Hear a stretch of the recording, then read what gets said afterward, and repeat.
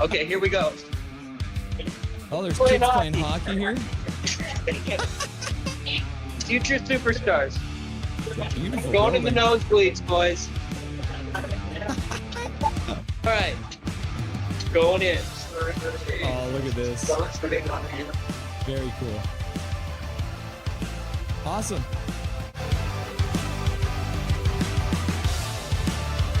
Very excited to have the one and only Laser from Hockey Shop in Langley. Welcome to the show, Laser. How you doing today? Fabulous. No slap shots.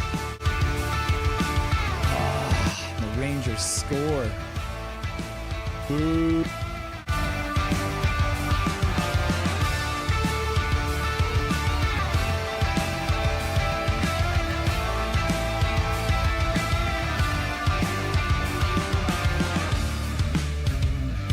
Can you hear me? Yeah? Yeah, that's wild. Okay. This is craziness. I'm watching the game in the bar. This is the, I'll show you guys. I'm literally,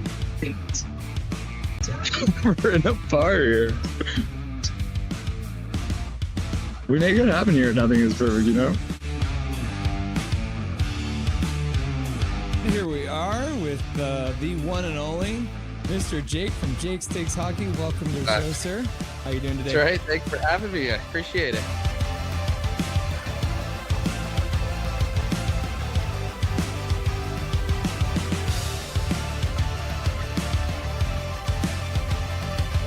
Russell is the best. He's the secret master of the universe. Yes. And he's come to this realm to set us free and deliver a cup to Vancouver, I think. Russell is a gift from the gods, I think. What do you want? You want to say hi to anyone on the stream? You want to say you want to say shout out to anybody? Any advice, words of wisdom? We got 2-1 Canucks right now. Justin, who is he? There you go. Oh yeah, look at that nice ice getting all clean. There you go. Go Canucks, go! All right. Yeah, literally the back row, boys.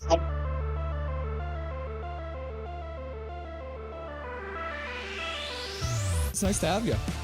Thanks. Yeah, I'm happy to join you guys. Witten and Jordan from Canucks Uncensored. How you guys doing today? Awesome. We're good, Russell. Thanks so much for having us on.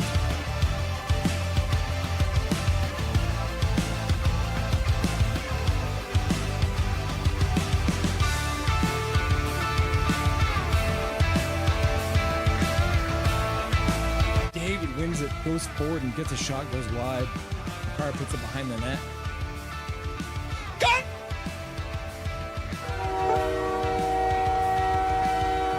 Time! Oh, I just got lightheaded! 3-2, Canada wins. I scared the crap out of Dobby. Boys! Boys and girls! We did it! Canada wins! Binnington with some killer saves in overtime, and Connor McDavid, the man we were giving so much crap to through this whole game, wins the game! I'm so red in the face! Look at how red my face is! It's Canadian face! Oh, in Boston, boys! We win it in overtime!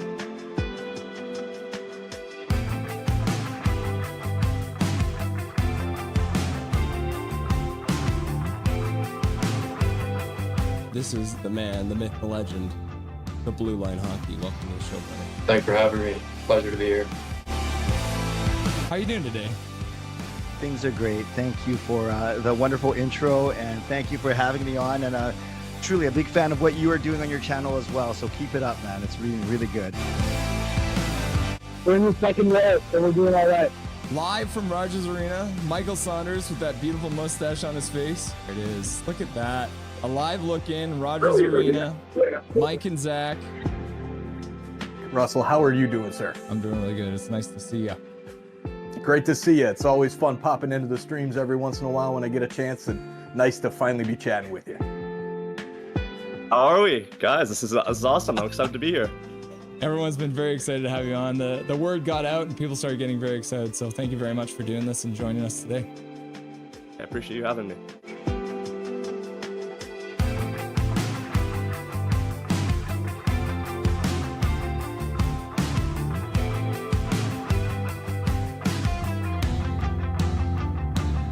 Thank you for having me. Thank you to everyone who requested to hear my beautiful voice too. I appreciate that.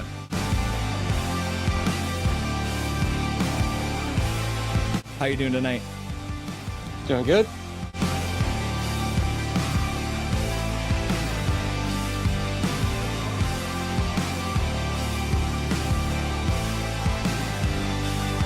Thank you very much for taking the time out of your very first hockey game to join the stream. Everyone was very excited to see you, and enjoy the rest of the game in the third period. Yeah, thank you so much. Bye-bye, guys.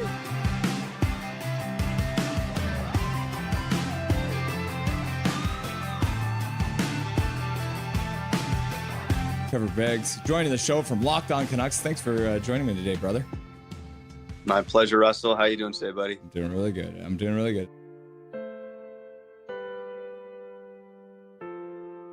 Hey, buddy, what an intro. Thanks, man. Hey, no problem. It's nice to see you again. It's been a while. Dude, absolutely. Yeah, those late nights, early mornings. Yeah, weird they were times. rough. We are excited to welcome Dave Hall to the show. Welcome, my man.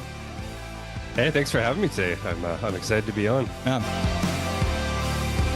We're excited to welcome to the show Larry Fisher. Thanks for having me, Russell. Looking forward to talking lots of hockey.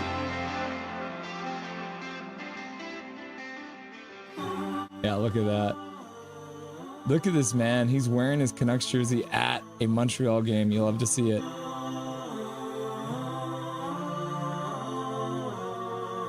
He became a local legend by calling the Abbotsford Canucks Calder Cup run. We are very happy to welcome Brandon Astle to the show. How's it going, brother? Russell, I'm doing well. Thanks a lot for having me on. I'd like to introduce to Nothing is Perfect, Mr. Zach Nolan. Thank you so much for having me. It's great to have you.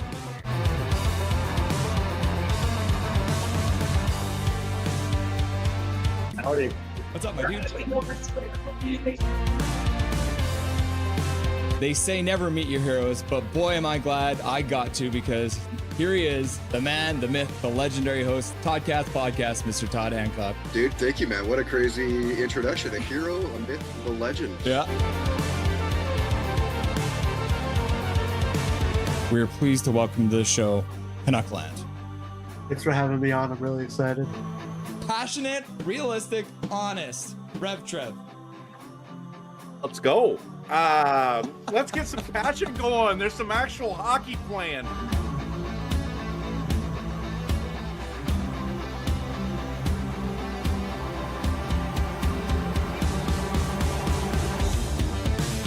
Smith plays it right across the zone. Bolana with a shot. Score! The Edmonton Canucks from the blue line! Shot through a crowd! And the Canucks have won it in overtime! Just like that, game one is over! And you don't have to wait much longer, because the Abbotsford Canucks have won game one with 14:09 left to go in the overtime period! Woo! Just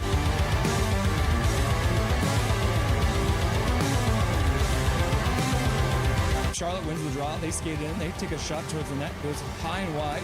Comes around. In behind. Into the corner. And just like that. Just like that. Be resilient. Next man up. The Abby Canucks, no doubt, never lost 2 games in a row in this Calder Cup Finals. And the Abby Canucks are Calder Cup champions. Woo! Can you believe it?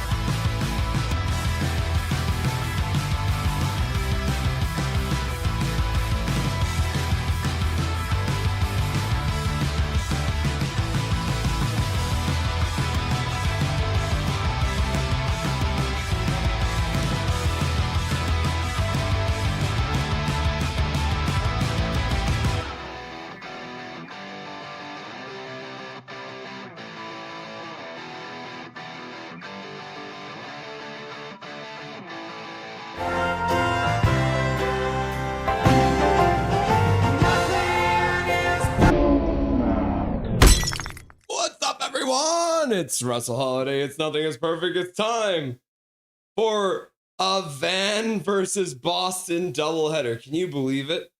I saw this lineup today.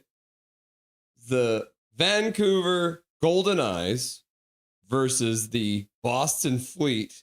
And then it's the Vancouver Canucks versus the Boston Bruins. And since one game starts at 4 o'clock and one game starts at 7 o'clock, I thought, you know what? How can we not cover both these games when it is Vancouver versus Boston?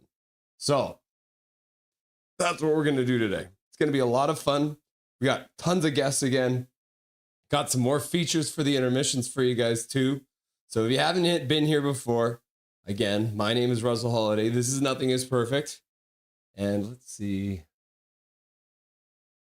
There it is. All right. We do have it. If you are looking to watch the Vancouver Goldeneyes versus the Boston Fleet, it is going to be on TSN today. It looks like it's going to be TSN 4 or 5, depending on what plan you're on. So make sure you are able to tune into that. Should be fun.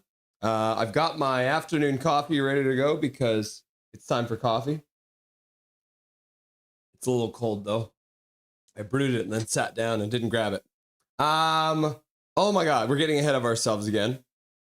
So let's go ahead and have a look at everything that we're going to be doing today. So here we are. We got the thumbnail. You guys have seen this before. It's the Van versus Boston doubleheader. So we've got the Goldeneyes at 4 o'clock. We've got the Vancouver Canucks against the Boston Bruins at 7 o'clock. Got all these guests. We got Dobby. We've got a new book to read that I got for Christmas. So let's have a look what that means when it comes to the lineup. So we got the Vancouver Goldeneyes versus the Boston Fleet to start. We're going to start by saying hello to all you beautiful people who are already in chat waiting for this game to get started. Let's see if I can get this thing to work, eh?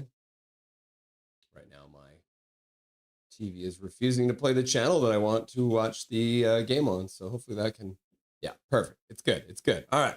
We're going to start off by saying hello to all the beautiful people who are already in chat waiting for the game to get started. We're going to go through the stats that you want, but you don't really need. For the Goldeneyes and the Boston Fleet, we're just going to go through some of the stats that they have for the league so far. We're going to talk about power plays, going to talk about penalty kills, goals, 4 goals against, that kind of thing. We'll have a look at the team's records. Then we'll go through the Goldeneyes starting lineup. So I'll show you guys who will be starting for your Goldeneyes today against the Boston Fleet. They are playing in Detroit today, I believe. Yeah, they're playing at the Little Caesars Arena in Detroit. So they're playing at the home of the Red Wings. So that should be cool. So they are on the takeover tour. All right. So first intermission, I'm going to read to you guys from Certified Beauties. This is a book by James Duthie. And if you can't see it, there is a story from a member of the Goldeneyes, the Masked Marvel, Sarah Nurse. So during the first intermission, we're going to have some story time. I'm going to read you about Sarah Nurse and her rise to power during the Beijing Olympics. So that should be fun. They called her Masked Marvel. During the second intermission, Sarah loves hockey. We've had on once before. She runs a YouTube channel. There is a link in the description for her channel. She covers everything. Right now, she's covering World Juniors. She covers the Goldeneyes. She covers the Canucks. She covers everything. She loves hockey, and she's going to be on today to talk about it. Then for the post-game show for the Goldeneyes, it's going to be the Canucks pregame show because we're going to immediately go in to the Canucks versus the Bruins. So we're going to do the stats that you want, but you don't really need for the Vancouver Canucks versus the Boston Bruins. Then we're going to cover the Canucks starting lineup. Then we're going to have the first intermission with Dustin Boydell, the Rusty and Dusty Sideshow. So he'll be by. We'll chat about the ups and downs of the first period of play, and we'll go through everything that's happening in the world of Canucks hockey. And then for the second intermission from the Line Change podcast, we're going to have Tyler and Gerald joining us together. It's going to be great. They're going to come on. We're going to chat about the game. And then again, as usual, Dustin Boydell will be back for the Rusty and Dusty post-game show. So we'll be able to cover off everything that happened today between the Canucks and the Bruins. But everything starts with the Goldeneyes. So let's go ahead and get back to the bar for a minute and say hello to the beautiful people who are already in chat. Tor is here, and he's like, Tankathon! And then I can see here too, Prickfetti, Zach, and Evelyn were all here. Prickfetti says Goldeneyes, Goldeneyes, Goldeneyes, Goldeneyes, Goldeneyes. And then Zach's like, go Leafs, go! because he wants the Leafs to win, which is fair enough. And then Tankathon from Tor. Tor is probably shitting and also is hoping for a Tankathon. Fangirl is here. Hey, hey, hey, everybody. What's up, Fangirl? Nice to see you. Hi, Evelyn. Hi, Tor. Hi, Zax's Fangirl. And then hi, Prickfettis' Fangirl. You love to see it. Cal McKenzie. Do the Goldeneyes have a knick-knack? Do the Goldeneyes have a knick-knack? A knick-knack. I don't actually own. So now that I'm here doing this, when we do the story time, we're actually going to be wearing our usual jersey, the Trevor Linden jersey, which is the classic, right? You can't go wrong. Autographed by the man himself. But I think now that we've been covering some Goldeneyes here, I think we're probably going to have to get some Goldeneyes merch to wear. So I think I might want to get a Goldeneyes jersey. We'll have to look. I'll have a look. Hi, Callum, says Fangirl. Evelyn says hi. And then Fangirl says, hi, Evelyn. And then Swerve Nerd says, more like Trevor Eggs. Blah. What do you mean, Trevor Eggs? Is he scrambled after he got chirped by Foot? Tanky. Is Sildor's here? What's up, Sildor? Nice to see you. More like Dave Fall. Am I right? You are right, Swervin. You're always right.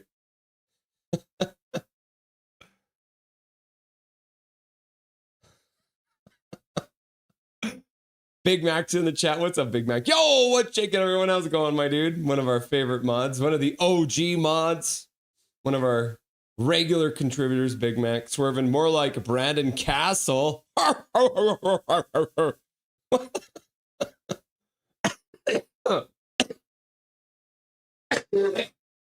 Oh my God, sorry. I'm not healthy yet. I just took some more drugs, so hopefully it kicks in pretty quick here. I apologize. I see what Swervin was doing. He was watching all the guests coming in as we watched the intro video and giving them new names. Hi, Big Max's Fangirl, Isildur, or Winnipeg. That's just sad. I'm listening to CBC. Yeah, so it is pretty funny. The Winnipeg Jets are the worst team in the whole league. Yeah, how did that happen? Hi, Prick Fetty, says Fangirl. Hey, Prick, says Swervin. Hi, Irvin, says Fangirl. Hey, Fangirl, again, laugh out loud, says Swervin. And then Fangirl says, yep, Irvin, true. And then Isildur says, so number 40, is it nerve damage? I don't know. I didn't see anything today about Pettersson. So as far as we know, he should be playing tonight. We'll have to wait and see. Like Dustin said yesterday, we probably won't get the Canucks starting lineup until like 3 minutes before it goes. A legit doubleheader, laugh out loud. Yep, it is a legit doubleheader, bro. We got this going on. It's going to be lots of fun. I'm going to get rid of my earbud. I don't need it right now. And then he goes, Trevor Linden. And then Trevor Linden appears. What's up, Trevor Linden? How's it going, my dude? Always good to see you, bro. And also good to see Calvin99 Charlie. And Calvin's like, woo, doing the wave. And then he's got Goldeneyes. Our one-armed bandit. Yeah. EP40, the one-armed bandit. That's funny. Swerve and Irvin. If both Vancouvers win, that means we win the 2011 Stanley Cup, right? That's what that means, right? Yes, exactly. Zdeno Chara and Brad Marchand will show up and give the cup to the Sedin brothers. That's what's going to happen at the end of the Boston Bruins game tonight if the Canucks can win and the Goldeneyes can also win. Bandito Bear coffee, right? Yeah, this is Bandito Bear coffee. Look at it. It's a Fortnite cup, so it's a cute little pink bear, but he's got guns, so. From all my years of playing hockey. Hyperventilating, right? Right. Isildur, I better go get mine. I don't want to be a horny bear. What? Sips on bourbon. Swervin's right into the bourbon already. Let's go Fleet, says Hachiko. Yeah, Hachiko is a Boston Fleet fan. 12 months as a member. Moderator on the channel. You'll love to see it. Welcome, Hachiko. Only Mad Bear Caffeine friends. Such an odd video the NHL put out on YouTube shows Linus Karlsson bumping into one of Seattle's players. Laugh out loud. Where's that? You got a link for it, brother? Zach's like, Goldeneyes. And then Hachiko says, Sarah Nurse appears to have been left out of the 2026 roster, probably due to injury, I would say. But did they announce the Canadian roster, Hachiko? Canadian Women's Olympic roster.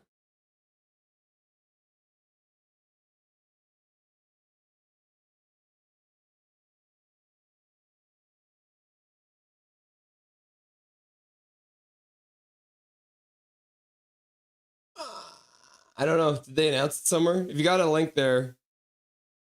The entire Canadian roster was leaked. Oh no. Oh my gosh. I wish I had an Android and I'd listen to that that walking to the coffee shop. Yeah. If you had an Android. Data's the best Android. Hi, Achiko. She has been injured and that could be a factor. Yeah. Those are my thoughts too, fangirl. Me too. We all agree. Schwag knickknacks. Yeah, I don't have any Goldeneyes stuff yet. We got to get on that. I'm going to wear my Boston Fleet jersey. Fair enough. Goldeneyes nail polish. Wear a mask. Yeah, we could. Because Sarah Nurse is the mask marvel. So Jets tank. Jets tanks. Jets tank. Woo! Says Brickfetti. And then fangirl's like, too good, too good, too good, too good, too good, too good, too good, too good. And then Connor Hill's like, nothing is perfect. This is my first ever time you have coughed after your signature laugh. I think Swervin is on a quest to break your resolve. Yeah. It's probably the head cold too. Maybe he gave me the head cold too. And then Tor's like, I love gold. Can I paint his Yoo-hoo gold? No, you cannot. How about no, you freaky Dutch bastard? Anyone who hasn't seen Goldeneye won't know what we're talking about. Oh no, gold member. Sorry, lol. La, la, la, la, la. In fact, he is. If he is in fact having nerve damage and our one-armed bandit, we can call him Bandicoot. Yeah. Let's go, Goldeneyes, says fangirl. Oh, and Juliana's here. What's up, everyone? I will be watching from the shadows tonight again. Hope everyone is doing well. We're doing good. Nice to see you. Saw that Team USA were eliminated by Finland in the World Juniors yesterday. I have to admit that is very funny. It is. They're hosting and they got knocked out. Okay. Let's have a quick look at some of the stats from this league. So the Boston Fleet are the #1 team in the league right now. They are 6 wins, 1 overtime loss, and 1 regulation loss. So they are doing very, very well this season so far. They've got 20 goals for. They've only allowed 11 goals through 8 games. They're only allowing just over 1.2 something goals per game, right? Which is crazy. The Goldeneyes are now in dead last. So that's not great, right? We've also played 9 games, which is 1 more than Boston. The Goldeneyes have scored 15 and allowed 24. So they have allowed a lot of goals.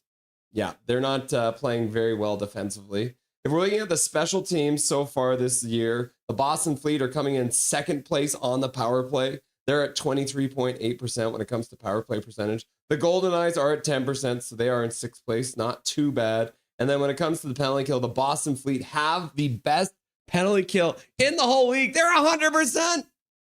The Boston Fleet haven't allowed a single power play goal. That's cheating. They must be cheating, right? Well, at least the Goldeneyes are decent on the penalty kill as well. They've only allowed 2 power play goals against, and they have scored a shorthanded goal. So both these teams have scored a shorthanded goal for the jailbreak, which we love. We love the jailbreak. So 2 really good penalty killing teams here. But like I said, the Boston Fleet have not surrendered a power play goal yet this year. So if the Goldeneyes can do that, it'd be a good day. All right, let's hop back to the bar. Let's have a look at the Goldeneyes starting lineup. Where is it here? Where's today's game? Yeah, there it is. All right, let's have a look at the Goldeneyes starting lineup. Things have changed a little bit. Sarah Nurse is still out. Claire Thompson got pulled before the last game too, but she will be in the lineup back tonight, which is good to see. So let's have a look at the roster. Okay, starting on your top line, you got Hannah Miller centering Jen Gardner and Izzy Daniels, so they'll be your top line. Your second line is going to be Gabby Rosenthal, Michelle Carvinen, and Abby Boreen. Your third line is going to be Darcy Lepan, Katie Chan, and Brooke McQuigg. And then we're going to have Anna Segedy and Michelle Cava and Teresa Vanishova. I always say it wrong. Oh my God. There's Daniel too. What's up, Daniel? Let's go Goldeneyes! Yeah. Teresa Vanishova. Vanishova. I am going to mess that up forever. All right, let's look at the defense and the goaltending. So your starting defensive pair, we've loaded up. We got Claire Thompson and Sophie Jakes playing together on the top pair, so that's a powerhouse. We got Melissa Chanel Watkins playing with the captain, Ashton Bell. We got Madison Samaskevich playing with Sydney Baird. And then our extra defenseman tonight was going to be Emma Greco. And then starting in net for the Goldeneyes is going to be none other than Emirates Mashmeyer. And then she's going to be backed up tonight by Kristen Campbell. So there is your starting lineup for the Goldeneyes this afternoon. I guess it's this evening in Boston, but we're in Vancouver. So we're going to call it this afternoon. All right, let's have a look now at the last game these two teams played, because it was on December the 3rd. They've only played the one game, and it was a 2-0 win for the Boston Fleet. So we can pull that up and have a look at how things went.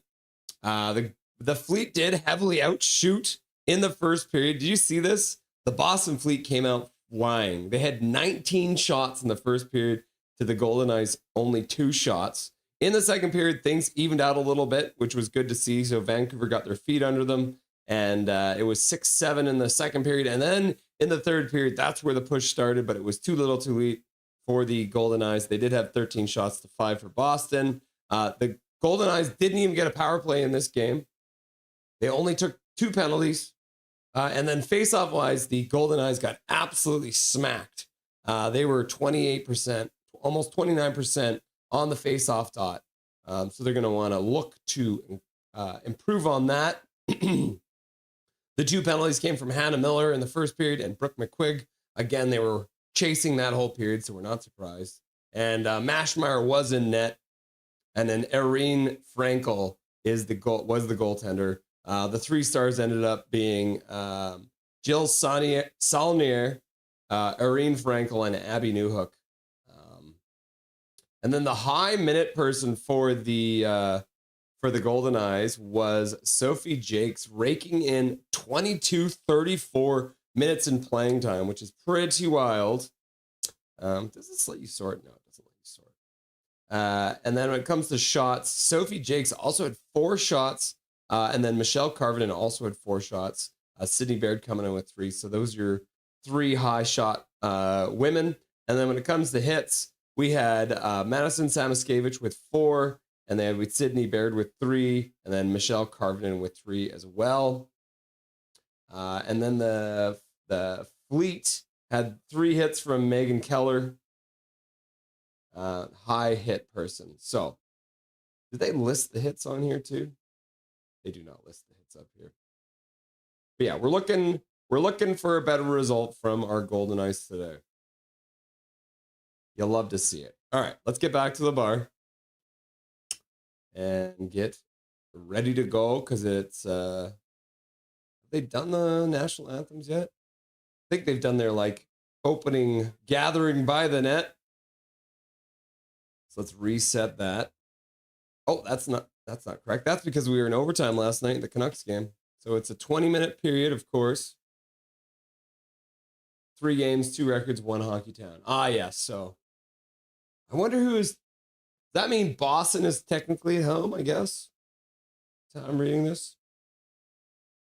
I guess the last thing we can quickly look at too, right now, Claire Thompson is leading the Goldeneyes with 6 points. She's got 2 goals and 4 assists. Megan Keller has got 8 points. 3 and 5, 3 goals, 5 assists. Abby Reen, Sophie Jakes, Teresa Vanishova, and Jen Gartner are all tied with 4 points, various amounts. Sophie Jakes and Jen Gartner both have 2 and 2. Teresa Vanishova, my favorite player, whose name I cannot say properly ever. It's like Chase Waters for the Abbotsford Canucks. I can never say it. I always want to say Wouters, but it's Waters. And then Abby Bareen's got 3 goals and 1 assist. In the last well, since the beginning of the season, I guess this will be their 10th game. The Goldeneyes are 3-5-1. The Boston Fleet are 6-1-0-1. And the last game played for both these teams, the Goldeneyes lost 2-0 to the New York Sirens. And the Boston Fleet coming off a loss, their first loss. Is that their first loss of the season? It might be, yeah. Their first regulation loss of the season to Ottawa. The Ottawa Charge taking them down 3-2. Which is good to see. Yeah. Yeah, it should be interesting to see. Excited to get this game started. They're going to introduce all the players here since they're doing the takeaway tour. All right, let's get back to the bar. And let's get back into chat. See how kids are doing. The entire Canadian roster was leaked. And I think Hachiko, I did see Hachiko just sent it to me on Discord, I believe. Let's have a look.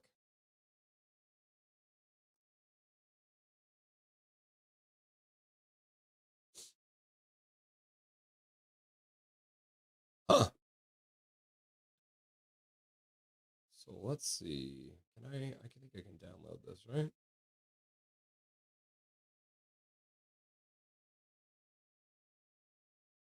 Oh, they're singing the Canadian national anthem.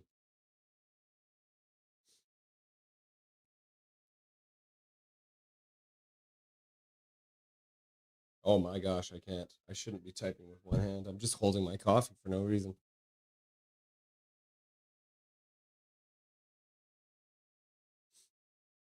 I think I'm going to have to grab some tissue. I've got the bit of the sniffles still.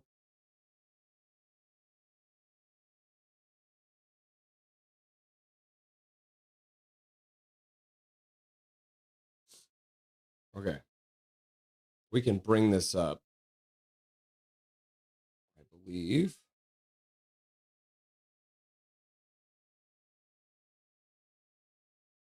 Yeah, I definitely have to go grab a tissue. My nose is running. Damn it! Damn you nose! This head cold just won't go away. All right. So this is apparently the leaked Canadian roster. So we do have Jen Gardner on there. Sophie Jakes is on there. Mashmeyer's on there. And Claire Thompson. But yeah, you're right. No, we do not see anyone with the name Sarah Nurse on here, unfortunately.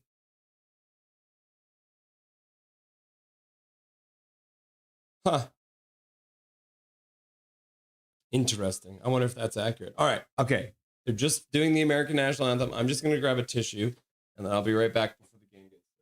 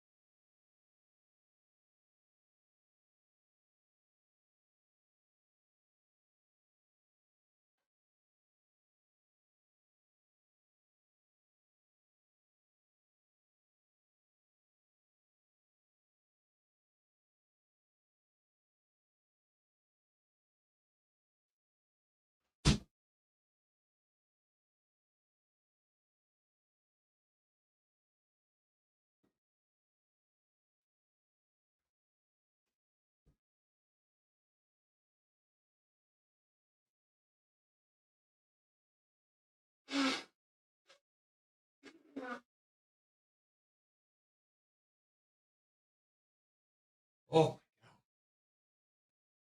my poor little nose.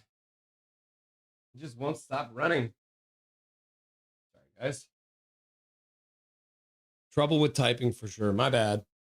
Must get coffee. Yep, coffee. Hey, Connor, says Fangirl. That's why Trump invaded Venezuela. He thought it was Finland. Whoops! Somebody should get him a map. Hey, Fangirl, says Connor. My team is in Toronto tonight. Oh. Interesting. Sildor is an Islanders fan. Yeah, look at that. I can see it in your picture. That makes sense. I can't wait until I see the Goldeneyes logo on an actual jersey. Yeah, won't it be sick?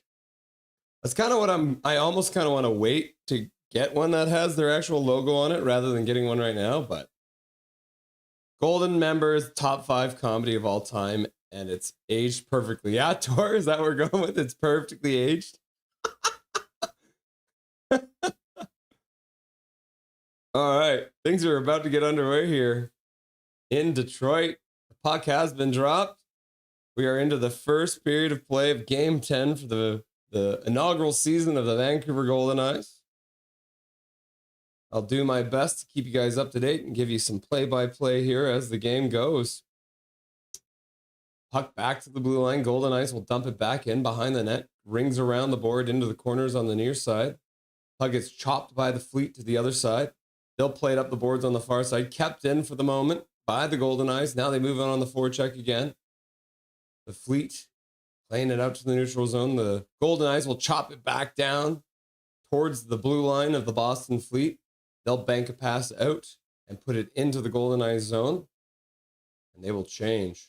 Now the Goldeneyes work it up to the Fleet blue line, but can't come up with it. Now the Fleet bring it back in, losing the puck just at the blue line, but some good support there. Shot to the front of the net, jarring Mashmeyer a little bit there on the rebound. Claire Thompson picks it up behind her own net, and she'll take a second to collect her thoughts and make a pass up the boards. Puck gets taken away there by Sophie Jakes. Puck to the front of the net. On Mashmeyer will just direct it to the side. The Fleet will come in and keep it in just at the blue line. Claire Thompson will backtrack into her own zone. She'll put up the boards for Sophie Jakes. Jakes takes a hit, gives the puck up, pass to the middle, and a good shot there by the Fleet, but Mashmeyer's up to the task, directs the shot to the side. Now another shot to the front of the net, and Mashmeyer making no mistake through the crowd, tracking that puck well, and will cover it up for an immediate whistle, which is good to see.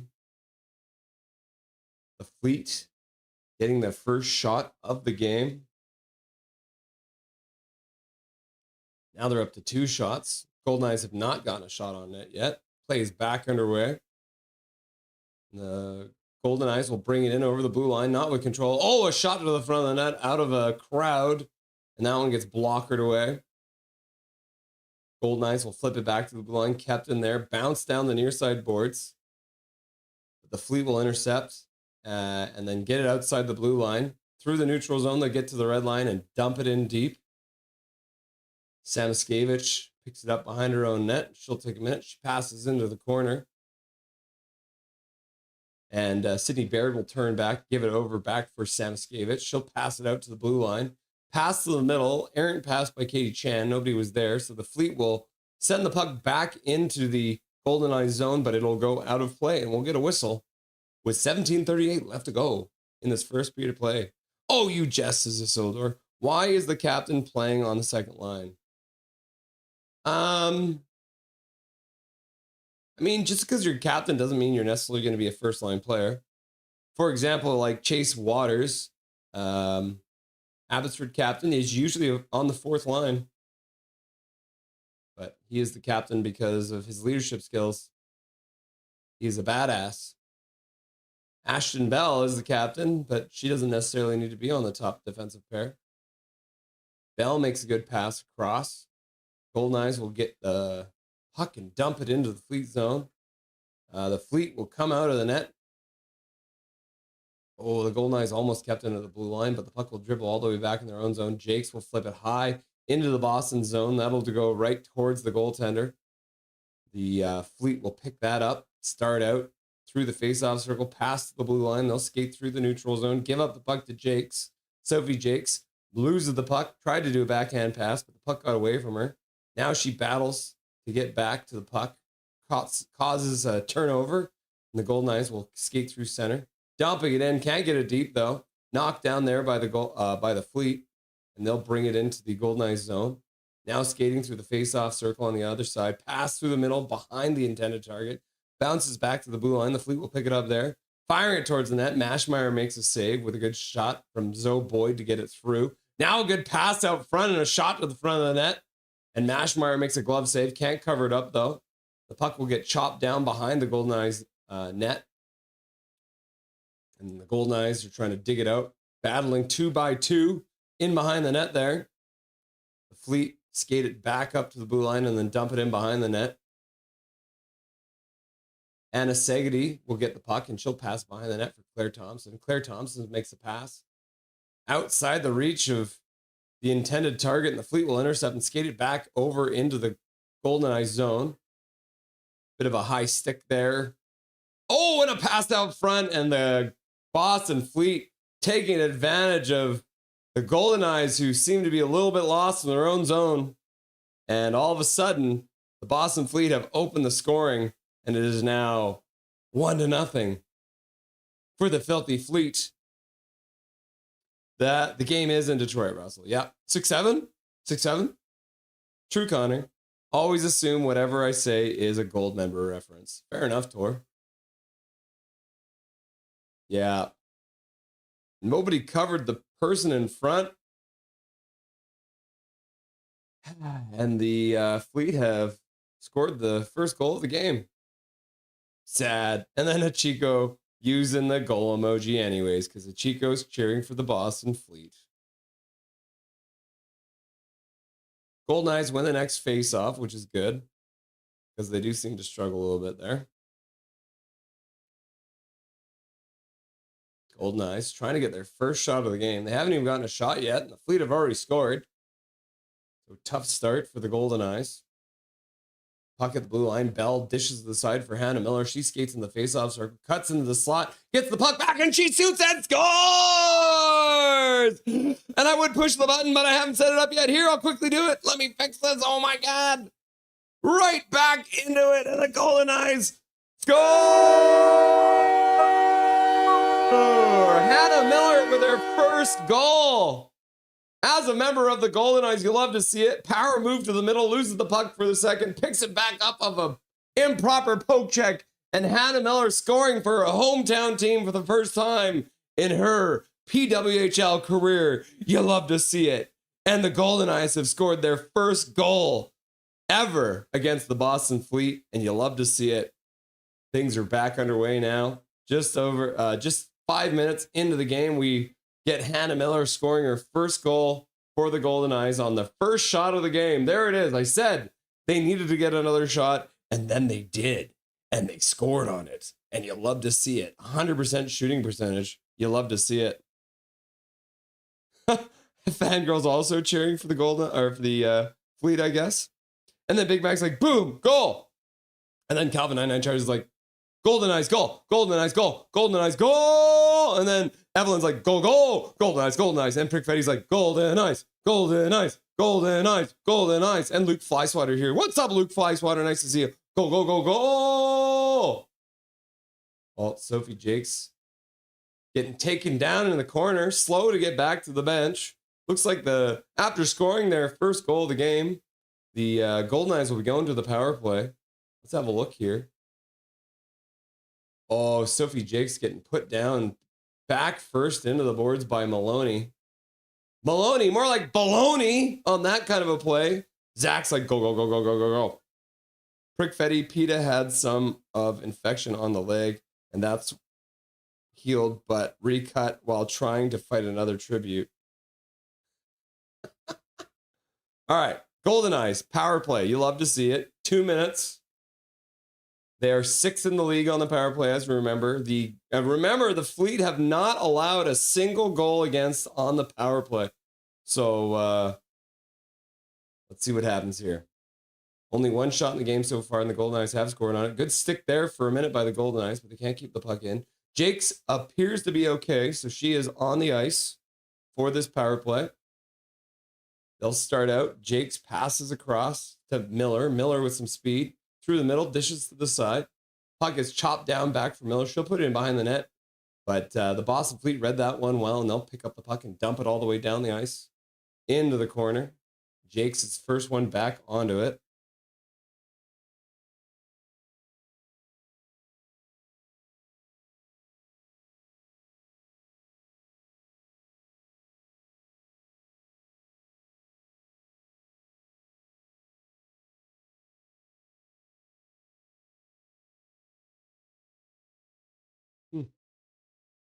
All right, Goldeneyes move out again. Claire Thompson drops it. Another pass up to the blue line. Segedy brings it in. Can't get it deep, though. Picked up, though. Brought in deep, in behind the net. Pass back into the slot. Shot to the front of the net. Gets deflected to the side. Goldeneyes move in on the forecheck. Puck rung around behind the net. Claire Thompson keeps it in. Passes into the far corner. Back to Claire Thompson on the half boards. She looks back to Bell on the blue line. Bell keeps it in. Passes down the near side board. Segedy there. Oh, and the Boston Fleet just lost a stick in front. Oh, but they couldn't take advantage. Claire Thompson poking at the puck. Can't get it deep, but help from her teammates. Now pass across and a shot to the front of the net. And a blocker save there by the Boston Fleet goaltender. Now puck to the front of the net. And she manages to cover it with, looks like Segedy digging away there. Oh, it was Gabby Rosenthal. My apologies.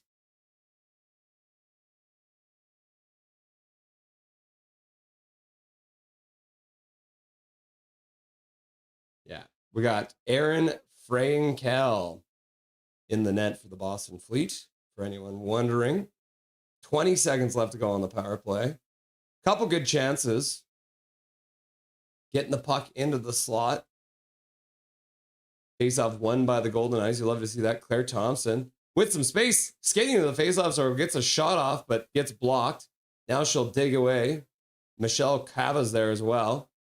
And then Gabby Rosenthal comes in to help. Passes back for Cava. Cava puts it back to the blue line. Bell puts it down. Claire Thompson loses in the corner. Gets picked up there. And then another bobbled pass there by the Goldeneyes. Pass out. And that's going to be the end of the power play. So no shot on the power play. And then the Fleet come in and score. Get a breakaway right out of the penalty box. And Mashmeyer can't make the save as the Boston Fleet making it another lead by 1 goal as they skate down with the breakaway and put it into the back of the net past Mashmeyer. Bell losing it right into the middle. And my goodness, you don't get a better chance than that. Tapani all alone in front, shooting it past the blocker side and holsters the stick like a gun. Tough play for the Goldeneyes captain, giving up the puck there and a clean breakaway. Mashmeyer couldn't make a stop. So still only 1 shot in the game there for the Goldeneyes. The Fleet start out from their own corner, pass up to the blue line. Now they put the puck deep into the Goldeneyes zone. 12 minutes left to go here in this first period of play. Goldeneyes move to the middle, skating all the way into the faceoff circle, pass across to the front. Katie Chan couldn't get a piece of it. And the Boston Fleet will come out now, 2 of them. So it'll be 2-on-1. Shot to the front of the net, a no-look shot, trying to look off Mashmeyer. And the Goldeneyes poke it past their lady and then just get it deep to try and get a change. And Hachiko is happy. Go, go, go, go, go. Nope, Russell cheering on the Goldeneyes. That's good. I'm glad to hear that. Mashmeyer makes a save. 11:22 left to go in this first period of play between the Boston Fleet and the Vancouver Goldeneyes. What a great shot there from Tapani. Unfortunate.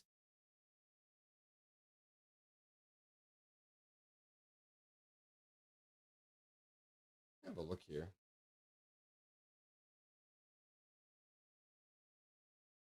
All right, yeah. So that was the first goal. See, I am learning so much. How did he lose the leg? Now I'm curious. Yep, he did, Connor. The capital curse caused that. Here. Yeah, so Hannah Miller, as you can see, is from North Vancouver, BC. And she scored a goal tonight. 1 goal so far tonight. Scoring her first goal for the Goldeneyes. She had 2 assists previous. But yeah, her first goal ever for the Goldeneyes. You love to see it. Back to the bar. Says Perfetti. Luke, welcome to the 12 Club. Ooh, is Luke in the 12 Club? Yeah, Luke, member for 12 months. You love to see it. Thanks, Perfetti says. You're welcome, Perfetti. Perfetti, fangirl, are you excited about the Hamish sequel? I heard a rumor about it. The young Hamish dude Woody Harrelson character may not have said his name right. I've read the books, Perfetti, and I'm definitely going to watch the movie. I've read all 5 books, Perfetti. What the heck is even that? Boo! Yeah, that was Captain Bell giving away the puck, unfortunately. And the mistake ends up in the back of the net. It's hard to see. Never fear, for Duncan is here. What's up, Duncan? How's it going, my dude? Welcome back. Sup, Duncan? Leafs PP. Are the Leafs on the power play? Yes, they are on the power play, but they only have 5 seconds left now. The sky. Duncan's like, the sky. What's sup? Yeah, I get it. I get it now. Boston Fleet win the face-off, but the puck goes outside the blue line, so they'll have to retreat back to the neutral zone. Now they carry it in, immediately give it back to the Goldeneyes. Goldeneyes still stuck on one shot. One shot, one goal.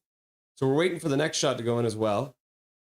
Good move to the middle. Pass over to the side, and a shot to the front of that. There's the first save of the game from the Boston Fleet goaltender, Frankel. Goldeneyes with their second shot of the game. You love to see it. Maybe McKenna will end up with the Goldeneyes. It seems every team is tanking for him now.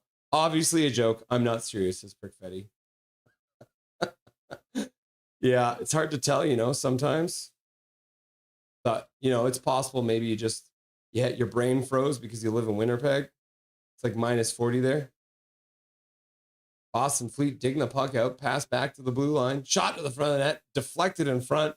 Mashmeyer makes a save, and she'll hang on for a whistle. Does one of these. How does the PWHL do the draft? Is it last place gets first overall? So, the PWHL, I believe,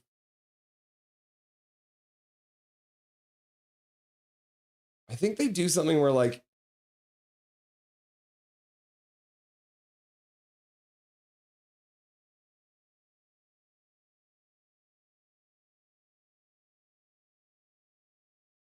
yeah, so this is really cool.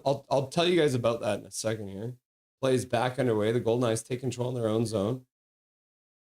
Taking a minute, just chilling behind their own net. Wait until everyone gets changed up. Looking to get another shot. Pass up to the blue line, tipped in there. It's going to be a penalty against the Fleet. I don't know if the Boston Fleet coach does not appear to like the call. But it looks like it will be another power play tripping on the Boston Fleet. Oh my goodness, how dare they? Going to the box. It looks like Olivia Mobley going to the box. First penalty of the game for her. It's also Olivia Mobley. If it is Mobley, then she also scored one of the goals. Yeah. So Olivia Mobley scoring the first goal from Ella Huber and Ryland McKinnon. But Olivia Mobley also taking a tripping call now. So the Goldeneyes will be going to the power play once again. Hopefully they can get a shot on this one. Am I right? Am I right? So the Goldeneyes will go to the power play once they get through this commercial break. Russ, I have my copy of Wildfire with me. Is that the... Excuse me. Is that Wildfire? That's one of the Hunger Games, right? Hi, Duncan, says Fangirl. Captain, a Marine Corps officer rank. Yeah, Captain. Also a Star Trek rank. Captain's log. Stardate January 3rd, 2026. I booed the Fleet goal. Now, not you reading the book. Reading Russ made me feel that the timing on that comment was poorly timed. Nah, no brain freeze. We did drink Slurpees in minus 40 weather. We are bred differently here. That is true. So it looks like originally they gave an assist to Susanna Tapani, but they realized, or did they? Let's refresh this. Sometimes this website's weird. No, it is unassisted. So the assist would go to the captain.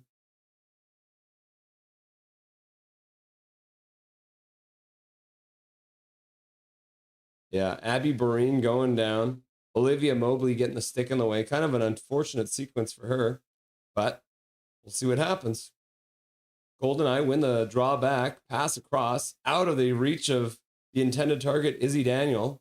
Puck rung around the boards. Goldeneyes now digging in the corner, pulling it out. Pass back up the boards a little bit. Now chopped back to the blue line, kept in there by Jakes. Passes across to the point. Shot to the front of that. That deflects off a stick into the corner. Back to Hannah Miller. She'll put it all the way back to the blue line for Jakes. Jakes back for Miller. Miller skates down to the top of the faceoff circle. Pass in behind the intended target. Another bad pass over for Izzy Daniel. And Izzy should like, seriously, guys, can you pass it to my stick and not behind me, bruh? Fair enough, right? Izzy getting upset. Canucks go. Oh my God, I did it already. I'm sorry, I called them the Canucks. The Goldeneyes turn over the puck, but they do keep it in at the blue line. Fleet trying to get it out. Battling away. Rugby game there. Puck kept in for the moment. Sophie Jakes, but the Fleet will pick it up. Played around behind their own net. Comes back to the blue line and all the way down the ice. So Bell will pick it up in her own zone. Bell drops the puck for Claire Thompson. She speeds through the neutral zone over the blue line. Puts the puck off the board, skates onto it. Now she loses it behind the net. The Fleet will pick it up in the near side corner, played up the boards, and starts skating out 2-on-2. Coming in, maybe looking for that jailbreak goal. But they do give the puck back. And then take it back, playing it off the boards, back to the blue line, shot to the front of the net, goes well wide. Fleet will play it deep now. Good penalty kill here for them. No wonder they have 100% on the penalty kill so far. Pass to Michelle Cava. She'll throw it up. Try and get it over to Gabby Rosenthal, but the puck bounces past her. And that's it. That's the end of that power play. The Goldeneyes didn't get a shot on that one either. So 2 power plays, no shots. Goldeneyes. It's very similar, very reminiscent to the first game they played. Looks like Vancouver's going to go shorthanded now. As a hit happened right in front of the Boston Fleet bench. And with 7:37 left to go, the Boston Fleet will get their first power play of the game, which is a little scary. It's a little scary.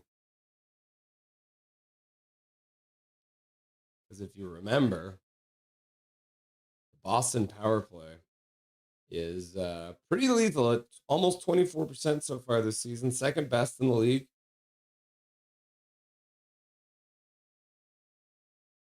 Looks like Rosenthal just bullied her, just hit her right into the boards. The bench is immediately calling for a penalty. The player will stay on the bench, so no harm, no foul, but now the Goldeneyes will have to kill off a power play after failing to get a shot on their first 2 power plays. Darcy Lopan will step in to take the draw. She can't win it back as the winger win occurs when the Boston Fleet winger came in to poke the puck back to the blue line. They'll skate in behind, pass out front, the face-off circle on the far side. Can't get the shot off. Pass to the middle, and then the Goldeneyes will intercept the puck and dump it all the way down the ice. You'll love to see it. Not even a PWHL fan. I'm just here for the vibes. Nice to see you, Duncan. It's always good to be here for the vibes. I know, Brickfetti. Zach. There is a Jets game on, but I'd rather be here with you all. Ooh, a shot to the front of the net, and a rebound comes out front, and Mashmeyer sprawls across and makes a save with the leg. I apparently did not even start this clock. I thought I did. Son of a gun. So there's 1:26 left to go on this power play. Shot for a rebound, comes out front, and Mashmeyer gets across in time with a beautiful save to keep it a 2-goal game. 7 minutes left to go in this first period of play. Boston controlling, pass back to the high slot, into the middle. They'll exchange places there. Shot to the front of that. That one gets knocked down in front by a body. Then Claire Thompson picks it up. She'll take it behind her own net. Takes a minute. Tries to play it back up the other side, but can't get it to go. Boston Fleet will pick it up. And they'll take control, passing back and forth on the half wall. Now a pass, one-timer from the top of the face-off circle on the far side, goes wide on the near side and bounces off the end boards. Another chance from the same spot. This one hits the net. but Mashmeyer is in the way, makes the save. Now a pass to the near side, face-off circle, pass out front, and they make a play right across the top of the crease. The Goldeneyes will work to get it out, and Sophie Jakes will skate it out. Ooh, and a pass, partial break. Oh, and a bad giveaway there. Jen Gardner spins and gives the puck away. Now the Fleet will put it into the Goldeneyes zone, but they can't get it, so the Goldeneyes will clear it all the way down the ice. Under 6 minutes left to go. 15 seconds left to go on the power play. Pickfetti, I'm an avid reader. I read 42 or 43 books last year. That's crazy. Ooh, a shot to the front of that. I think Mashmeyer might have even made the save with the head on that one. And there's 4 seconds left to go in this power play for the Fleet. Some really good movement from the Fleet. Couple chances right in front, but sounding foggy, Russ. Isildur, yeah, I'm still working on this head cold. Like I said, I just took some drugs, so hopefully they kick in a bit. Y'all, I'm at a bar in my hometown when the Ohio State-Miami game was starting. I shit y'all not. The whole bar was cheering and clapping when Ohio State ran out. I believe it, man. The excitement of watching it with a bunch of fellow fans. The power play is over. The Goldeneyes do manage to kill off their first Boston Fleet power play, keeping it a 1-goal game. I think I said 2-goal game earlier. Holy swear jar, Fangirl. That's a lot. I'm impressed. I'm a terrible reader. I listen to books on tape. I've been listening to a lot of Michael Crichton books. Goldeneyes steal the puck just outside the blue line. They'll skate in, pass to the middle, giving it away. Boston Fleet will turn it back and skate through the neutral zone. Good pass, or good deke to go past the lady. Shot gets blocked partially, rolls towards Mashmeyer. The Fleet will pass it back to the blue line, but the puck will be bouncing. So that'll get out. Then they'll play it back in. Offside, so they had to tag up. Extra time there for the Goldeneyes to get the puck out. And they'll pass it up to the neutral zone. Boston Fleet will chop it right back down into the Goldeneye zone. Samoskevich picks it up in the corner, gives the puck away right in front. 4:20 left to go in this second period of play, and the Goldeneyes will try and get the puck out. Finally, skating it out is Jen Gardner, doing it all herself, right into the other zone. Tries to bring the puck out front, ends up behind the net, skates all up back to the other side. Sophie Jakes get a pass on the blue line, shot to the front of the net. And the Boston Fleet goaltender, Frank Howell, makes the save and hangs on with one of these. That would be surreal. Yeah. I'm trying to remember the last time I was in like a bar watching a sporting event with that kind.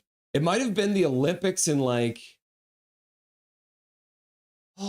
Olympics was it? I think Canada won the gold, so it might have been Sochi. Was it Sochi? We all got together at my restaurant and we opened the place up. We all watched it. It was like in the middle of the night because it was over in Russia. Hachiko, going to the store. We'll be back soon. Go Fleet! Have fun at the store, Hachiko. Make good choices. Thanks, Pickfetti. Sure, 3 of them was a reread of Hunger Games original trilogy, but still counts. It does, yeah. Duncan says, and Catching Fire is the Hunger Games. Yeah. Wildfire is the second book in the Maple Hills universe. Okay, now we have to... Oh, yeah, I forgot. Okay, so drafting. Okay, first, Maple Hills. I want to see what Maple Hills.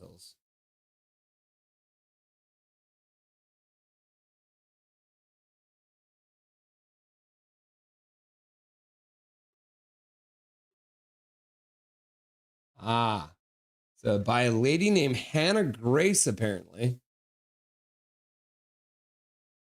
The Maple Heroes series is a 3-book collection set by Hannah Grace. Interesting. And it looks like one is about a hockey player and a figure skater. Interesting. All right. The other one I wanted to show you guys was the drafting rules. So this is interesting because it's one of the other things the PWHL does that I absolutely love. So they use the gold plan for their top picks, awarding the first selection to the non-playoff team earning the most points after elimination, and the second pick to the other team's non-playoff teams based on inverse standings. The 4 playoff teams pick next in the reverse order of their regular season finish. 4th place, 3rd, 1st, pick 6.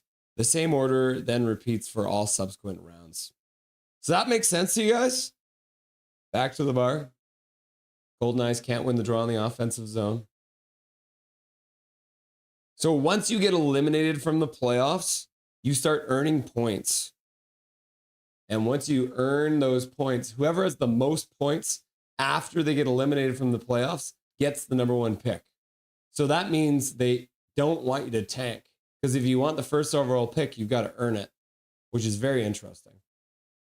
Hannah Miller picks it up behind her own net, passes to Claire Thompson. She immediately gets checked and then gets double teamed. They'll dig the puck out. The Fleet play it back to the blue line. And the puck will dribble out into the neutral zone. So they'll have to clear out the Goldeneyes zone before they move back in. The Fleet will dump the puck in. Jakes gloves it down, passes up.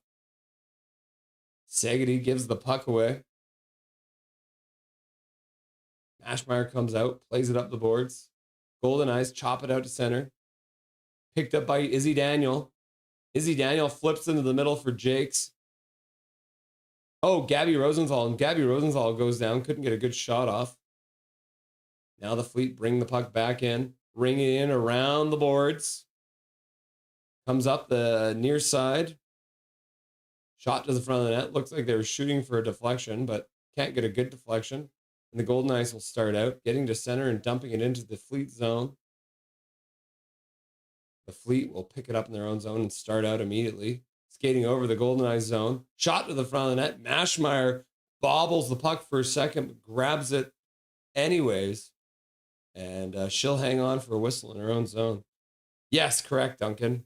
And Pickfetty's like, Jets, score! Go, go, go, go, go, go, go, go. It's tied, I guess. Now, did they score first or second? Ooh, Adam Lowry scoring the first goal of the game for the Jets versus the Senators. Back to the bar. Congratulations. It was a shorty, too. We love shorty. Now, see, if it was the PWHL, you score a shorthanded goal and then your player gets out of the box, which is also sick.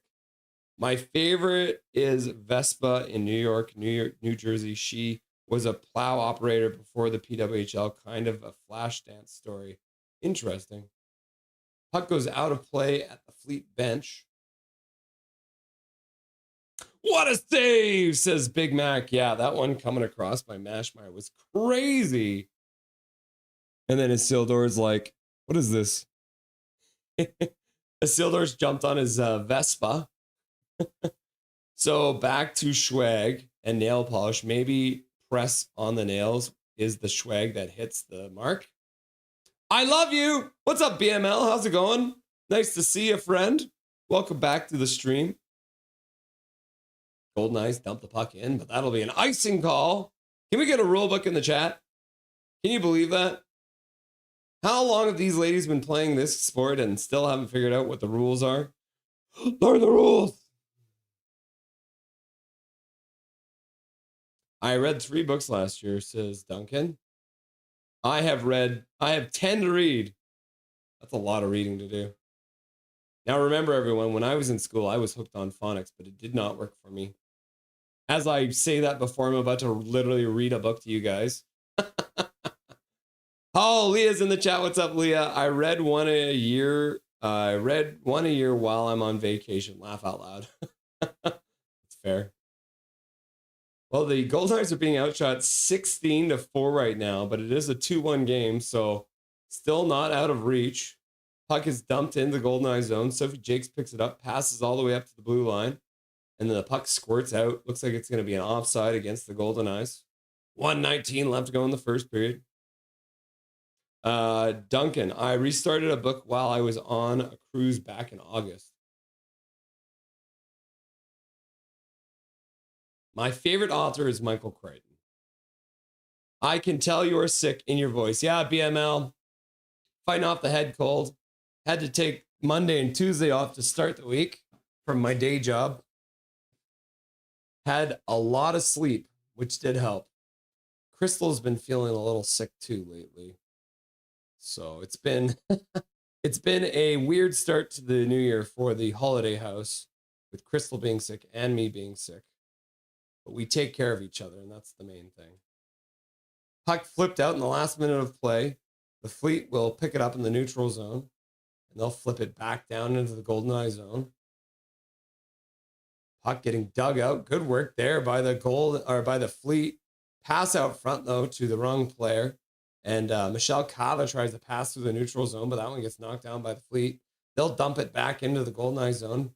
Picked up behind the net, and Jakes will skate out with some good speed. 4 Goldeneyes over the blue line, looking for the pass to the front, but good work there by Riley Brangman. Oh, and the puck goes right to the front of the net, dribbles right through. Frankel looks like she didn't expect that one to come out. The Fleet will come out of the corner, and they'll dump it down the ice. And it's not going to be enough for icing, and that'll actually end the period as well. So just like that, it is the first intermission of play.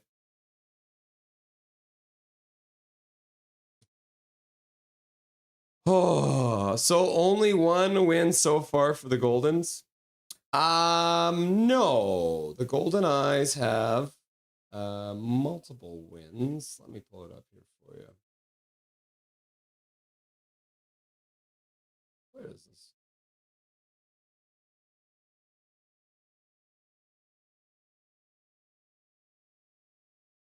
Here we go.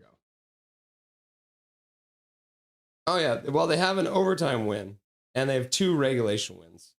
So 2 regulation wins, 1 overtime win. So we need to make this a little bigger. So 3 wins in total, 1 in overtime and 2 in regulation. Back to the bar. Holy shit, he's actually looking it up. Yeah, I want to know what you guys are talking about. I think our first win was pity. Welcome to the league. Laugh out loud. Now we beat the Seattle Torrent, who's setting precedent for the I-5 rivalry, the Rye-Fivalry. All of them about hockey players. Oh, okay, so the whole series is about hockey players. All of the Maple Hill books follow hockey players. Taves is crap. Total crap. That Vespa's on wings. Let's go, girl. The second book follows a hockey player at a school who has one night stand with a girl at his school, and their camp counselors at the same camp. Ooh, awkward. Rosenthal's got some bling. My goodness. I'm a Truck was a good book that authored it. That authors the girl for me. I Am a Truck Canadian short read. Count of Monte Cristo is a great read. Anything French about the Revolution. I'm never gonna get better. Sigh, says Calvin. Even English, the Dickens canon. Tale of Two Cities. Recalled to Life. Brickfetti, it's the first season, is it not? It's difficult to establish an identity so quickly. Yeah. Goldeneyes, Goldeneyes, Goldeneyes, Goldeneyes. Escalera. Ooh, let's have some women's slap shots. Yeah, my sleep schedule is packed. All right. It is time to read to you guys from this book, Certified Beauties by James Duthie. It is going to be a story about Sarah Nurse. So first thing we have to do, we got to get our proper reading attire on. We got the Trevor Linden jersey, absolute beauty of a jersey. Let's throw this on. Always messes my hair up. So, oh my God, look at that craziness. Okay, I'm going to go and take the book, and I'll see you guys in the fireplace room.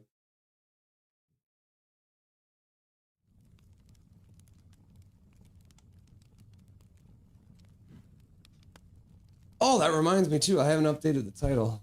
Might as well do that, eh? Not that I can, because in the fireplace room I could never do this, right?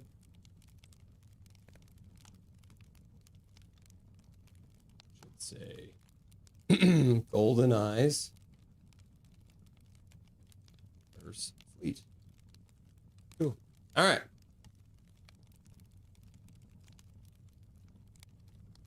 All right, so Certified Beauties. It's a game by, it's a book by James Duthie with a foreword by Sidney Crosby.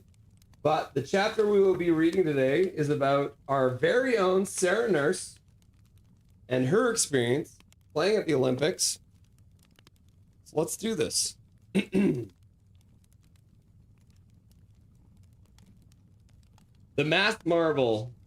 Sarah Nurse becomes a superstar in COVID chaos. Life-changing moments can happen at the strangest times. And February 27th, 2022 isn't just strange for Sarah Nurse. It's Twilight Zone weird. She's on the ice in Beijing, China, getting ready to play a huge hockey game in an empty arena in the middle of a global pandemic. A game that would come to symbolize the bizarre COVID Olympics. A game that would alter the trajectory of Sarah's career. It's warm-up. Sarah is up against the boards, ready to take her turn in the routine line rush drill. But a teammate has just been pulled because of a problematic COVID test. Suddenly, two superstar forwards are missing a winger. Her coach grabs her by the jersey, gives her a little push. Sarah, go. And man, would Sarah go. The 2022 games are peak COVID, and thus the opposite of everything the Olympics is supposed to be. No fans, no athletes, village, constant testing. It's kind of like prison, but with medals. It's terrifying, Sarah says. When we get to Beijing, we keep hearing stories of athletes just disappearing and being kept in isolated in 10 by 10 rooms for days. Even if you don't have COVID, but just have traces in your system, you could be taken away. The Canadian women's hockey team is split into groups of 4. They stay in apartments together. The only times they leave are to go for testing, to the rink, or to eat, alone in private cubicles. The food is so bad, they survive mostly on cornflakes, protein shakes, and white rice. They barely see any other athletes. It's really bizarre, Sarah says. We're allowed to go outside, but it's winter, so we basically stay in our apartment the entire time. I play a lot of NHL 22 those 2 weeks. It's the first year women are in the game, so we play as ourselves and try to manifest the gold that way. In the video game and in real life, Canada looks great. They cruise through the first 2 games against Switzerland and Finland. Sarah plays on a line with Blair Turnbull and Rebecca Johnston, and she produces early. 2 assists against the Swiss, a hat trick versus the Finns. Not bad for someone who came into the tournament having barely played in 3 months. Back in October, Sarah's skate caught a rut in the ice. She felt a pop in her knee, torn MCL. Fortunately, she returns to the team just in time for the games. I really had no expectations at all for the Olympics, Sarah says. I'm just thrilled to be playing hockey again. Sarah has always been a steady player for Canada, but never a star. She played on the 4th line in her first Olympics in 2018, winning silver. I've been the 4th line player who gets very limited minutes. I've been the 2nd line center who is a complimentary player, but I'd never been one of the guys on our team. Canada's next opponent, Russia. Sorry, the Olympic athletes of Russia, renamed because of drug sanctions. Rumors are swirling that the Russians have arrived in China with COVID positive players and have refused to be tested or have inconclusive tests. There's not a lot of communication at the Olympics, where you barely see anyone, so no one is sure what the truth is. But during the warm-up, it's a Canadian player who gets pulled off the ice. Are issues with first liner Emily Clark's morning COVID test. It would turn out to be an error in testing. So, as Canada starts its 3-on-2 rushes, Marie-Philippe Poulin and Brianna Jenner are without a winger. And that's when Coach Troy Ryan calls Sarah's name. I'm thinking, oh God, I've watched these players be superstars for Canada, and now I'm with them. I'm freaking out. And the game hasn't even started yet. It won't for 90 minutes. The Canadian team doctors has heard the Russians' possible COVID exposure and refused to let Team Canada take the ice. There is a long delay and heavy negotiation before it's decided that both teams will wear N95 masks during the game. The image of Canadian and Russian players battling on the ice with masks under their cages quickly goes viral. It's so weird, Sarah says. It's really hard to breathe.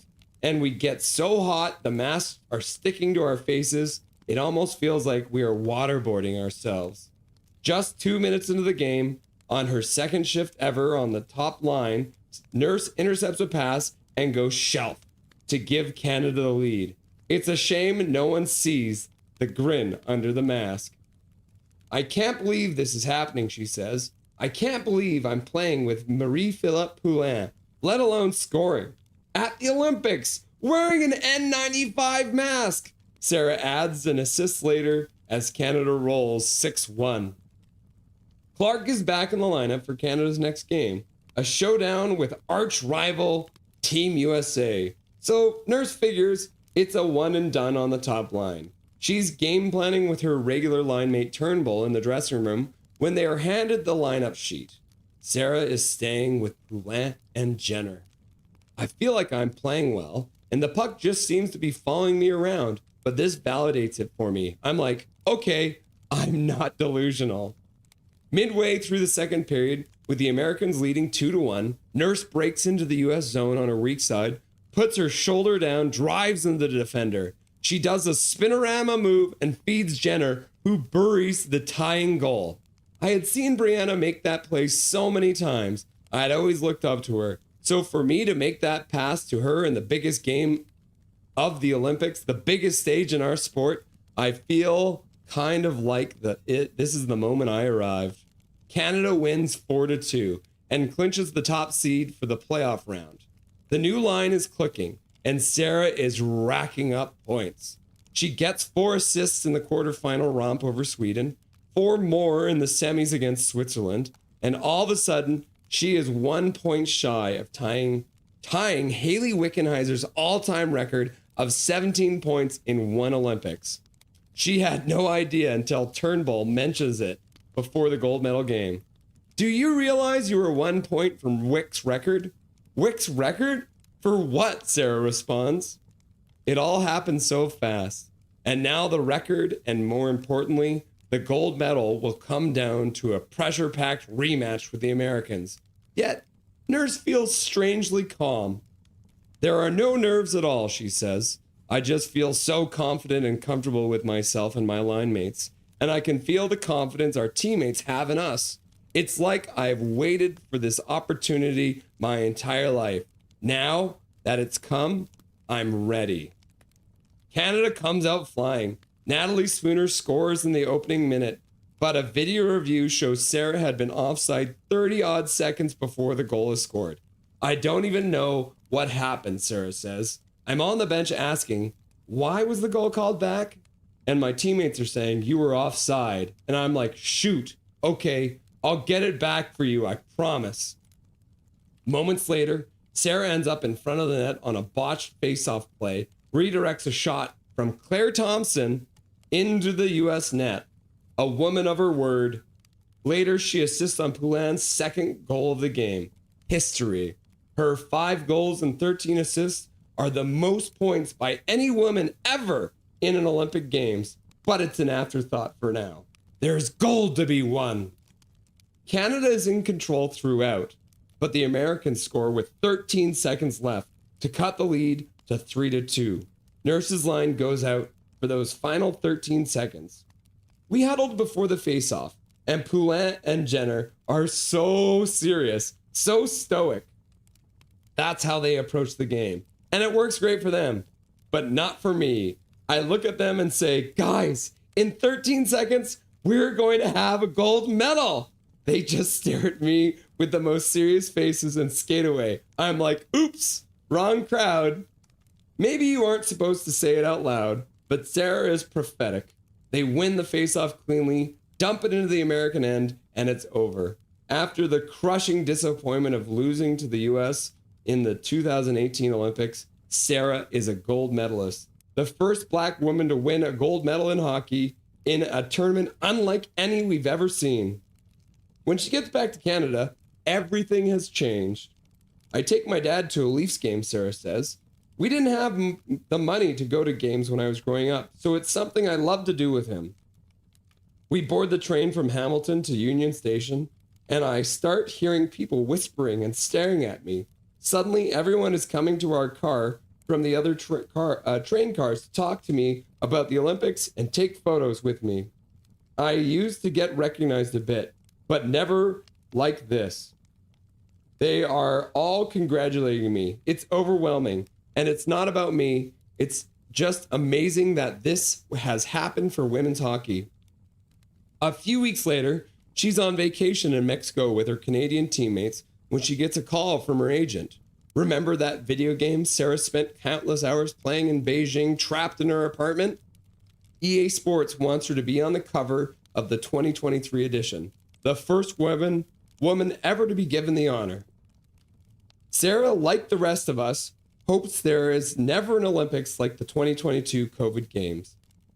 In Beijing, the video of the Canadian and Russian players in those N95 masks will forever be a reminder of how crazy a time it was. And yet that day, and that mistake with her teammates' test sample, ended up changing Sarah's life. She is now one of the faces of women hockey with Team Canada and with the professional women's hockey leagues where she stars with the Vancouver Goldeneyes. And that smile just keeps getting wider, no longer hidden under a mask. You love to see it. Certified Beauties, including Sarah Nurse. So there it is. A little story about Sarah Nurse. I hope you guys like that. Let's get back to the bar.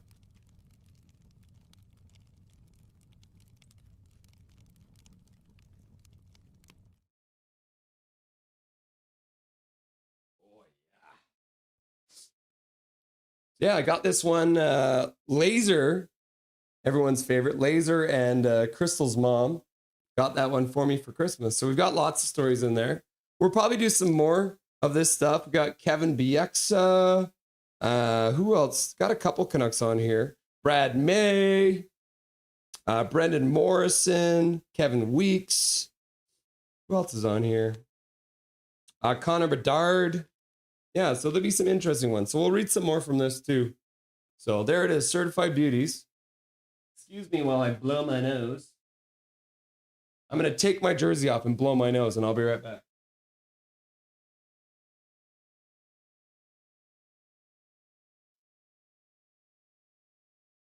Oh, yeah.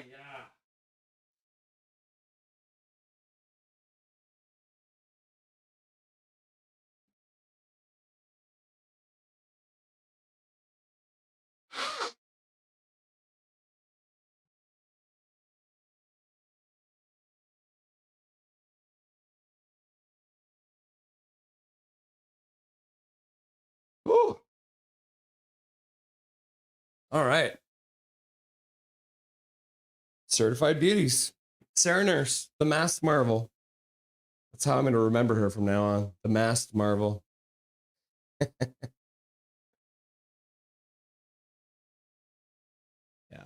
All right. Let's update the board here. And the puck has been dropped in the second period. Oh, I didn't reset the clock yet. Oh, no. There we go. The Fleet play the puck out of their zone into the neutral zone. They'll pick it up there and skate into the Goldeneyes zone. Goldeneyes still only on 4 shots in the game.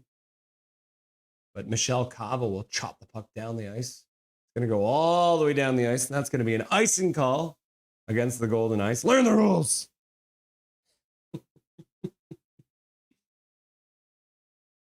You should get an icebreaker and read it on your stream.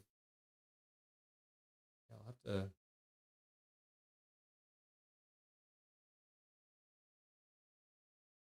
We'll keep this in mind. All right. After the icing call, face-off in the Vancouver Goldeneyes zone. The Fleet do win it, playing around behind the net. Puck is jarred into the near side corner, played into the middle. Michelle Cava will intercept it, and she'll start out over her own blue line. She'll get maybe to center, or yeah, she did get to center. I wasn't sure if they were going to give that to her. Are the Goldeneyes tanking too? Jack Maloney, team tank. They're not tanking on purpose. That's for sure. Shot to the front of the net by the Fleet. Mashmeyer directs it to the corner, near side. Fleet play it back to the blue line, gets deflected out and go all the way down into their zone. The Fleet on the near side boards in their own zone, pass to the other side. Now they'll pass into the neutral zone, and I'll get tipped down into the Goldeneyes zone. Claire Thompson, first one onto it. But I guess they're going to call it.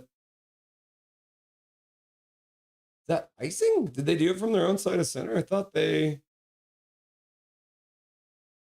got to the red line. Apparently, I need to learn the rules because I don't know what's going on. The Hunchback of Notre Dame talking about a beauty. Look way up. Massley Major's in the house. What's up, Massley Major? Nice to see you. So it was icing against the Fleet. Learn the rules, Fleet. Pass across to the front. Good chance there. Jen Gardner getting a good chance. Hannah Miller chopping it towards the Fleet net. They'll play it out to the neutral zone. They'll start a change. Goldeneyes will dump it back in immediately. Frankel comes out. She'll stop it behind her net, play it into the corner. Then they'll play it up the boards out to the neutral zone. Excuse-moi. Gabby Rosenthal, first one back onto it. She'll play it into the corner. Goldeneyes throw it out of their zone, but it gets chopped right back in, and Sam Iskevich will pick it up. She'll bobble the puck for a second. She's being double teamed, and the puck will squirt right in front. Luckily, Gabby Rosenthal is able to get it, clear it out. Abby Boreen chops the puck deep into the Fleet zone. Coming in, trying to pick up the puck behind the net is Boreen, but can't come up with it. Puck rung around behind the net. Michelle Carvinen can't get it, but kept in at the blue line by Sam Iskevich. And then the Fleet will pick it up and dump it out. Now a pass up to the blue line. Good pass there. Katie Chan passes across, but it goes into the skates of Sydney Baird, so she can't get a shot off. But Katie Chan making a nice pass, just slightly off. And the Fleet will skate out now. Taking the puck all the way behind Mashmeyer. Back to the blue line. Pass across the blue line. Pass down the boards into the face-off dot. Skating back up to the blue line. Now they'll dump it in behind the net. Puck chopped up the near side boards. Ends up getting sent right back down behind. Puck into the near side corner now. We're going up and down the boards, back and forth. Fleet will dig away. We've got a rugby game on the boards. Puck will come free. And Melissa Chanel-Watkins. Channel? But the Goldeneyes will get the puck down the ice. Fleet will start from behind their own net, passing back and forth behind their goalie, Frankel. Puck squirts out to the neutral zone. And they'll bring it over. Pass into the middle. Try to bring it to the slot. And an almost good move there from Selnier. Now the Goldeneyes come and put it right through the crease. Vanishova putting it right through the crease. My favorite player. Now she's digging on the boards. Can't come up with it. The Fleet will play it all the way down the ice. No icing because the Goldeneyes did take a stick, so the Fleet couldn't touch it. Now the Goldeneyes suddenly have a 2-on-1 down low. Vanishova passes out front and a good shot to the front of the net. Frankel slides across and makes the save. Great pass there, a sudden 2-on-1. Now a pass up to the blue line and a no-look backhand pass that gets taken away by the Fleet, and they'll start out of their own zone, passing to the Detroit Red Wings symbol in the neutral zone. But puck will bounce back for Claire Thompson, who gives the puck away. And then the Fleet will give it right back. Jen Gardner skates onto the puck. She'll pass it up to the blue line. Goldeneyes pass down low. Oh, and trying to put it back out in front. Couldn't get it to go. Now Jen Gardner tries a no-look backhand pass to try and put it up front, but can't connect with it. Pinching down from the point now is Emma Greco. She'll get it all the way in behind the Fleet net. And now we got 15 minutes left to go in this fast-moving second period. Goldeneyes have 2 scoring chances so far here. with only 5 shots. I think they only have 1 shot this period, but they have two scoring chances as one did go wide. Friendly Giant setting nice. Yeah. Look way up. Where's the giraffe? Not Myers. I forgot the Friendly Giant's giraffe's name. Let's see. Okay, the next break, I'm going to write down Maple Hills in my captain log. Goldeneyes trying to clear the puck out. Captain at the blue line for a moment, but then it gets kicked out. The Fleet will bring it back in, but Goldeneye will play it immediately back out, chasing onto the puck. Abby Barine gets pinned to the boards. Gabby Rosenthal comes into support, can't come up with the puck. And the Fleet will play it up to their own blue line, but they'll give it back to the Goldeneyes. Into the middle, pass to the far side. Another pass down low, and that one gets blocked by the captain, Megan Keller. And the Fleet will skate it out, get to the blue line, and dump it in deep. They'll continue to change. Puck in behind the net, pass right through the slot. An ill-advised pass by the Goldeneyes. Puck goes down the ice. Luckily, none of the Fleet were there to pick it up. Too evil, too evil, too evil, too evil, too evil! Another puck down the ice. Now the Goldeneyes play it out to the neutral zone. And this one will go all the way down the ice, and that will be an icing with 13:24 left to go in this second period of play. Too evil, too evil, too evil, too evil. Major! James D. Kirk, Rusty and Dusty, Rusty and Dusty, Rusty and Dusty. Speaking of captain's log. Okay, yes. So Duncan, captain's log, start date January the 3rd, 2026. We're going to go Maple Hills book. Oh, the play's back underway. After the icing call, Boston does win it. So we have updated the captain's log, Maple Hill books. You'll love to see it. Gotta love updating the captain's log. Captain's log, start date January 3rd, 2026. Puck goes through the crease, and Mashmeyer doesn't get a piece of it. The Fleet will pick up the rebound off the end boards and dump it into the corner. Puck up the boards. Katie Chan can't get to it. She takes a hard bump there. Puck comes to the near side. Claire Thompson skates onto the puck. Captain Kirk in the house also reporting the snow line is low here in Chilliwack. Snow's coming, eh? It's going to finally hit the ground. Fleet will move it out through the neutral zone. They'll get it down deep into the Goldeneye zone. First one onto it. Good work there by the Fleet to pick it up. Pass down in the corner. Back up the boards. Puck comes free. Ooh, and a swing and a miss there. And another errant pass. Good skate there from... Oh, and then a big hit in the corner. A late hit on an icing call.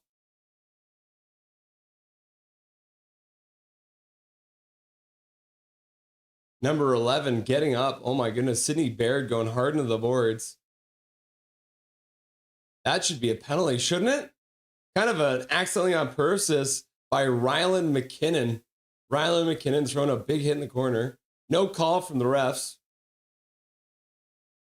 But the linesman getting in the middle. Baird gets up, so no hard, no foul, I guess. I didn't stop the clock. I'm sorry.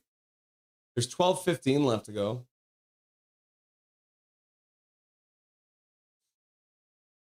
Face-off win for the Fleet. Shot to the front of the net. Deflected to the side.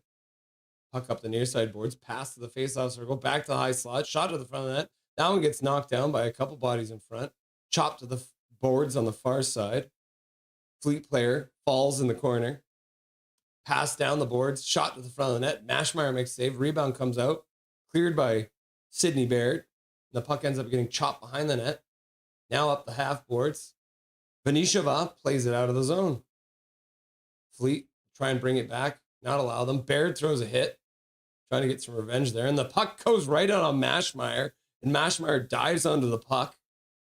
Venisheva lets the Boston Fleet player know she's not happy with the contact on Mashmeyer. Quick Fetty. Howdy, Tiberius. Yeah, James Tiberius Kirk. Y'all want to read some books I'm writing? I'll read your book, bro. More like Socrates. Quick Fetty. I saw Captain Kirk's tombstone and said James R. Kirk. What's up with that? He's clearly Tiberius. Yeah, what is up with that? Okay, says Duncan. Canadian Giraffe. Chaos, Canadian Giraffe. Bringing the record out. Bringing the rock hard records out. Canada won. Woo! That was an awesome story. I'm glad you like that, Big Mac. Crazy stuff happening in the Olympics then, eh? Rearrange the furniture. Sweet. I thought about a Broadway show. Though for those no named New Yorkers in Bridgeport, the Orphan Annie of the PWHL. Orphan Annie. Tomorrow, the sun will come out. Tomorrow, bet your bottom dollar that tomorrow there'll be sun. When I think of a day. Oh no, that's a different song. That's where the Vespa finally meets Fievel, the pizza rat. Huh, Fievel. I remember Fievel. What movie is that from? Smooth Criminal as a song for Walter's group. Sergeant Major, Gabby gets it out. That cup you have reminds me of Rainbow event on Siege X Russ. Laugh out loud. You mean this one? Is this one that you're talking about? Woo! Woo! Woo! This is the roller hockey one. Is this the one you're talking about? Oh my God. All right. Face off in the Vancouver zone. Goldeneyes do win it. Puck comes back. But the puck is on the half boards. Puck bounced around there, played back to the blue line, dumped down the boards. Hannah Miller throws a hit, trying to jar the puck free. Boston Fleet pick it up, skate back, try and pass it down low. Jen Gardner keeps it high in the zone, and then she'll chop it down, and almost to Hannah Miller, but the Boston Fleet will skate onto it, get to the red line, dump it in deep. Hit in the corner. The big hit from the Fleet on the Goldeneye player in the corner there. Now they're going at it. Looks like they're not happy about it, and I wouldn't be either. It was Laura Klug hitting Melissa Channel Watkins in the corner. So Chanel Watkins will be going to the penalty box for roughing, probably. Not happy about the lack of a call on a hit in the corner as Klug takes her down. Or is that a call? Oh, no, they were going to call it. Or is it 4-on-4? What the hell is going on? Oh, yeah, so they're both in the box. So we're going to have 4-on-4 here. So unfortunately, if Chanel Watkins could have kept her cool for a minute, the Goldeneyes would have had a power play. And now the referees are chatting with the Fleet bench for some reason. I don't know what their deal is. What are you complaining about? They were going to call a penalty on your player for hitting our player.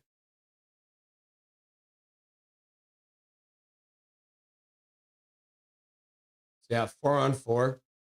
I guess the faceoff will be deep in the Vancouver zone. Finally, the coffee's done. Took too long to drink that. All right, face off in the Goldeneyes zone. 4-on-4 hockey. Open ice here. See that how this affects the pace. Fleet do win the face off. Controlling. Puck on the blue line, back and forth. Now they'll skate it back out to center because apparently we're in overtime. There's only 12 here, Russ. What's up, 12 people in chat? How are you doing today? I didn't reset the clock. It's actually 1:36 left to go in the 4-on-4. Puck back to the blue line, chopped down. The Goldeneyes have managed to change some of their players. Puck goes all the way down the ice. They're going to call that icing against the Boston Fleet, so they need to learn the rules. 10:14 left to go in the second period of play. Learn the rules.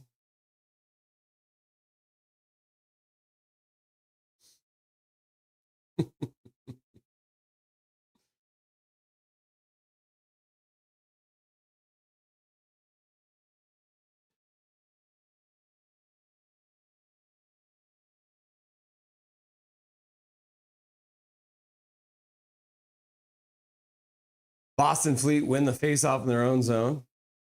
Carvinen watching the lady behind the net. Boston will come over the blue line into the faceoff circle. Claire Thompson takes the puck away from her in the corner. Sophie Jakes tries to play it up the boards. That one gets knocked down by the Fleet.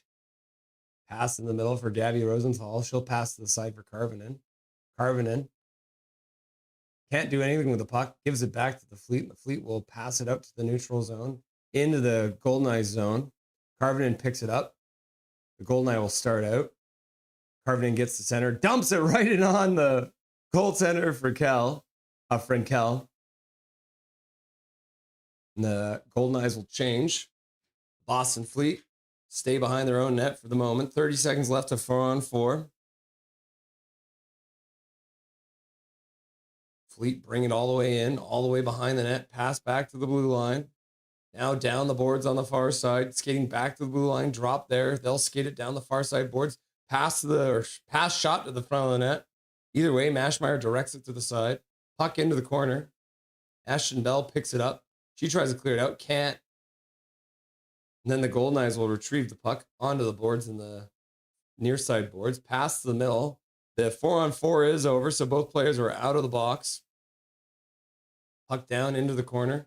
Ashton Bell chops it up the boards. Sydney Baird keeps it going. And Venisheva can't get it out. Shot to the front of the net. Blocked in front by Ashton Bell, laying the body down.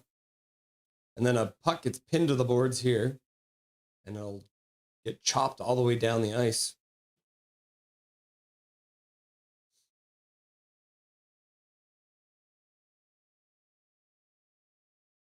Ooh, Katie Chan with some speed intercepts a pass, jumps it into the Fleet zone. Puck comes up the near side boards. They'll play it. The Fleet will play it off the boards into the middle, and they'll skate through the neutral zone.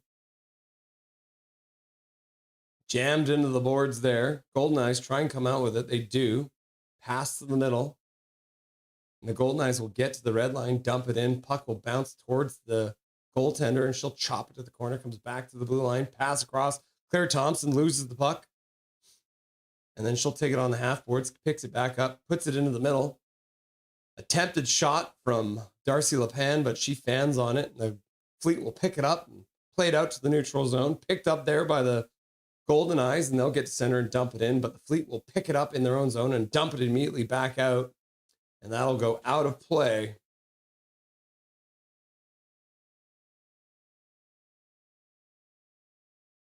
Why is this? The power play is reset to 2. It's supposed to be a 2-minute. All right, 7:27 left to go. It is accurate. I do smell smoke. I do have the window open, so I wonder why. All right, let's have a look at the game stats right now. Sorry, my nose. Lower shooting, right? So the Boston Fleet only have 2 shots this period. Vancouver is out shooting them. They do only have 7 shots in the whole game, though. So they are being outshot 18-7, but they have gotten things closer. Yeah, Vancouver's had 3 power plays. I feel like we have had 3. I wonder if that's wrong. But the Vancouver Goldeneyes have also improved since their last game. They were only at 30%, 33% against the Fleet before. They're at 52% right now in the faceoff dot. So hopefully they can keep that going. Back to the bar. Excuse me, I burped. Hey, you guys, girls, Gabby again, massively major. Whoo! At ease, men. And as Sildor's out here chugging again. Oh yeah, I finished the coffee. So here's the first one from the blue cup. Oh, tasty. Sir, yes, sir, says Brickfetti. Overcast, says Isildur. It's Vancouver in LA today. Lots of rain. Huh. First edition of Reading Misconduct, 5 minute to learn it. Russ? Question mark. Rusty? The giraffe, of course. Major, when it's raining, I'd say it's like the UK. There's always have shitty forecast weather. Ha ha ha ha ha. Or the chicken with the harp. The Giants was the master on the record. Jerome the giraffe. Oh, Massily Major knew. They rocked out, but that show was super boring. Yeah. The rooster was Rusty. Yeah. Rusty the rooster. Fleet win the draw in their own zone. That's what I get for praising the Goldeneyes for winning draws. And the Fleet will give the puck away right at the blue line, get the puck back, and then dump it in. First one onto the puck in their own zone. Carvinen plays it up the boards, comes back to the blue line, shot to the front of the net, deflects just wide by the Fleet. Back to the blue line again, another shot to the front of the net. This one gets knocked down as well. Puck sitting behind Captain Bell. Now she'll get a pass behind the net. She'll start out, flips it high into the neutral zone, gets knocked down there by the Fleet player. They'll skate in through the faceoff circle, try and put it right through the slot. No one there to pick it up. Now back to the blue line, spinning it into the corner, ends up behind the net. Good pass out front, but there was only Goldeneyes there, so ends up being not a good pass. Now the puck gets given away right to the blue line, shot to the front of the net. Will dribble in on Mashmeyer, and she's seen enough. She'll hang on to it for a whistle. You get the part. That coffee cup, laugh out loud. I know, right?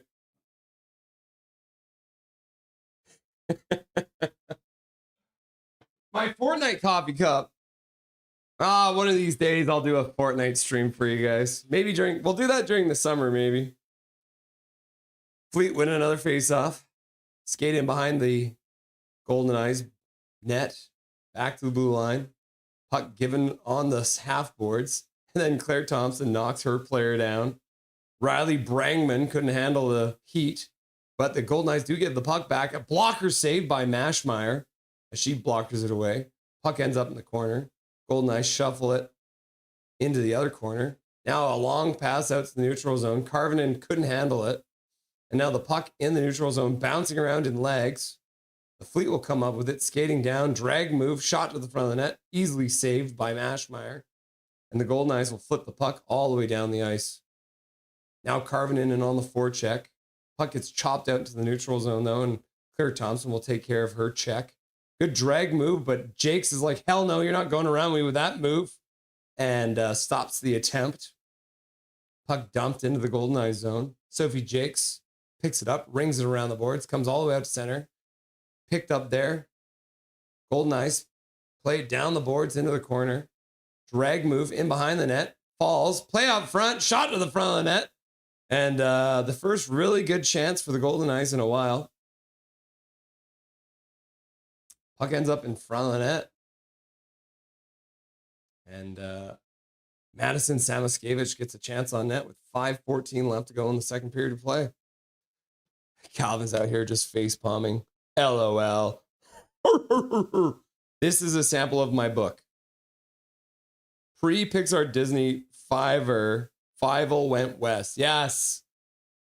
Her blonde braids snap to her face as she sees my happy ass holding a can of Budweiser.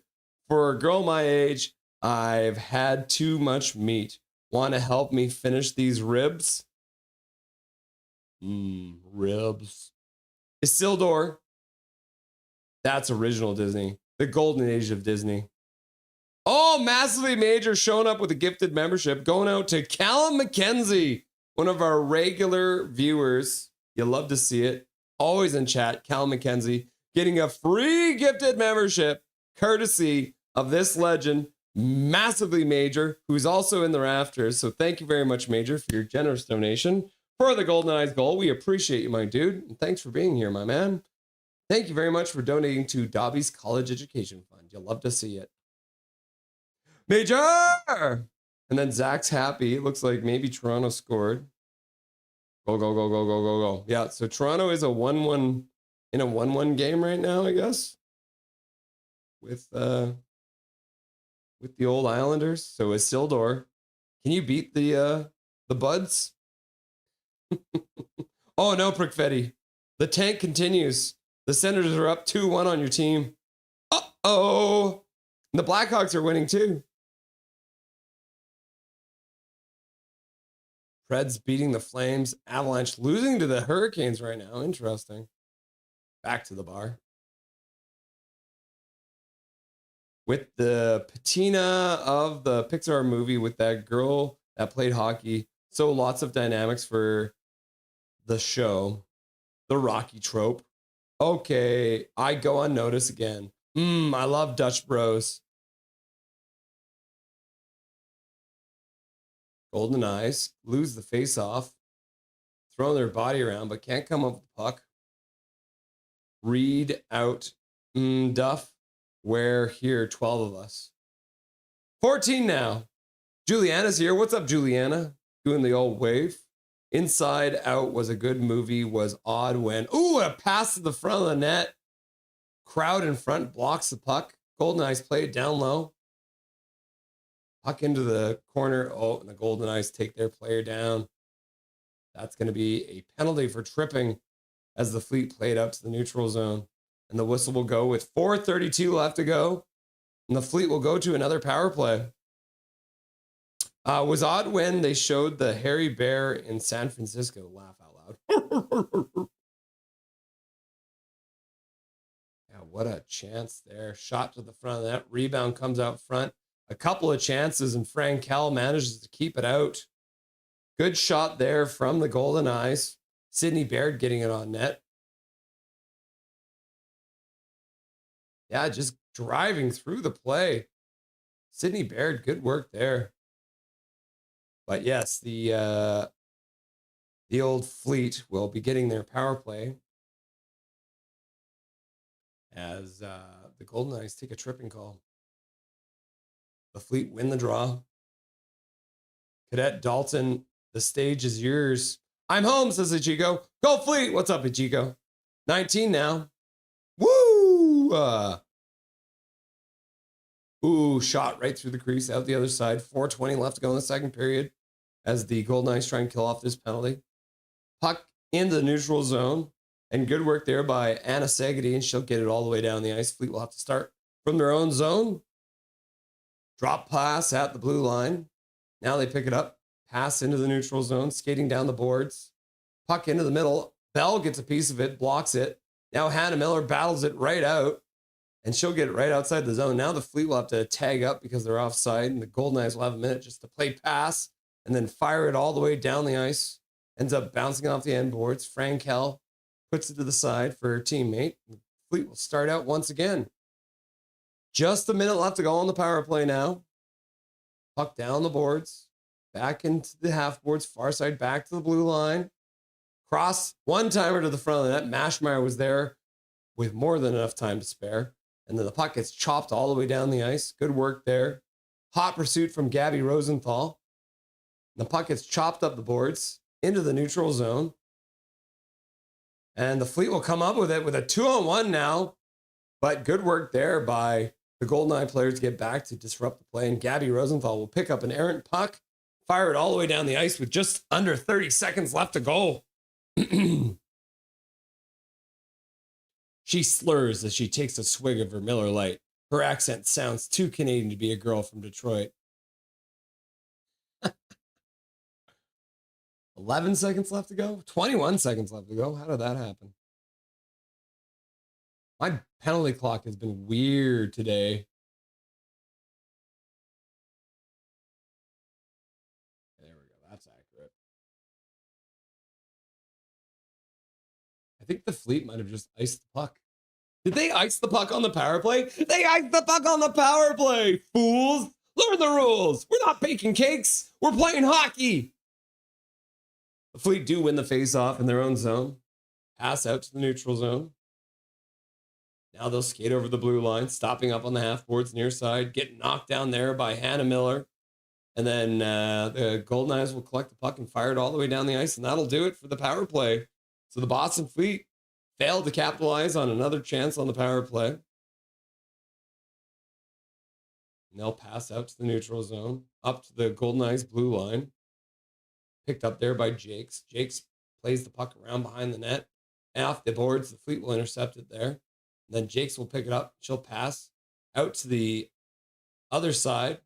Good work there by... Oh, wow, they're going to say that's icing anyways. Michelle Cava's not happy about it. She hustled her butt off to get back there. And apparently the linesman needs to learn the rules. Isildore's just like, here, have a heart. She sounds perfect.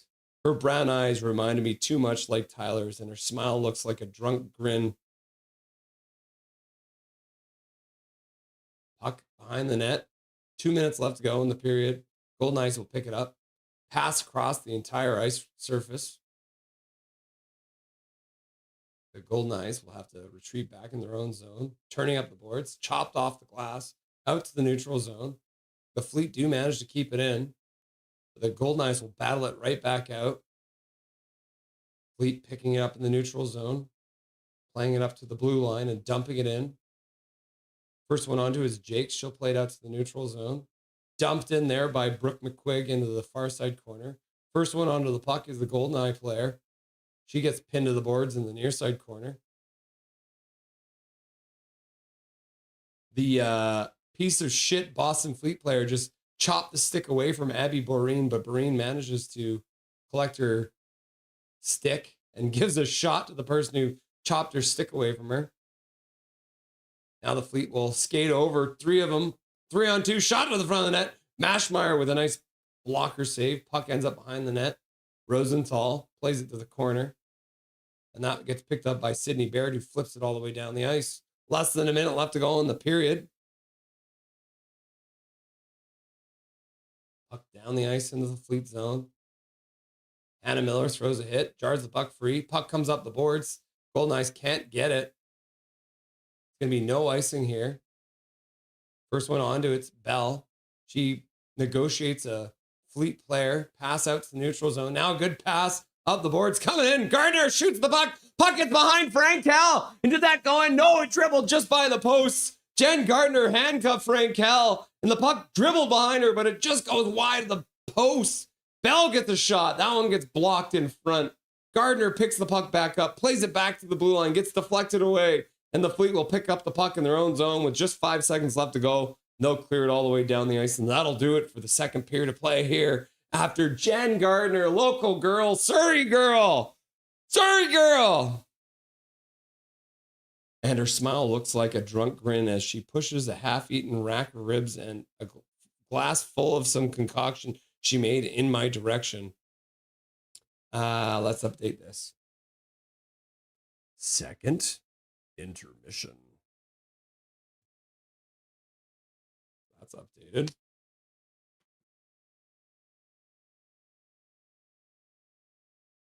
And then we will get Sarah on the line. Second intermission, Sarah loves hockey.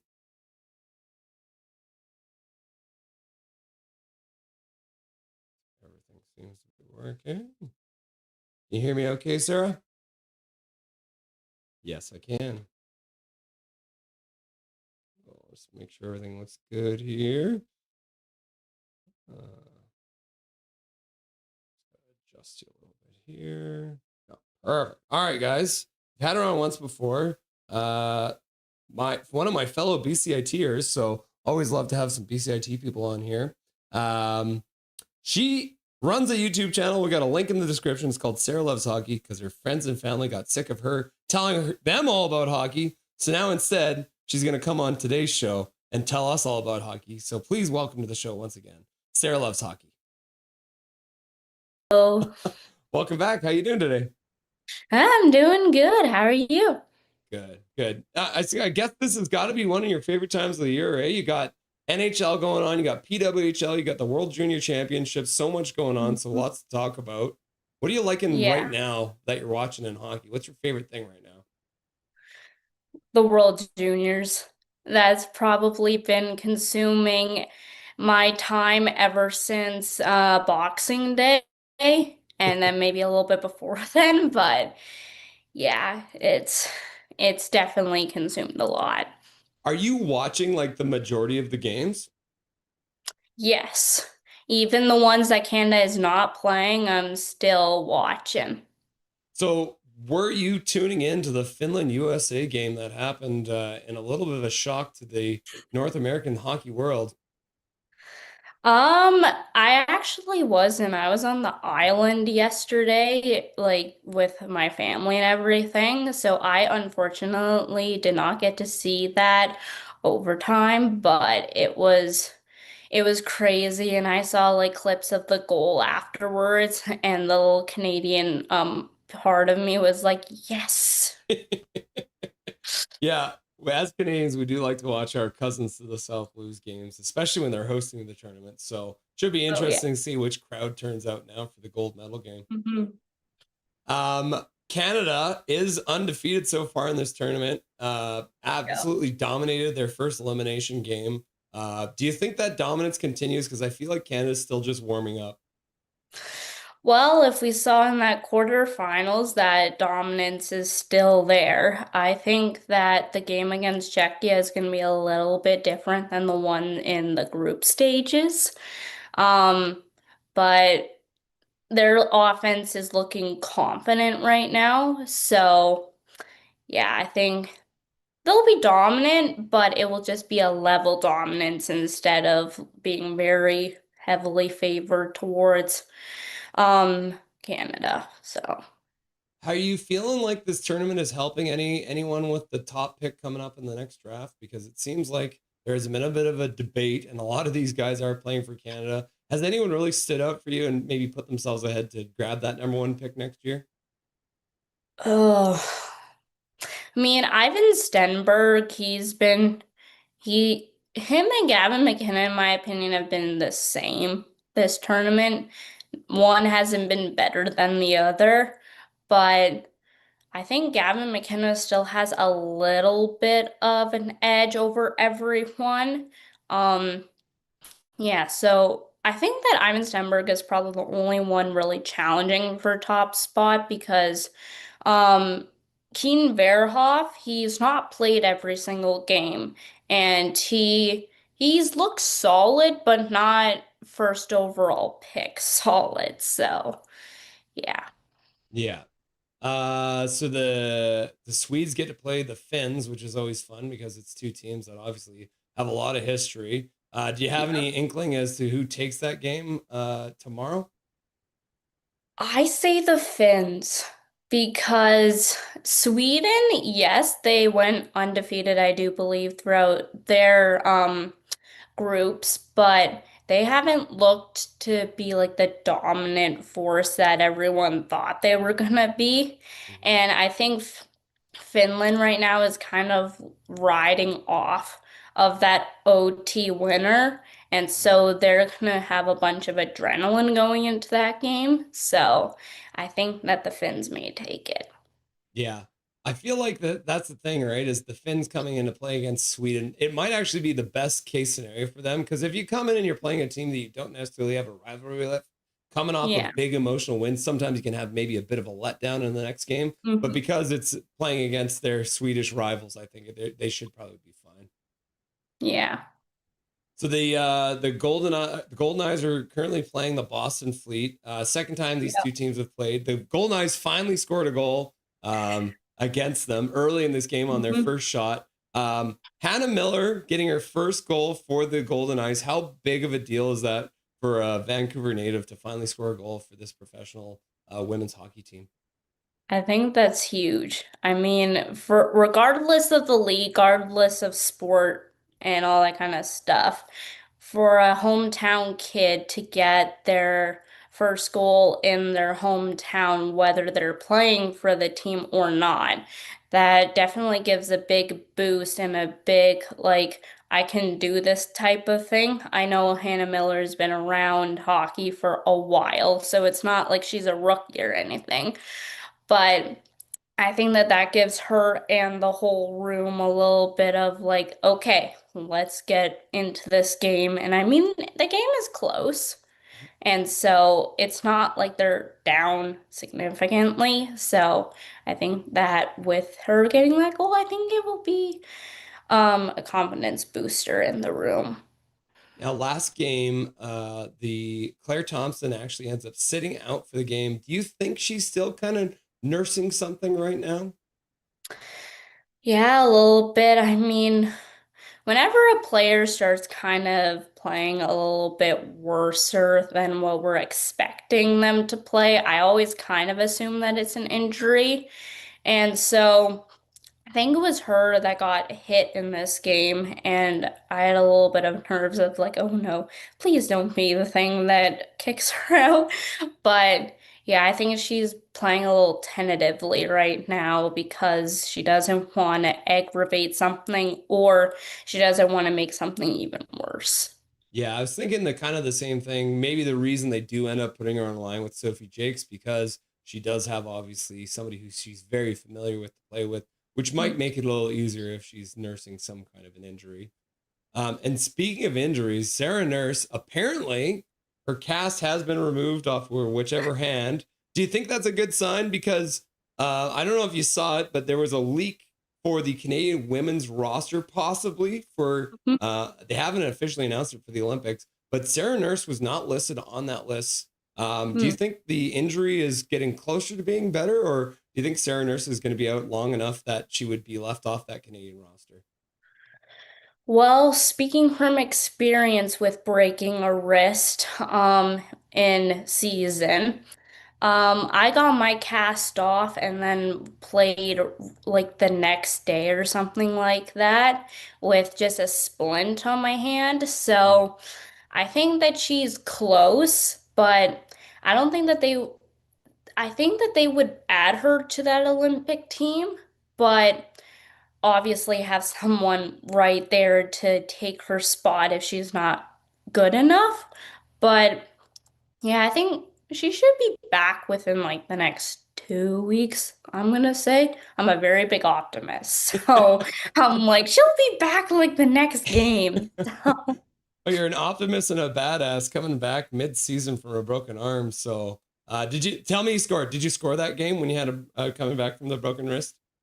No, I've never been a scorer in my life. I've just kind of been the one to think defensively and just be like, okay, I'm just here to cause havoc and then let the girls who can score score. So, Yeah.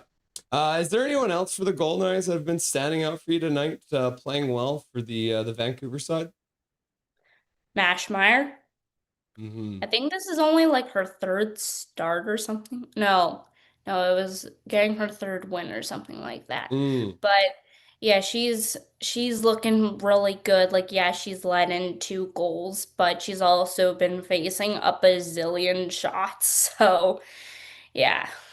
Yeah, having stopped 20 of 22 shots so far. And I mean, you can't give her too much of a hard time. Unfortunate for Captain Ashton Bell to give that puck away where she did, and a clean breakaway from the middle of the face-off dots is never going to be an easy thing for a goaltender to save. So we won't give her too hard of a time on that, the second goal she let in. So the Canucks, let's talk a little bit about the Canucks too. Losing a game last night to the Seattle Kraken in a shootout after defeating them earlier in the week in the shootout. But I mean, some people are calling it maybe the perfect team tank game because they get the 1 point. They're still second last in the league. Is that kind of what we expect to see from the Canucks for the rest of the year? Just really good team tanking? Yeah. I mean, I've been on the train of Team Tank for like a month now. And there's been some conflict in there because like we win a game or something like that, and I'm like, ooh, maybe we could become like the 2019 St. Louis Blues and just like somehow make it into the playoffs. But even I'm not as like I'm an optimist, but not I'm not delusional. Um yeah, so I think that the way that we're playing, like we show flashes, but yeah, I kind of just want us to get a top 3 pick because yeah, any one of the like 3 or 4 guys who are in that top 3 are looking really good and looking really appealing right now. So right now the Canucks sit with their own first round pick. They've got Minnesota's first round pick. there's heavy rumors happening now with Kiefer Sherwood. Do you think Kiefer Sherwood has performed well enough that the Canucks could get another first-round pick back for him? Oh my. That's kind of hard because, like, he kind of fluctuates on having like a good game and then not so great of a game, at least for getting on the scoreboard and all that kind of stuff. And so I think that with that little thought of unpredictability, I don't think that we would necessarily get a first round pick for him. But you never know. Maybe he has a 5 game span where he gets like 5 goals or something like that. And then a team's knocking on the door being like, hey, here's a first round pick this year. So yeah, I think it really depends on when the trade happens to see if we get a first round pick. Yeah, and I guess it's tough for the Canucks at this point too, right? Losing both their short guys, Rossi and Garland, last game, or I guess 2 games ago. So essentially that whole second line, 2/3 of it is gone. And all of a sudden you got Max Sassone as your second line center when we all thought it was going to be Rossi. Playing against Boston tonight, they played them earlier. It was late December when they played them last time. They got outshot. I think it was like 43-23, and they still ended up winning the game. Are you expecting kind of a similar game from the Canucks and the Bruins tonight? Yeah. Yeah, I mean, the system that the Canucks play is like the same system that they played last year because like Adam Foote was underneath Rick Tocchet. And so he kind of just carries on that Rick Tocchet style. And so, yeah, I don't expect them to get a lot of shots, but I mean, last time we did go to a shootout, I do believe, and I think Lankinen's gonna be in net this game, and he's been phenomenal in the shootout this year. And I think he holds like the all-time save percentage in shootouts. So I think that if it gets to the shootout, we will win. But if it's like anywhere but like before that, I don't think we're winning. I mean, plus the fact that the Canucks are playing on home ice, and that has not gone well for them with only 4 wins so far this year. So you mentioned Adam Foote there, and a question I've asked everyone lately that I've been bringing on. Let's do like a hypothetical thought assessment. You take Adam Foote and you just 1-for-1 replace him with Manny Malhotra. Yep. And we still have all the injuries, all the stuff that they've been dealing with this year. They still trade Quinn Hughes, all that stuff.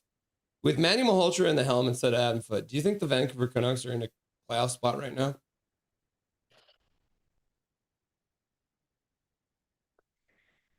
Not necessarily, but I think that they would be in the hunt because one thing that I was really unhappy with the Adam Foote promotion was the fact that he was under Rick Tocchet, and if you want to change something up and you want to bring new ideas and bring in someone who has not really worked with Adam Foote, or not Adam Foote, Rick Tocchet.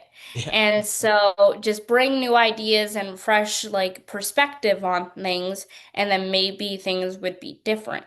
But when you just kind of replace someone with the same person, then yeah, I don't think that that would necessarily be great. So I think that they would be contending, or contending for playoffs. But yeah, not necessarily in the playoffs. So a bunch of teams have named their Olympic rosters for the men's tournament. Some of the bigger nations, obviously Canada, USA, Sweden, Finland, some of the other teams as well. Was there any picks that you saw from these major hockey nations that shocked you, or any players that got left off the list that you were like, what the heck is this country doing?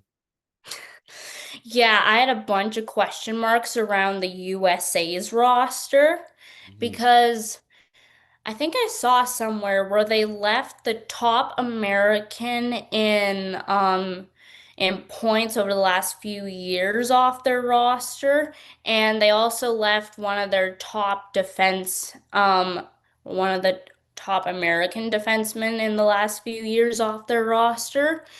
And I was like, "What are you doing?" And I see it as kind of they're going in the same direction that Team Canada went in the World Juniors last year, where where they're trying to pick role players and they're trying to build a team, but with these kind of tournaments and with these kind of events, you kind of just want to take the best players available and then let them kind of figure it out because good players know how to play with good players. So, yeah, I saw the choices that the US committee or whatever the heck it's called made, and I was like, well, I feel a little bit better about Canada's chances now. So, Well, Sarah, you think the Goldeneyes have a chance to come back and win this one in this game in Detroit? yeah, they need to get a few more shots, but with it being a 2-1 scoreline right now, I like one goal can change the trajectory of the game. So, yeah. Cool. Awesome, Sarah. Thank you so much for joining the stream. And just so everyone remembers, there is a link to Sarah's channel in the description. So go check it out and give her some support, give her a sub and like the videos. And I'm sure we'll talk again soon, Sarah. Yep. Thank you for having me. Enjoy. Talk to you soon. Yep. Sarah stopping by. Make sure you guys check her out. She does awesome work there. She's grinded on YouTube. So make sure you go check out her channel and give her a sub and give her a like. Bad news. While I was finishing my chat with Sarah, the Boston Fleet have scored. So that's unfortunate. That's not great. To start the third period, the Boston Fleet have widened the margin to 3-1 early. You hate to see it.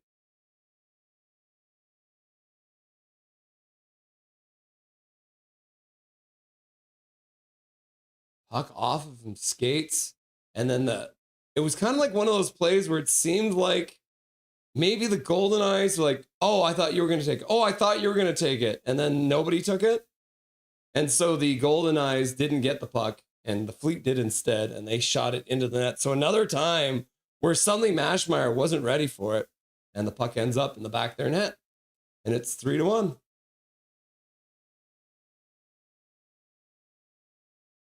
Ah, unfortunate. Oh, Mashmeyer fights off a shot with a glove. Puck bounces in front. Goldeneyes will clear it out just outside the blue line. And then she goes like, go, go, go, go, go, go, go. Canada's depth is insane. They could send two teams. They absolutely could, Connor. You're right about that. Right on, Sarah, says Isildur. Yeah, make sure you guys go check out Sarah's channel. She grinds, man. She has so many videos. She posts on a very regular basis. So if you want to... Oh. Hand pass. Here, try these. Do they remind you of old Kansas City?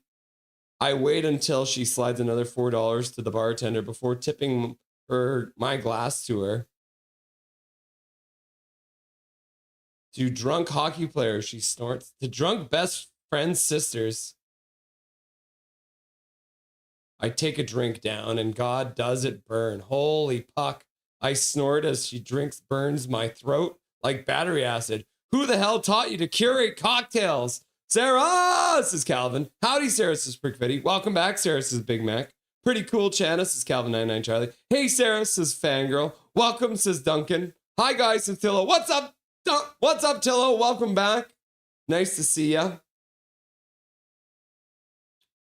18:28 left to go.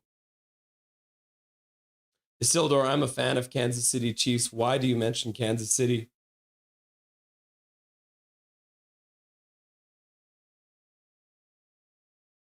Goldeneyes trying to dig the puck out of the corner on the half boards in the Boston zone.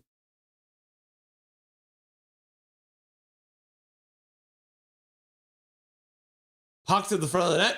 Rebound comes out front. The Goldeneyes can't bury it. Frank Kells kind of whiffed on it, trying to cover that puck. And then the Goldeneyes will get the puck all the way down the ice in the offensive zone for a faceoff because the Boston Fleet have iced the puck. Learn the rules. Hi, Tillos' fangirl. Oh, Gardner just couldn't dig the puck out of the crowd to get it past the goaltender, Frankel's, but Sophie Jakes getting a shot to the front of the net.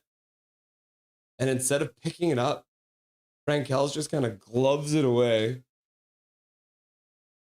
Shot from the top of the slot on a one-timer from Jen Gardner, but it gets blocked in front.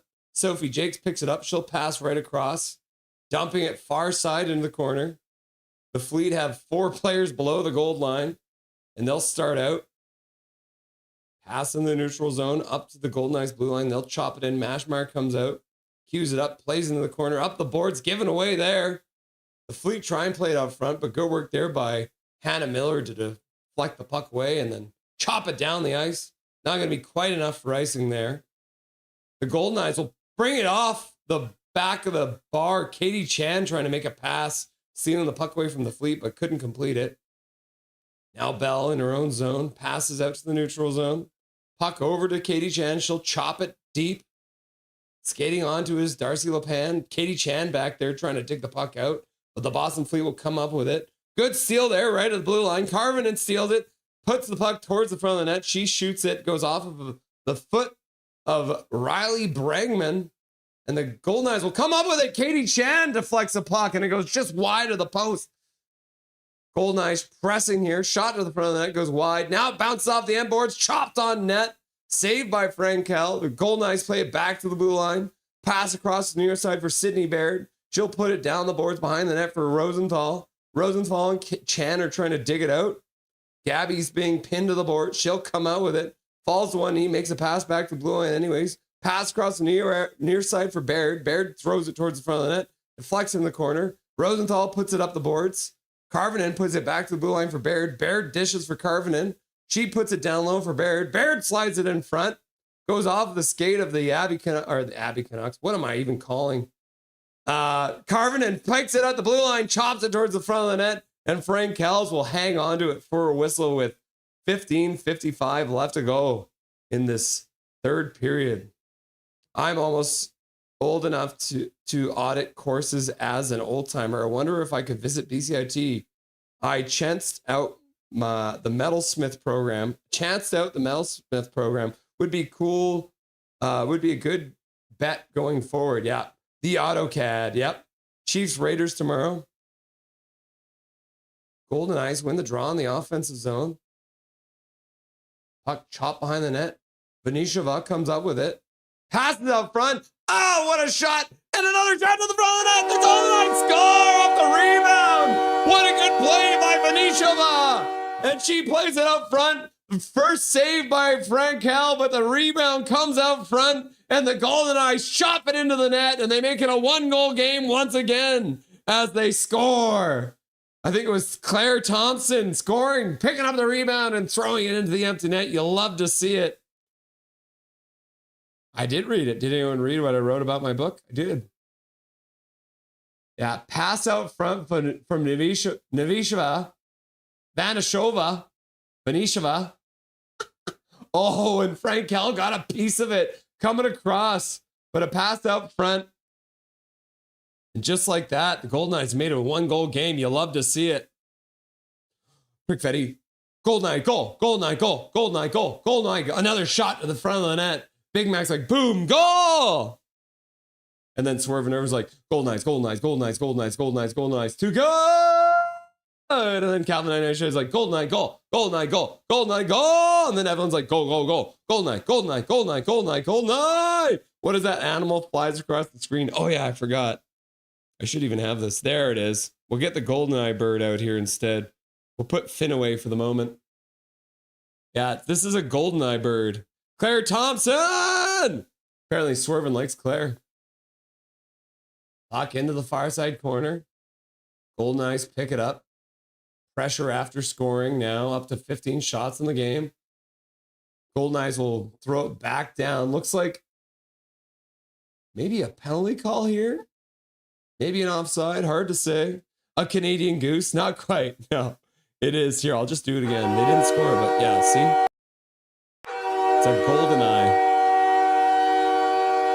Claire Thompson with a grin on her face, putting the puck into the net, keeping things interesting here.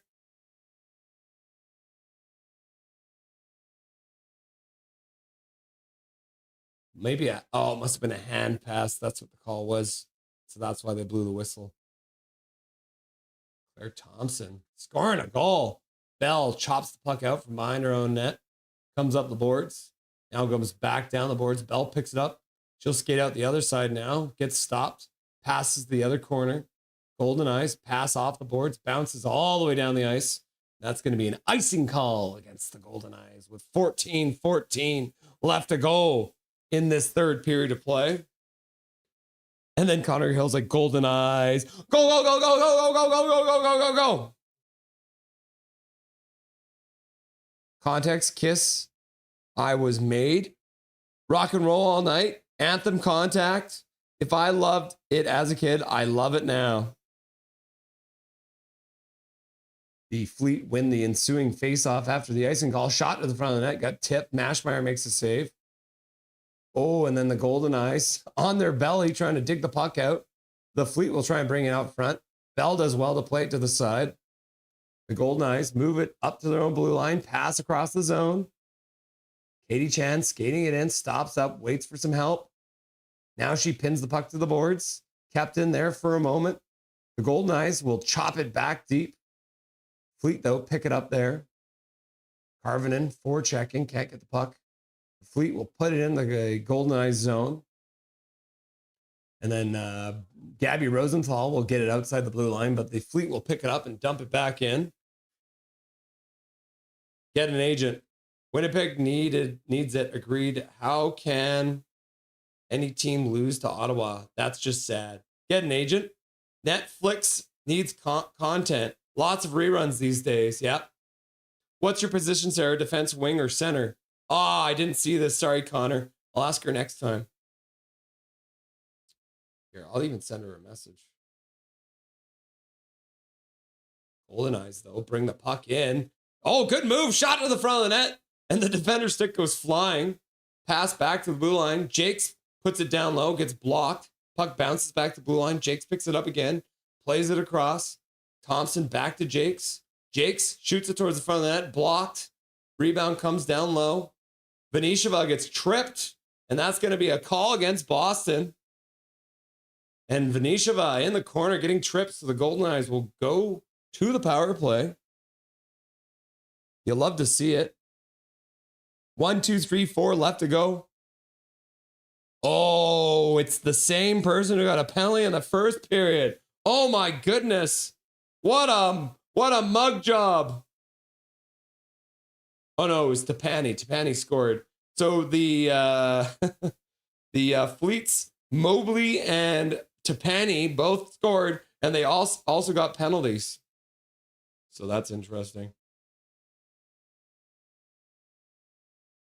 I'm going to send a message to Sarah Loves Hockey. Oh, you'd love to see it.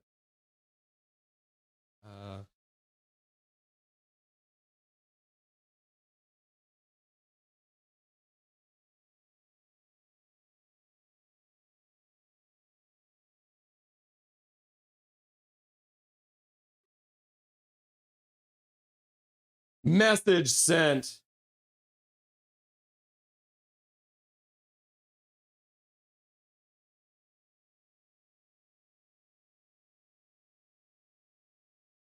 Let's see if she responds.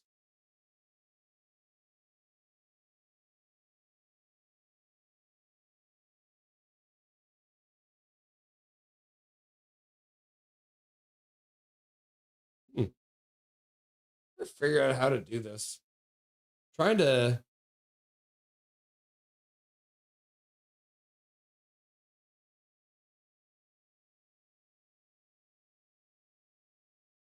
all right, yeah, I've asked her. I'll see if she gets back to us.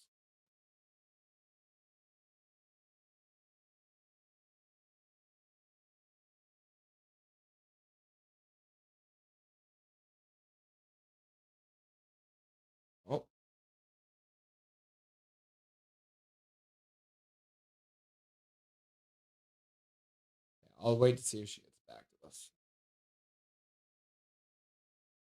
Yep, Benisheva going down. Massively Major coming in with a gifted membership. Thank you very much, Massively Major. That gifted membership goes out to our favorite grandma, Patty, or Sweet Identity. You love to see it. So thank you very much, Massively Major, for the gifted membership. We appreciate you. Oh, I did not reset the power play clock. The Goldeneyes starting from their own side of center, moving it in, carrying it in over the blue line. Puck back up to the blue line for Jakes. Jakes passes across. Hannah Miller gives it back to Jakes. Down into the faceoff circle, pass across. High slot. Jakes puts it down into the corner. Back for Jakes. One-timer to the front of the net. The Goldeneyes score! The Vancouver Goldeneyes score to tie it on the power play. That is the first power play goal that the Boston Fleet have given up this entire season. And Sophie Jakes has tied the game. Woo! Barely had the clock running. And all of a sudden, it's in the back of the net. You love to see it. Oh my gosh. Sophie Jakes tying up the game. 3-3. Nice pass from Izzy Daniel back to Jakes. Jakes slaps it. Does it touch anything in front? Ooh, I think the Boston Fleet player may have gotten a piece of that in front of her own net. But either way, Sophie Jakes with a blast from the point. No, didn't touch anything. Just straight in, right into the top corner where mom keeps the cookie jar. You love to see it.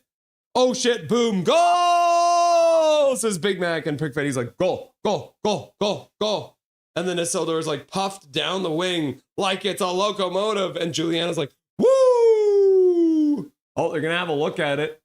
Wonder what they're reviewing here. Swerve and Irvin, Goldeneyes, goal, goal, goal. And then Chico's like, boo. And then Evelyn's like, goal, goal, goal, goal, goal, goal, goal, goal. And then Juliana's like, goal, Goldeneye, goal, Goldeneye, Goldeneye, goal, Goldeneye, goal, Goldeneye, goal. Looks pretty bad for the Boston Ho Fleet. Shotgun Jakes. What are they reviewing?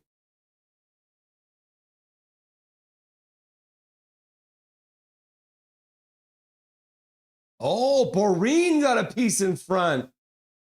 Ah, that view was the best one so far. So it looks like Abby Boreen in front of the net might have gotten a piece of that. Huh. Pachico, your team just shot themselves in the foot again. Chim chimney, chim chimney, chim chimney, chiroo. Oh, it's all tied up. Ha ha ha ha ha ha. Yeah. Okay, I thought it might have touched something in front. And it looks like now on that, from that back angle, it looks like maybe Boreen got a piece of it. Oh yeah, Boreen did touch it. So maybe they were reviewing it for a high stick, but there's no way that's a high stick. That wasn't above the post. We need to get a lower down angle. All these angles they're showing us.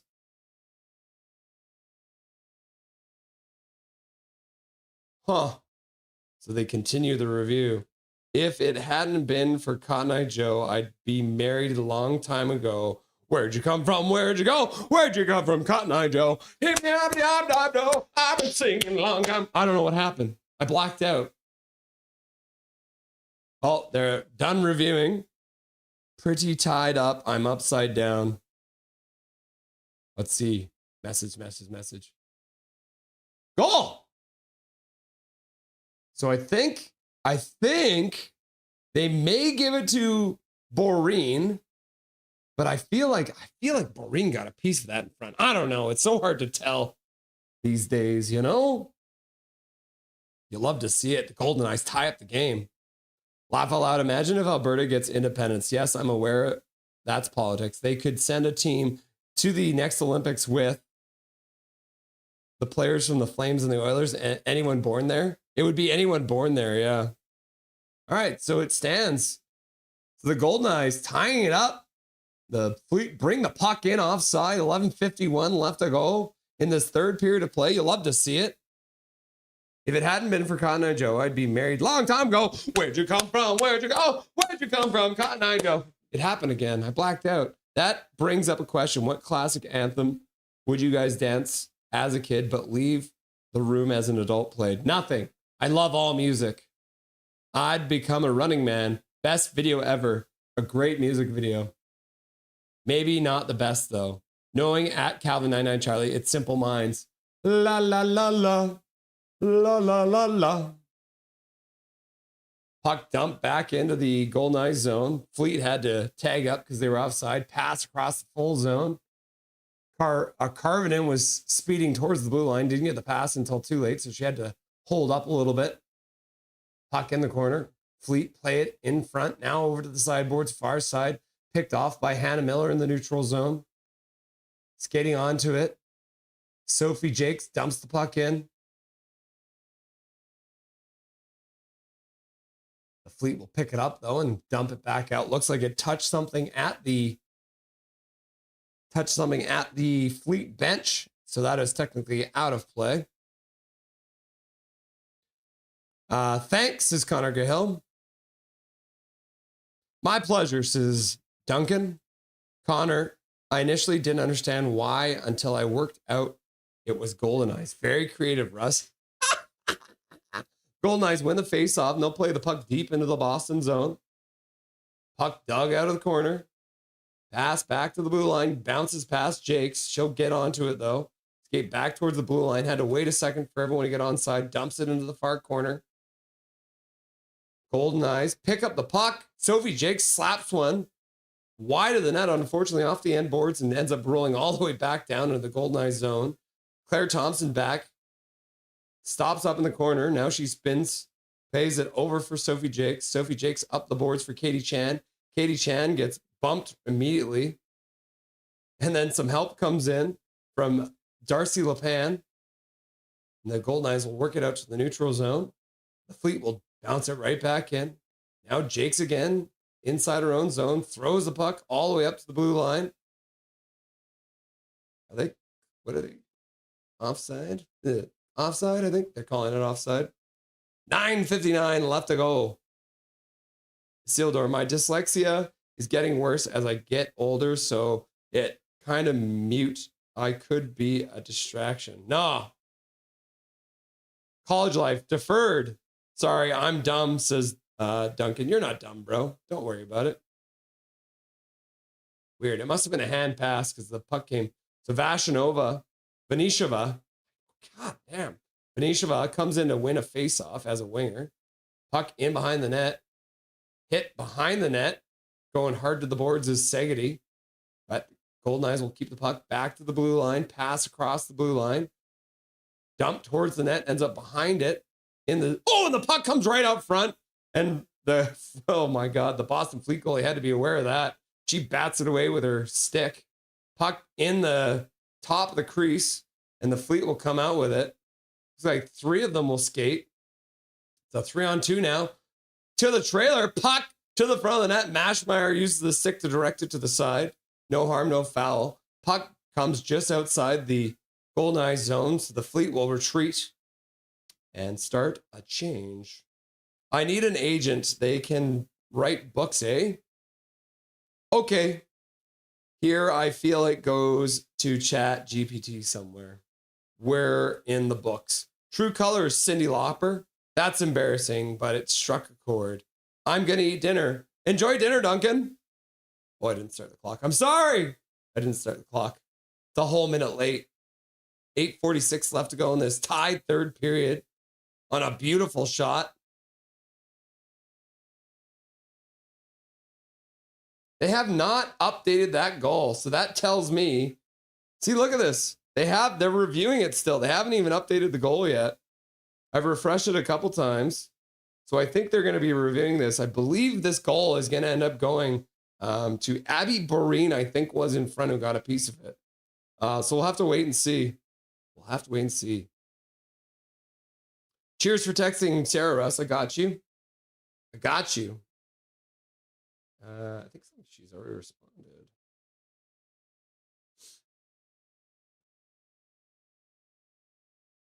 She plays forward. So it looks like she can play anything. She can play center, right wing, or left wing. She's versatile and she's a badass. Did you hear that story from Sarah Loves Hockey? Oh yeah, I took my cast off and I was playing the next day. That's a true hockey player right there, eh?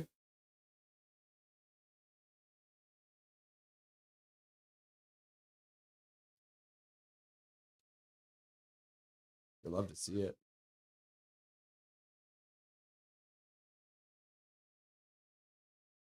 We're in this game, ladies. Yep. WWW.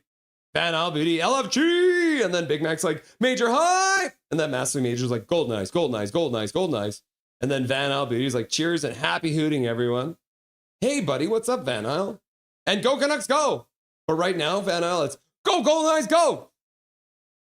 Or I guess it would be Goldeneyes, Goldeneyes, Goldeneyes. Attention, there's an officer on deck. Massively Major. Hoots Benedict was a sniper. Huh. Sup, beauty, says Big Mac. Poor Sildor can't catch a break with getting his name greened out. That's because he hasn't turned on gifted memberships. And if you're watching this and you haven't done it yet, make sure you turn on gifted memberships by doing the following. Below me, there's a join button. You're going to click that join button, and then you're going to click on the 3 dots beside membership, and that's going to bring you down to gift membership settings. Click on that, and then flip this little switch right here to allow gifted memberships, and you yourself will be able to receive a gifted membership from Major, who's donated 2 already today, or Hunter. Or maybe it's been 3. I think Major might be up to 3 now. Oh, the Goldeneyes score! I'm just reminiscing about how great the Major is, and the Goldeneyes bring the puck in and slide it past. Izzy Daniels getting the puck and putting it in the back of the net. And that's, I think, her first goal of her career. Oh my God. So Claire Thompson puts the puck down, bobbled there. Hannah Miller comes in, bowls her way through. And then a pass out front. What a beautiful pass. Good work there to start from Hannah Miller. Puck gets picked up there. And out front for Izzy Daniels. What an absolutely beautiful goal. And the Goldeneyes have scored. You love to see it. Woo! Make that a 4-3 lead for the ladies in gold. I think this might be the most goals the Goldeneyes have scored in a game in a very long time to start. You love to see it. Massively Major with another gifted membership flying out. That membership going out to Snap Dancer. You love to see it. Izzy Daniels scores a beauty. What a pass out front. Holy cow.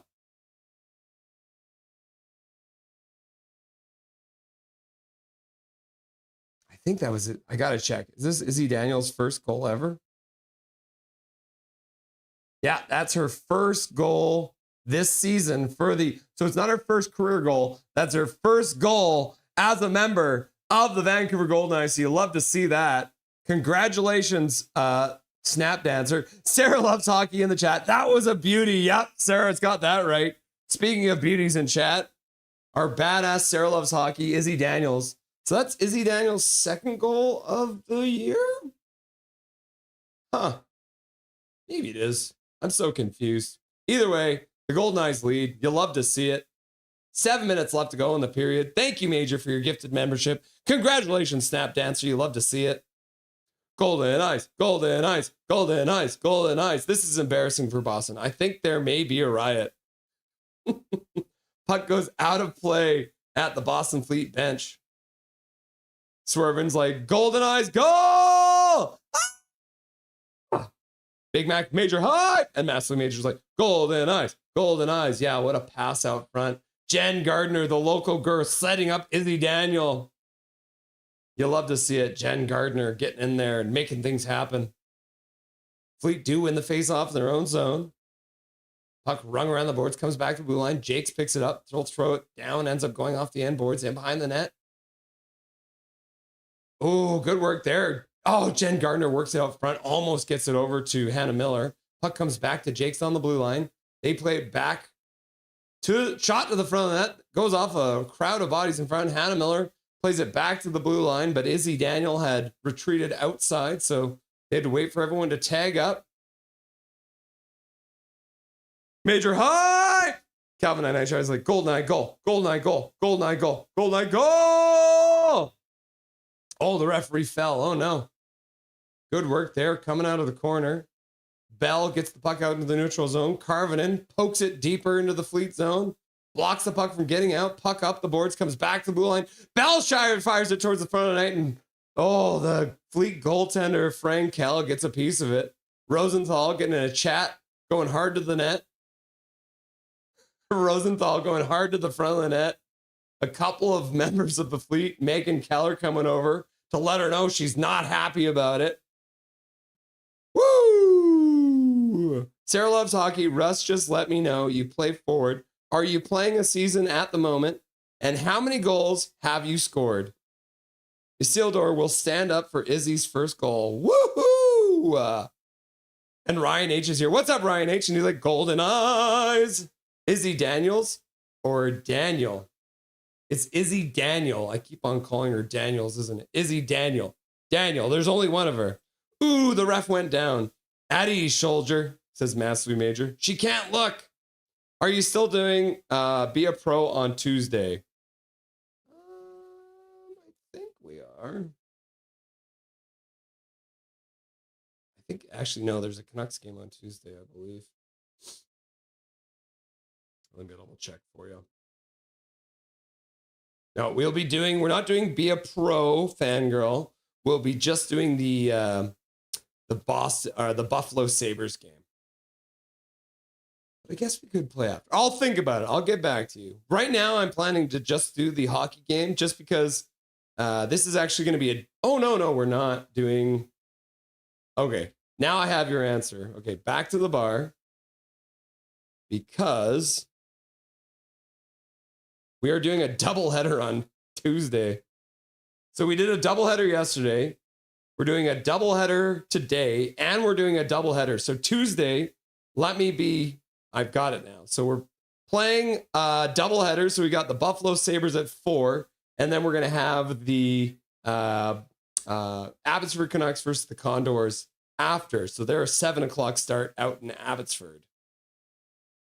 Cool. So, no, we won't be doing Be a Pro. We're going to be doing a doubleheader. What's with the nickel beaver, Prickfetti says. Back to the bar. So when we were doing the Four Nations Cup last year, this little beaver right here was replaced the duck over here. And then when the tournament was over, I didn't want to get rid of him. So I kept the nickel and I put him there. Calvin likes having the beaver there because he actually covers some Pepsi. And Calvin's not a fan of that. Oh, sorry, let's make sure I lift it properly. Because everything you're seeing on screen is real. All right. Boston Fleet managed to grab the puck away. But Gabby Rosenthal will throw it back into the Fleet zone. The Goldeneyes are up to 20 shots in the game. Captain Bell picks up the puck in their own zone, passes out for Karvinen. Karvinen can't handle the pass. Fleet will pick it up in the neutral zone, chop it into the Goldeneye zone. It looks like they're going to call it offside, maybe. Maybe they're calling it offside. Janelle Watkins getting into it in the corner. You love to see it. Boys on the big bucks, take notes from this game, right? Yeah, I know. $2 dono coming in from Connor Cahill. I appreciate you, Connor Cahill, for the $2 dono to Dobby's College Education Fund. We appreciate you. And yeah, hopefully maybe they have the game on in the locker room for the Canucks so they can see how they're supposed to play games. Okay, I did not start the clock again. I'm sorry. 5 minutes left to go in the game, or in the period, I should say. Puck into the neutral zone, chop down low into the Fleet zone. Fleet will pick up the puck in their own zone. Zoe Boyd stops behind her net. She'll take a minute, wait for her teammates to get into the position. Passes over for Tapani, the goal scorer from earlier. She brings it over the blue line, takes a hit, loses the puck. The Goldeneyes Thompson will pick it up behind her own net, flip it off the boards. Back to the blue line, kept in there. Shot to the front of the net. Actually gets knocked down by a Fleet player. Shot off the rebound, goes wide of the net. Back to the blue line. The Fleet are moving the puck well now. Cut into the middle. Back to the blue line. Shot to the front of the net. That one gets blocked. And the puck goes to the front of the net. Bounces off the headboard. Comes out front. Mashmeyer dives back. But it gets blocked there. The Fleet are definitely moving the puck well now. Pass into the high slot. The puck will just get out. The Fleet will dump it back in, but offside, so they'll have to tag up, giving the Goldeneyes just a second to collect themselves. I think Mashmeyer did get that one. She dived back and made a save there. Holy cow. Oh, and a shot to the front of the net. And Frank Hell makes a save to keep it a 1-goal game for her team. Massively major. Canucks go. Goldeneyes. Canucks go. Goldeneyes. Love it. Laugh out loud. Welcome to Avalanche bandwagon. Yeah. Oh, yeah, she did. The puck comes off the end boards. And Mashmeyer dives back and kicks the puck away with Sophie Jakes also diving around. You'll love to see it. 3:52 left to go in the third period. Rosenthal taking a face-off. Everyone falls on the puck in the face-off circle, totally scrambled. Winger win. The Fleet will come up it. Plays it up the near side boards. Good forecheck by the Goldeneyes. Carvinen almost came up with the puck, but the Fleet will move it out through center. Oh, and they'll fall just outside the blue line. Gabby Rosenthal tried to skate to a loose puck, but the Fleet will get there first and dump it in. Imagine Team BC. Yeah, wouldn't that be sick? Hachiko, wait, San Jose Sharks. I don't think so. Laugh out loud. Carvinen picks it up, gets the center, dumps it in. Might be offside here, but the Fleet will come out with it either way and skate it all the way down. Cutting back to the front of the net. Good work there by Hannah Miller to block that pass out front. But the pass comes out front, pass down the sideboards. Another good box out by Hannah Miller. Some really good defensive work here from Hannah Miller in this third period with 3 minutes left to go. Fleet skate down the far side boards into the corner. Claire Thompson can't take the puck away. Back to the blue line. Shot from there to the front of the net, off the end boards. It looks like the Fleet are shooting the puck intentionally wide. The Goldeneyes will flip it high out into the neutral zone. Glove down there by the Fleet. They'll put it in. Claire Thompson will pick it up. And then the puck will get dumped into the Fleet zone by Abby Boreen. Frankel comes out, plays it into the corner. The Fleet will pass it out to the neutral zone. Then they'll skate back in their own zone. Pass across the zone to the near side. Megan Keller, the captain, plays it out of the zone. The Goldeneyes will chop it back out. Kept in. Just barely. Knocked down at the blue line. Goldeneyes will fight right at the blue line and do work it out into the neutral zone. I didn't start the clock again. What is wrong with me? I'm pushing the wrong button. 2 minutes left to go in this third period of play with the Goldeneyes leading 4-3. The Fleet bring the puck in. Puck gets intercepted by Jakes. She gets it free for Katie Chan, who will chop it down the ice. Not quite enough for icing. Katie Chan pursues all the way down to the near side corner. She'll turn back and go for a change. The Goldeneyes send one player in, Gabby Rosenthal, pressuring the Fleet, not allowing them to exit the zone. And Evelyn with the goal from earlier. Goldeneye, goal! 1:25 left to go in the third period. Puck in behind the net. Jakes falls, but gets the puck up the boards. The Fleet will intercept it, chop it down the boards. Now Jakes falls on the puck. Puck ends up squirting back to the blue line. The Fleet have now pulled the goalie. Shot goes wide of the net. Jakes is still tangled up in the corner. Oh no, that was Gabby Rosenthal.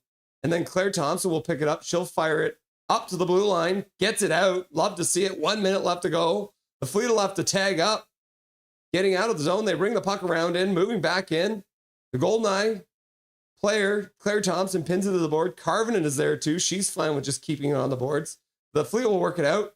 Come back, pass to the near side. Shot goes just wide on the far side, off the end boards, all the way down the ice. I love to see that. Shot goes wide by the captain, Megan Keller. The Fleet retreat all the way back in their own zone, pick it up, skating it through the neutral zone. Oh, and they put themselves offside, looks like. Yeah. And they're going to say that's an intentional offside. That might bring this face-off all the way down the ice, and that means that the Fleet are going to have to put their goalie back in. What a mistake there. What is happening? Trying to pause the clock here. 24 seconds left to go. So yeah, the goalie will have to come back in because they had an offside call. Sarah, yes, I am, and I have one. So Sarah is still playing, and she does have a goal. Oops, can't look. Whoever bought me a membership, thanks. Bet on Carlson to score tonight. It's my way of paying you back, whoever it was. Is Seldor. No man in the dressing room. Yeah. I'm also getting good vibes about Jake DeBrusk scoring tonight. He is already a streaky printer head off, streaky as a printer head gone awry. Yeah, I could say that's a good metaphor. LaCastor. Matt, it's cover the disgusting pop Pepsi laugh out loud. Yeah. It's also my clan laugh out loud. Are you a beaver? That's hilarious. Here to him. Here's to him. Cheers.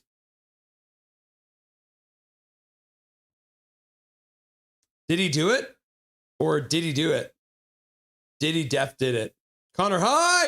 Winnipeg is losing because it's If That horrible playoff song. Yep. Connor, hi! Winnipeg tanks are losing because they suck. Laugh out loud. Goldeneyes can't win the draw. The Fleet will start out quickly. They'll dump the puck in around the boards, comes back to the near side. They have pulled the goalie again, so they got 6-on-5 once more. Pass back to the blue line, though. They're going to run out of time here if they don't get a shot. Oh, and Megan Keller, the captain, bobbles the puck at the blue line, and they touch the puck on the inside of the face of the blue line, and that's going to be a offside. Megan Keller couldn't keep the puck into the blue line, and the puck will come outside for a face-off. She mishandles the puck and puts the puck out herself. So face-off, 4 seconds left to go. Goldeneyes are that close. Curse them. Oh yeah, I changed their name to Jets, from Jets to Tanks. Oh yeah, and there it is. Can you guys believe it? What a comeback! Sarah, love hockey. Keep it up. Thanks, Russ. Woo! Final score. The Vancouver Goldeneyes finished things off in this game in Detroit, beating the best team in the entire league on a game-winning goal from Izzy Daniel. So Izzy Daniel did get her second goal of the year tonight. Jen Gardner assisting and Hannah Miller with good work at the blue line. What a great game for the Goldeneyes, coming back and defeating the best team in the whole league. You love to see it. What an effort from these ladies. Oh my goodness gracious. Heck yeah, says Sarah Loves Hockey.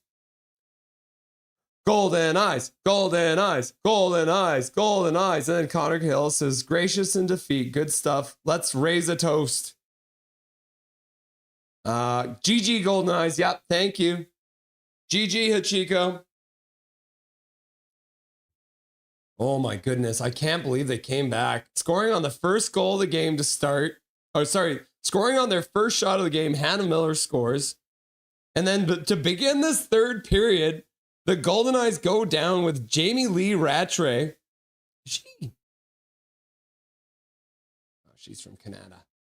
I knew a bunch of Rattrays, but I didn't know if I knew this one. So Claire Thompson gets a rebound, puts it in to make it a 1-goal game. Sophie Jakes with a slapper from the point. I still think Abby Boreen might get this one. They might change it. But Sophie Jakes with a beautiful shot. And then Izzy Daniels off a great pass from Jen Gardner puts it into the net for the leading goal. And that will stand up as the winner. So you love to see it.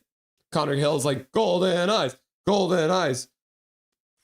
Juliana's like, let's go, Goldeneyes. And Leah Harry's like, Goldeneyes, Goldeneyes, Goldeneyes. And then Fangirl's like, let's go, Goldeneyes. Back to the bar. Sort of nervous, like Goldeneyes, Goldeneyes, Goldeneyes. Trevor Linden, Trevor Linden, Trevor Linden, Trevor Linden. Calvin, what was the first? Woo-hoo, says Isildur. You love to see it. Team Canada isn't tanking tour.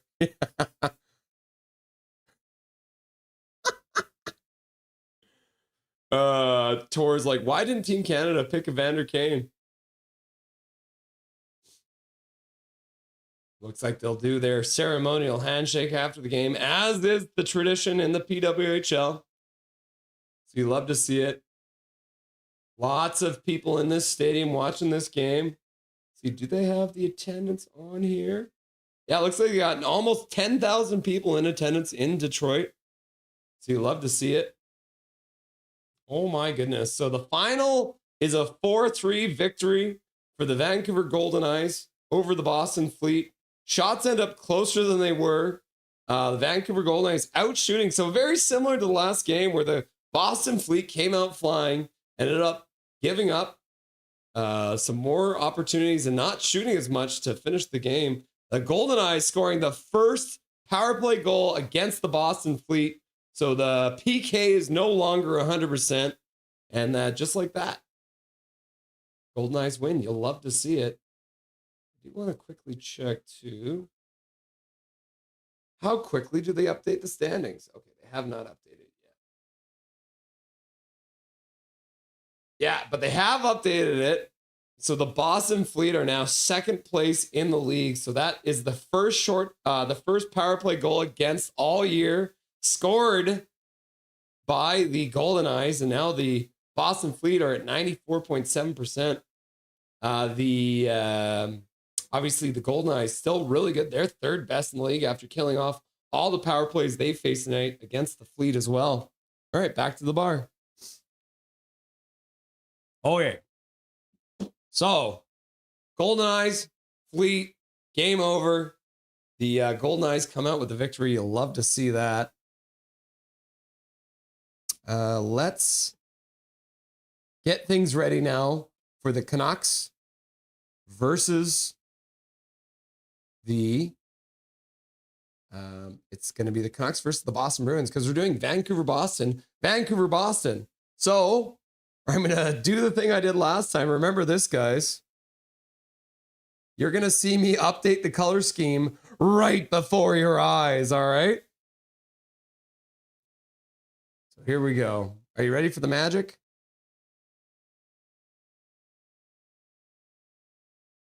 Okay, here we go. This is weird too. What is that doing? All right. Okay, so number one, we're going to close the scoreboard now for the Goldeneyes. So we'll get rid of that. So we're moving into the Vancouver Canucks versus the Boston Bruins starting at 7 o'clock. So we got a moment here to get things ready. We're going to update this too. So it's going to say Canucks versus Bruins. We'll update that. And then we go like this. And we're going to update this. Hopefully I can remember how this goes. I think it goes like this. Nope, that's not right. How about this? Yeah, that looks better. And then this one turns into this. Yep. And then this one turns in. I know this is only a slightly different yellow, but it is. You'll be able to tell just slightly. Boop. And then this one I will change as well. And that one turns into this color. And like this. Got to make sure you got the appropriate color scheme, right?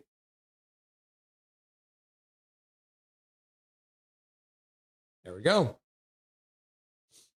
And just like that.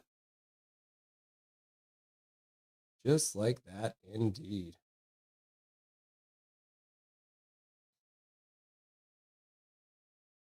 Oh, that's one last thing I gotta do.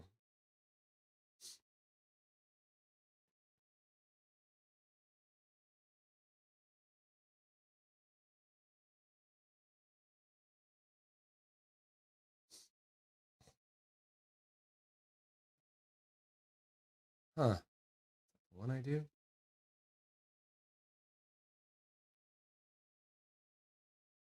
There we go. All right. Everything should be up to date now. And I got to blow my nose again. All right. So now we got to change the channel on the TV. I'm going to go up and find the Canucks game.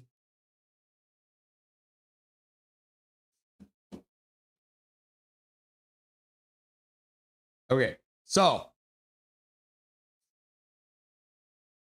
I'm going to quickly blow my nose, and then we're going to do the stats that you want, but you don't really need for the Canucks versus the Bruins.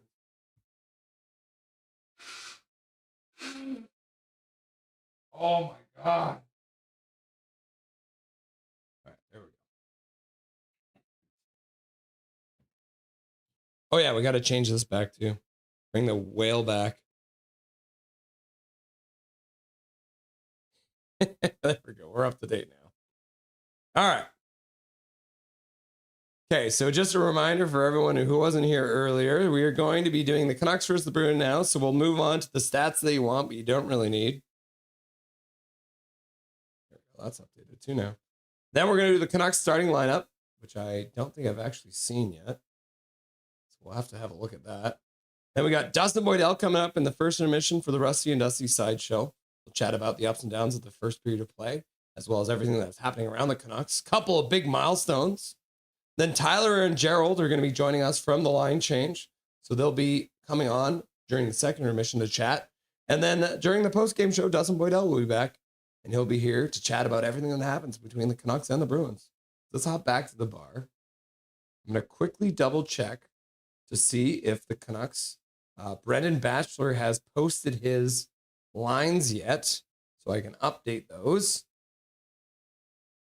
Because the warm-up should be done now.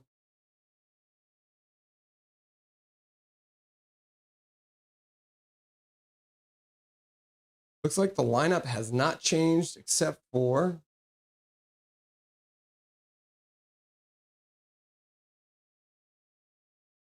like the only change is to the goaltender. So I'm just going to quickly update that, and then we'll do the stats that you want, but you don't really need.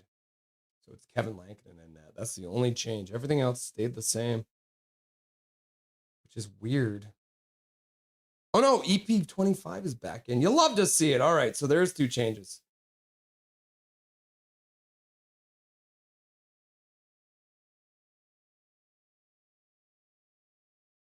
That is good news. Pierre Olivier Joseph is out of the lineup, and Elias Pettersson is back in.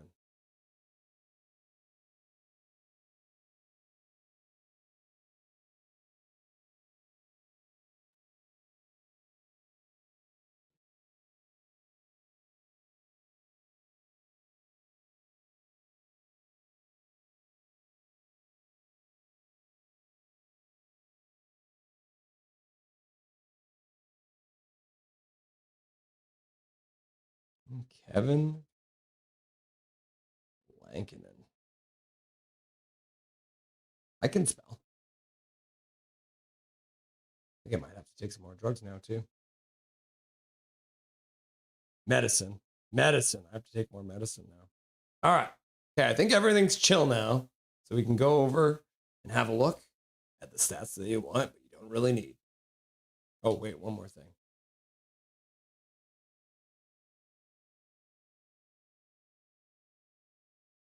Oh, the switch over between these games. That is set up now.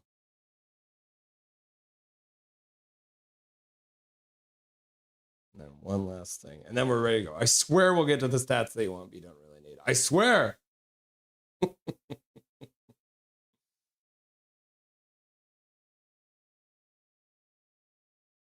Okay. Now we're ready to go. Okay, stats that you want, but you don't really need. Canucks versus Bruins. Canucks playing on Saturday night. They have done it 879 times, so this is 880. They've 379, 379, and 121. So on Saturday, they're exactly 500. So they have a chance in their 880th game on Saturday to go up by one.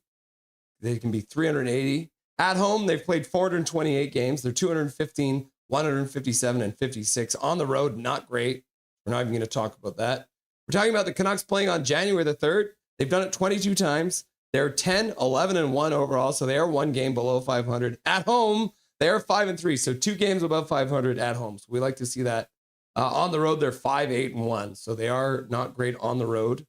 When it comes to the Bruins versus the Canucks in the last 10 games, they are 5-5 against each other. The Bruins have scored 30 goals and the Canucks have scored 25 goals. So a pretty low scoring affair for the last 10 games. You're only looking at about 5.5 goals per game. In total, these two teams have played 132 times.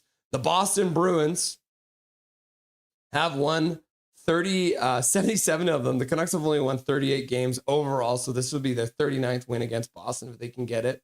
At home, they're 24-32, which isn't great, but it's better than their record in Boston, because in Boston, the last time they won was only their 14th win in Boston ever. Another home stat that's a little bit weird when you talk about the original six.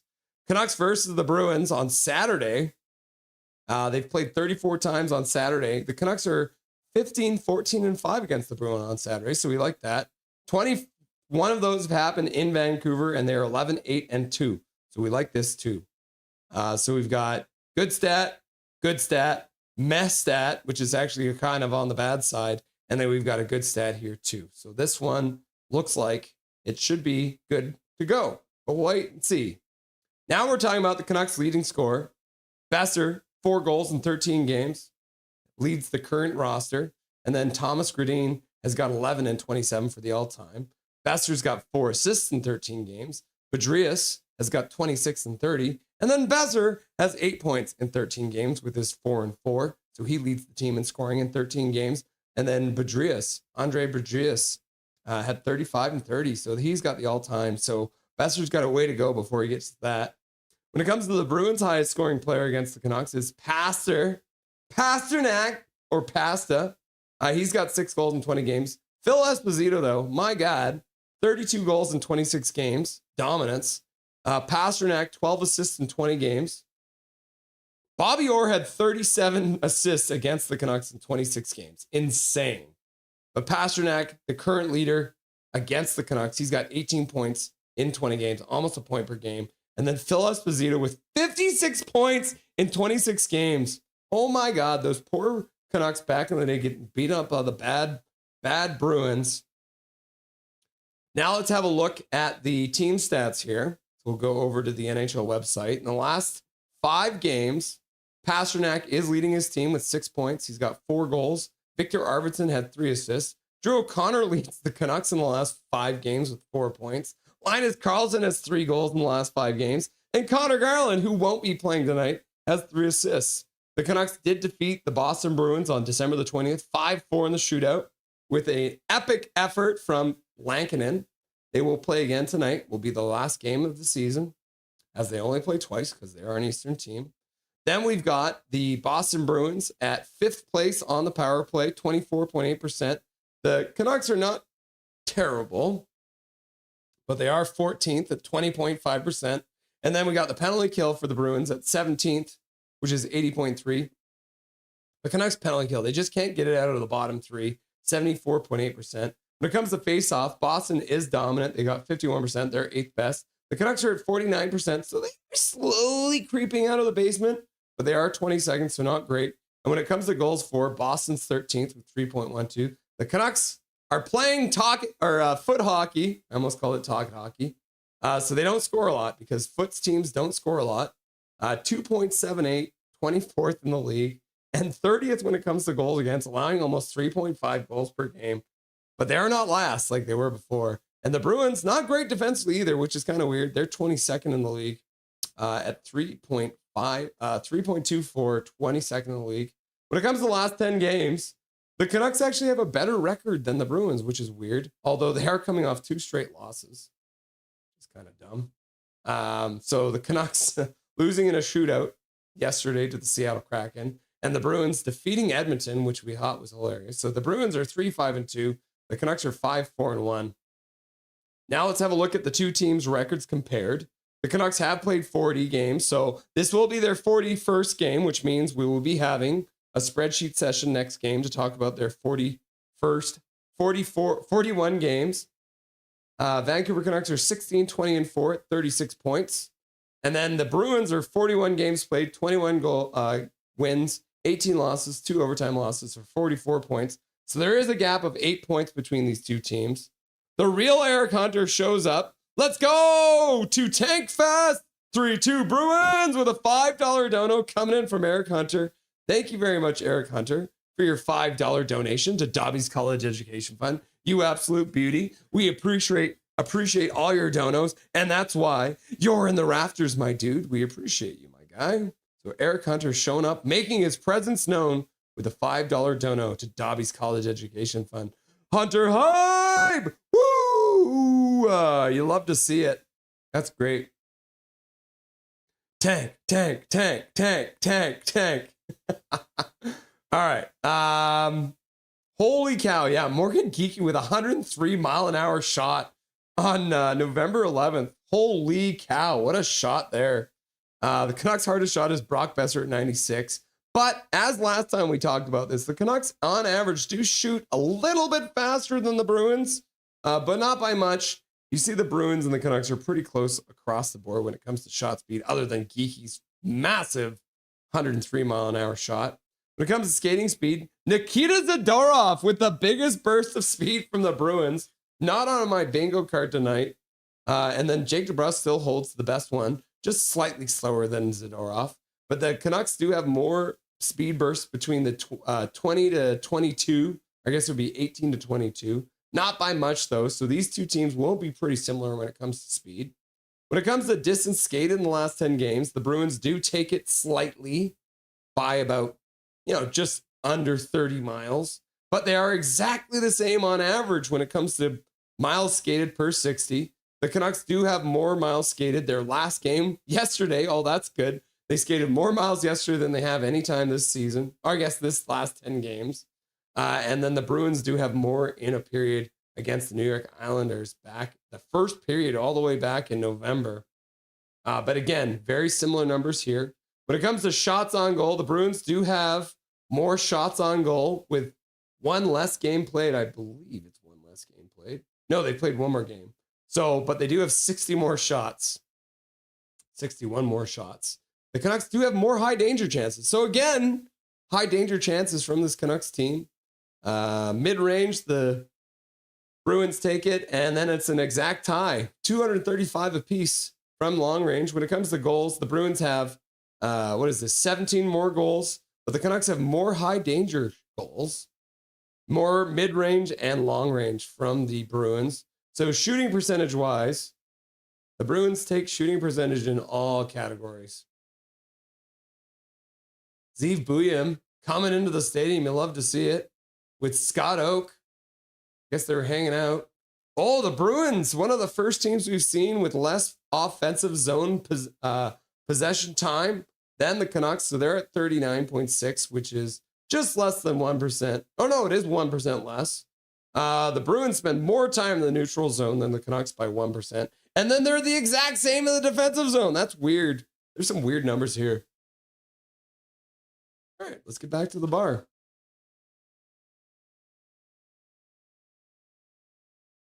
Back to the bar. Back to the bar. And into the chat. Relegate Abbotsford. Relegate to Abbotsford and do the old switcheroo for Calvin. Let's go, Bruins! Tor, when the Canucks made round one last time, they got to round two. They are capable of going far. What they need is a good coach. Yeah. Actually, before we do anything else, let's do the starting lineup for the Canucks. Because sometimes I forget to do that. So, starting for your Vancouver Canucks, it's going to be the same forward lines from last night. It is going to be your top line of EP40, Jake DeBrusk, and Linus Karlsson staying together, so you love to see that. Second line is Max Sasson with Evander Kane and Brock Besser, which didn't look very good last night, but we'll see what they can do. David Camp, Drew O'Connor, and Kiefer Sherwood causing chaos out there to last night, so hopefully they can do it again tonight. And then Liam Ogren, Atu Ratu, and Niels Big Hog Hoglander playing together on the fourth line, the umlaut line, as Ogren, Ratu, and Hoglander all have an umlaut in their name, so you'll love to see that. Now we're going to have a look at the defensive pairs, which have changed because a young man's coming in lineup, but we'll start with the old guys, Marcus Pettersson, Phil Hronek playing together on the top pair, Zeev Buyam still playing with Tyler Myers, and then the third pair will once again be the young guys, DPD and Tom Vielander playing together, and then starting in net for your Canucks will be Kevin Lankinen after defeating the Boston Bruins last time, looking for the same magic again. So you love to see it. So there is your starting lineups for the Vancouver Canucks tonight. You'll love to see it. You love to see it.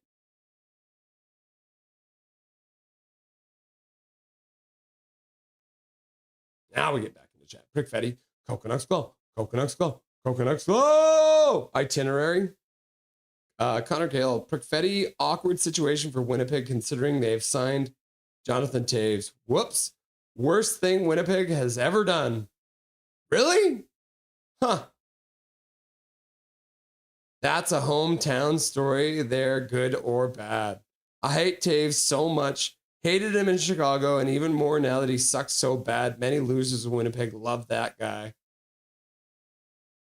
Major dropping a $2 dono into chat to say, interesting lineup. Yeah, same lineup as before. And like I said, I don't mind the top line, right? Like, I don't mind it. So we'll have to wait and see which team shows up. The real Eric Hunter coming into the chat with a $10 dono saying Chicago won in a shootout. We can win tonight and still be lucky 31. New score, 4-2 Canucks. So Hunter, Eric Hunter, changing his mind with a $10 dono to say that because Chicago lost, the Vancouver Canucks are allowed to win. Bing Tang Warrior shows up using his monthly membership message. Bing Tang Warrior has been a member now for 4 months here, and nothing is perfect. Time to drain the tank, plug the leak, and reverse the rink cutter. Full spread ahead. Go, Canucks, go! Bing Tang Warrior looking for the win. Hunter hype! Hunter. And the real like Hunter is like, major. And Ryan H is like, Canucks go. Canucks go. Canucks go!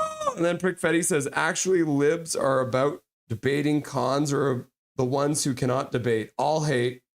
Major and Hunter hype, says Big Mac. And then Prickfetti's like, Hunter, major. Lefty all ran. Besser scores tonight. He played well tonight. Yes, says Massively Major. And Cascade Brain is P.O. Joseph not playing. Thumbs up. Played well last night. I can't read the future, unfortunately. And then Connor Hill, my boy, number 92 equals Hattie. Suck it up, Team Tank. Fair enough. Connor Hill coming in with heat with a $2 dono. We appreciate the dono to Dobby's College Education Fund. Dustin Boydell shows up in chat with a silver fox emoji. You love to see it. Go Canucks, go, says Milosh. Welcome, Milosh. Nice to see ya. Barbershop. Canucks go 500 from here on out. Leafs, Flames, and Canucks fight for that 10th round pick. Oh, man, I don't want to see that. Go Canucks, go, says Lefty all around. Master Major, Rusty and Duster. Connor hype. Yep. Connor donating the $2 in the chat. We appreciate you, Connor. That's very nice. I got the munchies, says Isildur. That hurts full. Hunter hype. Not called for. And then Fangirl's like, Hunter. One goal loss is nice. We're in it till the end. Save Facey. And then he's covering his face because he doesn't want to watch, but he does want to watch. Segmina, I miss Huggy. Make the hurt stop. All right. Poll question. Let's start one, shall we? Oh, yeah. Cracking that neck out. You love to see it.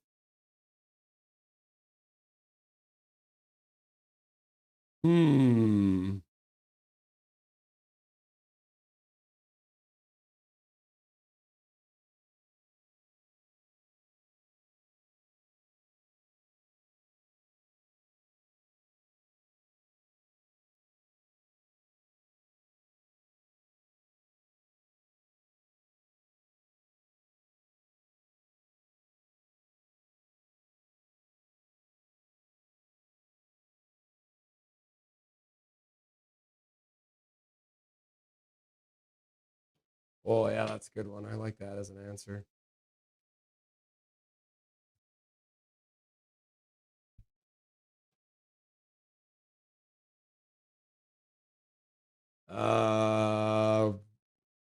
Someone predicted that Vilander was going to score. Who scores the first goal for the Canucks tonight? First poll question of the night for you guys there. So looks like they are done the national anthems here. Jake DeBrusk playing against his former team, playing against Zadorov, our former guy. Russ doesn't know I'm Team Tank now. Laugh out loud. Massive major. Trevor Linden. All right, they are lining up. So let's fix this, reset that. Change this to first period. And EP40 digging away on the face-off. Scramble, draw, winger win. Pettersson comes in and wins it back. Puck into the zone. McAvoy picks it up. He'll play across to the far side for Zadorov, who plays it out to the neutral zone. Canucks will pick it up. They don't like the offside call because I believe it was the Boston Bruins who put the puck into the zone. So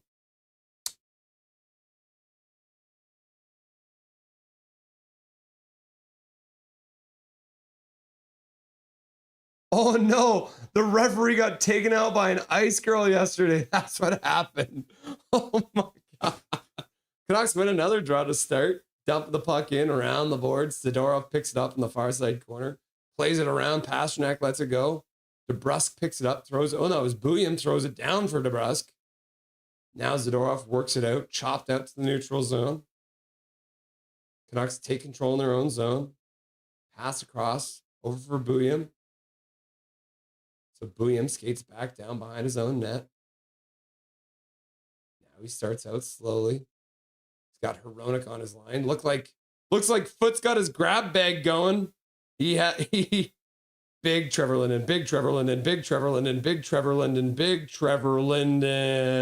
Oh my God, he's so huge. He's in front now. What's up with that? Trevor Linden coming in huge right now. Vilander loses the puck to Geeky. Geeky comes in and puts it off the post. Tom Vilander getting absolutely taken as a rookie defenseman. Geeky taking the puck from him and putting it off the post past Lankinen. Oh my goodness gracious. Vilander's going to want that one back. Drew O'Connor dumps it in. Sherwood comes in, throws a hit. Puck taken away by Camp. Camp puts it in front for Sherwood. Sherwood as it goes off his skates, couldn't get a shot off.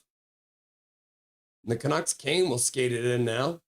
Goes far side. Tries to throw it towards the front of the net. Goes off a shin pad, off the end boards, and skips all the way out to center. Tyler Myers picks it up, puts it off the glass. Kept in there by the Bruins. Sassone, though, helps get it out. And then Kane passes it back into his own zone. Almost gives it away. Oh, my God, that was scary. And then the puck into the Bruins zone. They'll pick it up just inside their own blue line.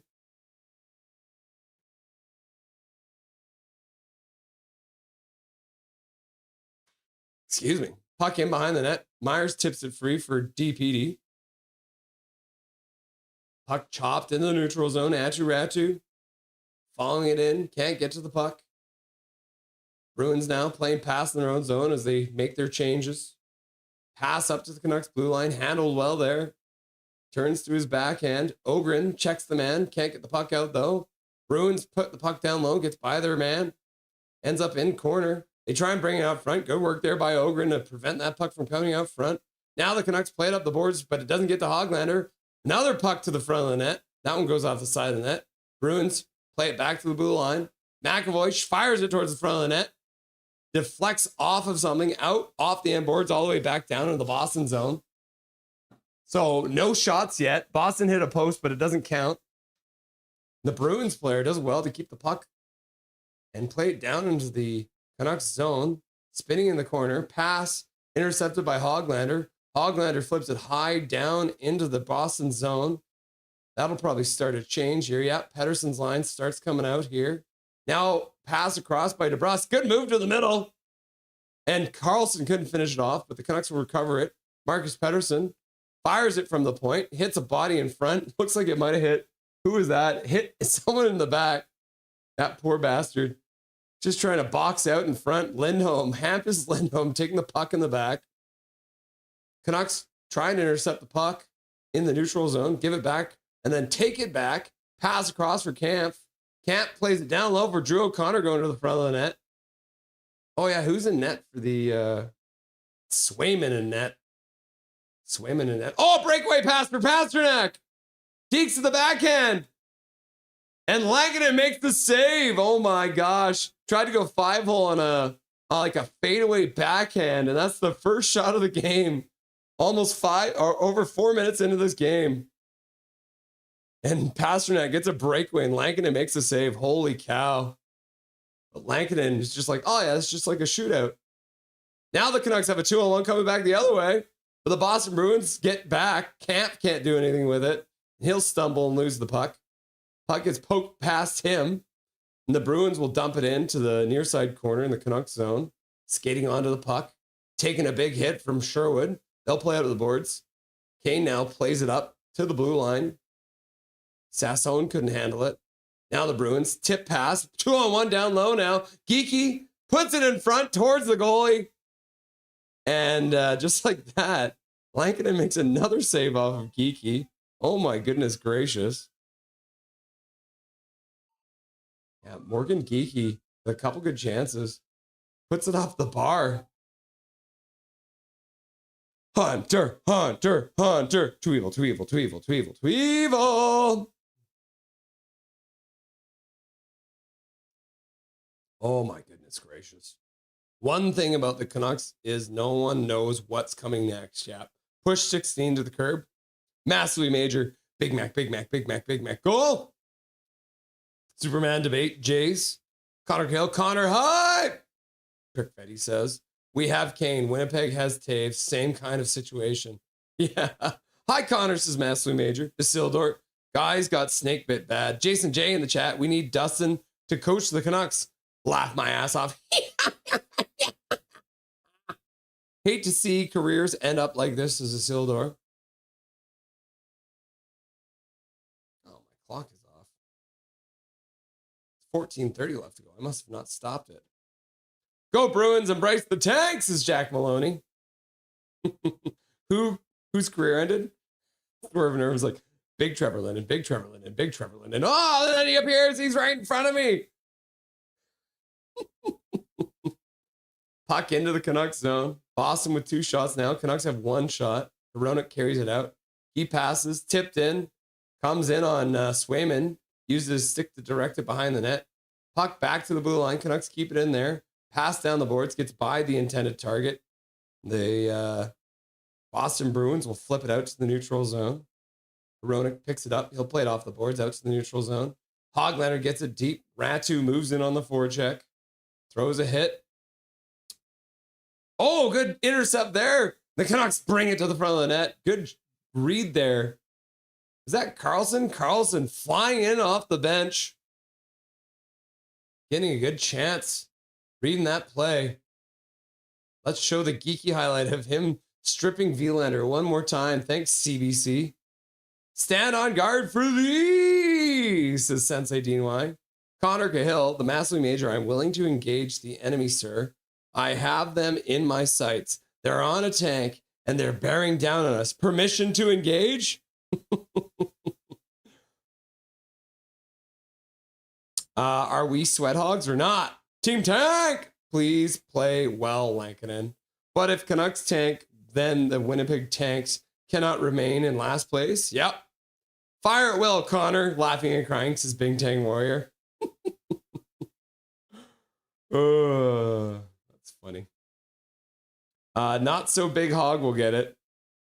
Canucks get, I'm not going to say that word. You almost got me to say it. Connor fire. Did you see I almost said it, but I didn't. Nothing is perfect. Sorry, Russ. But my answer is boy number 92 to score first. Fair enough. Going with your favorite. Bad news for the Bruins. I can feel it in my bones. Paragrapher Pro, laugh out loud. The Ice Girl throws a harder hit than some of the players. Takes out the ref. Laugh out loud. Ryan H, I believe the tank will come naturally. I won't cheer it on. That's what I've learned as a Canucks fan. Yep, I agree. It's going to come naturally. Sad but true. Linus Karlsson isn't on the list for us. You need to put some respect on my boy's name. Laugh out loud. Connor Hill, the master major. Affirmative, sir. Atu Ratu, says Juliana. So Juliana, does that mean you think Atu Ratu scores the first goal? Interesting. Connor Hill, Coconuts go, Coconuts go, Coconuts go. Master major, no prisoners, Connor. DeBrusque scores in bunches, so there be my choice. Tor's like, tank, tank, tank, tank, tank. Set me up, barkeeper. Hey, Lloyd, you got any drinks here for Vasildor? Lloyd, are you there? Lloyd, oh my God, you're so creepy. What are you? No. I changed my mind. Don't. You don't want to get a drink from him, Isildur. Canucks take control at the blue line. Fire it towards the front of the net. Puck bouncing around. Swayman makes a save off a bobbled puck. Hronek pinches down. Can't keep the puck in. Pasta brings it over the blue line. Tries to dump it deep. Can't get it deep. Off of his skate and out to the neutral zone. Now Pasternak plays it back for McAvoy. He'll backtrack, play across his own blue line. EP40 chasing his man. Keeping them down low. And the Canucks will change. Bruins dump it in. Near side corner. Marcus Pettersson, first one on the puck. He puts it up for Sherwood. Sherwood takes a minute, flips it high out to the neutral zone. Knocked down there by the Bruins. And they'll play it into the neutral zone.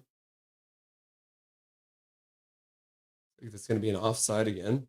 12:43 left to go in this first period of play. Juliana's like, Early PP DeBrusque first goal. Bing Tango, I like that. Trevor Linden. And then Massey Major's just like, salute. Chaos Giraffe and Eggplant. I'll drink to that too. To Evil! Bruins control. Puck kept in by the Canucks. Good job there. Canucks put it to the middle. Drew O'Connor plays it back to the blue line. Pass across for Marcus Pettersson. He throws it towards Swayman. Swayman blockers it away into the near side corner. Marcus Pettersson pinches down, keeps it in for the moment. David Camp directing traffic in the neutral zone. Boston dumps it in deep. Marcus Pettersson plays it up the boards. Canucks try and work it out. Camp does get it out to the neutral zone. The Bruins will chop it back in. Offside to the left to tag up. Now Tom Violander takes a pass off the skate. Passes back for Marcus Pettersson. Tom Violander.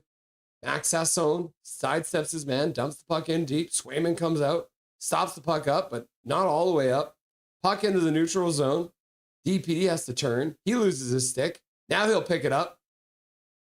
Shot to the front of the net. That one goes wide off the end boards and all the way down the ice. You'll love to see it. I didn't know Linden was able to leave the bar. Cool. Yeah, that happened the other day. He got out, I guess.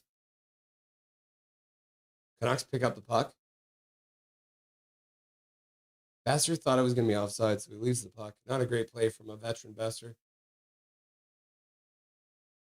Oh, puck given away.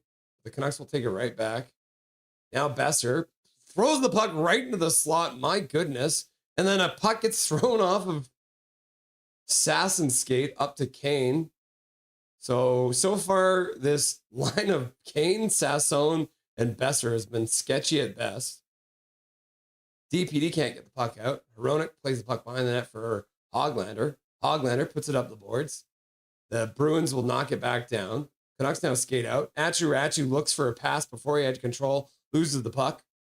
Now Hoglander and Ratu are working the puck, working it all the way down into the Boston zone, but Boston will pick it up there. Massively major. Tank not, lest ye be tanked. I feel like I should have like a human skull here. To be or not to be. Tank not, lest ye be tanked. Shot to the front of the net by EP40. Swayman makes the save. So the Canucks are up to 3 shots now. Might have been a 4th shot there. That's crazy. The Canucks have 4 shots. Bruins only have 2. The Bruins also did hit the post, so. Thank you for the $2 dono, Mr. Major. I appreciate you, my dude. You're an absolute beauty. I thought Lloyd was holding him hostage. Yeah, wouldn't put it past Lloyd. Bruins pick up a puck off the boards and skate out, pass across the blue line, moving it in, stopping up on the half boards, pass back to the blue line, puck down low into the faceoff circle. Now they try and pass across, ends up going into the corner on the near side. Boston throws it in behind the net. Marcus Pettersson stops it, tries to free it up for Vilander, ends up scooping it up the boards. Canucks will clear it out. Now that they got some speed, they do. Oh, and a good stick there by the Boston Bruin defenseman. Camp couldn't touch the puck because it would have been offside. DP steps up, harasses his man, and Myers will pick it up inside his own blue line. He'll turn back because he didn't like what he saw. 9 minutes left to go in this first period of play. A fast-moving period. Only 7:25 right now. Holy cow.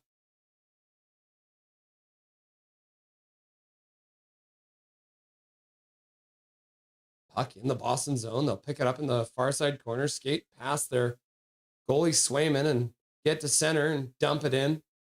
Myers picks it up. He'll start skating. Pass across to Drew O'Connor coming down the wing. Passes back into the middle. No look backhand pass. Gets away from it. Geeky passes across the blue line. And the Bruins will dump it in all the way around the boards. Lindholm tried to center. Couldn't. Fanned on it. The Canucks will pick it up.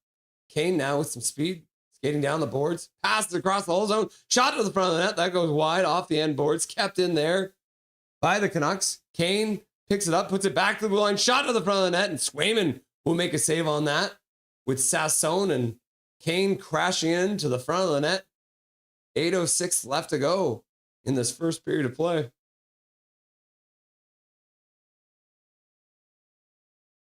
Get away to mix virgin drink here and there.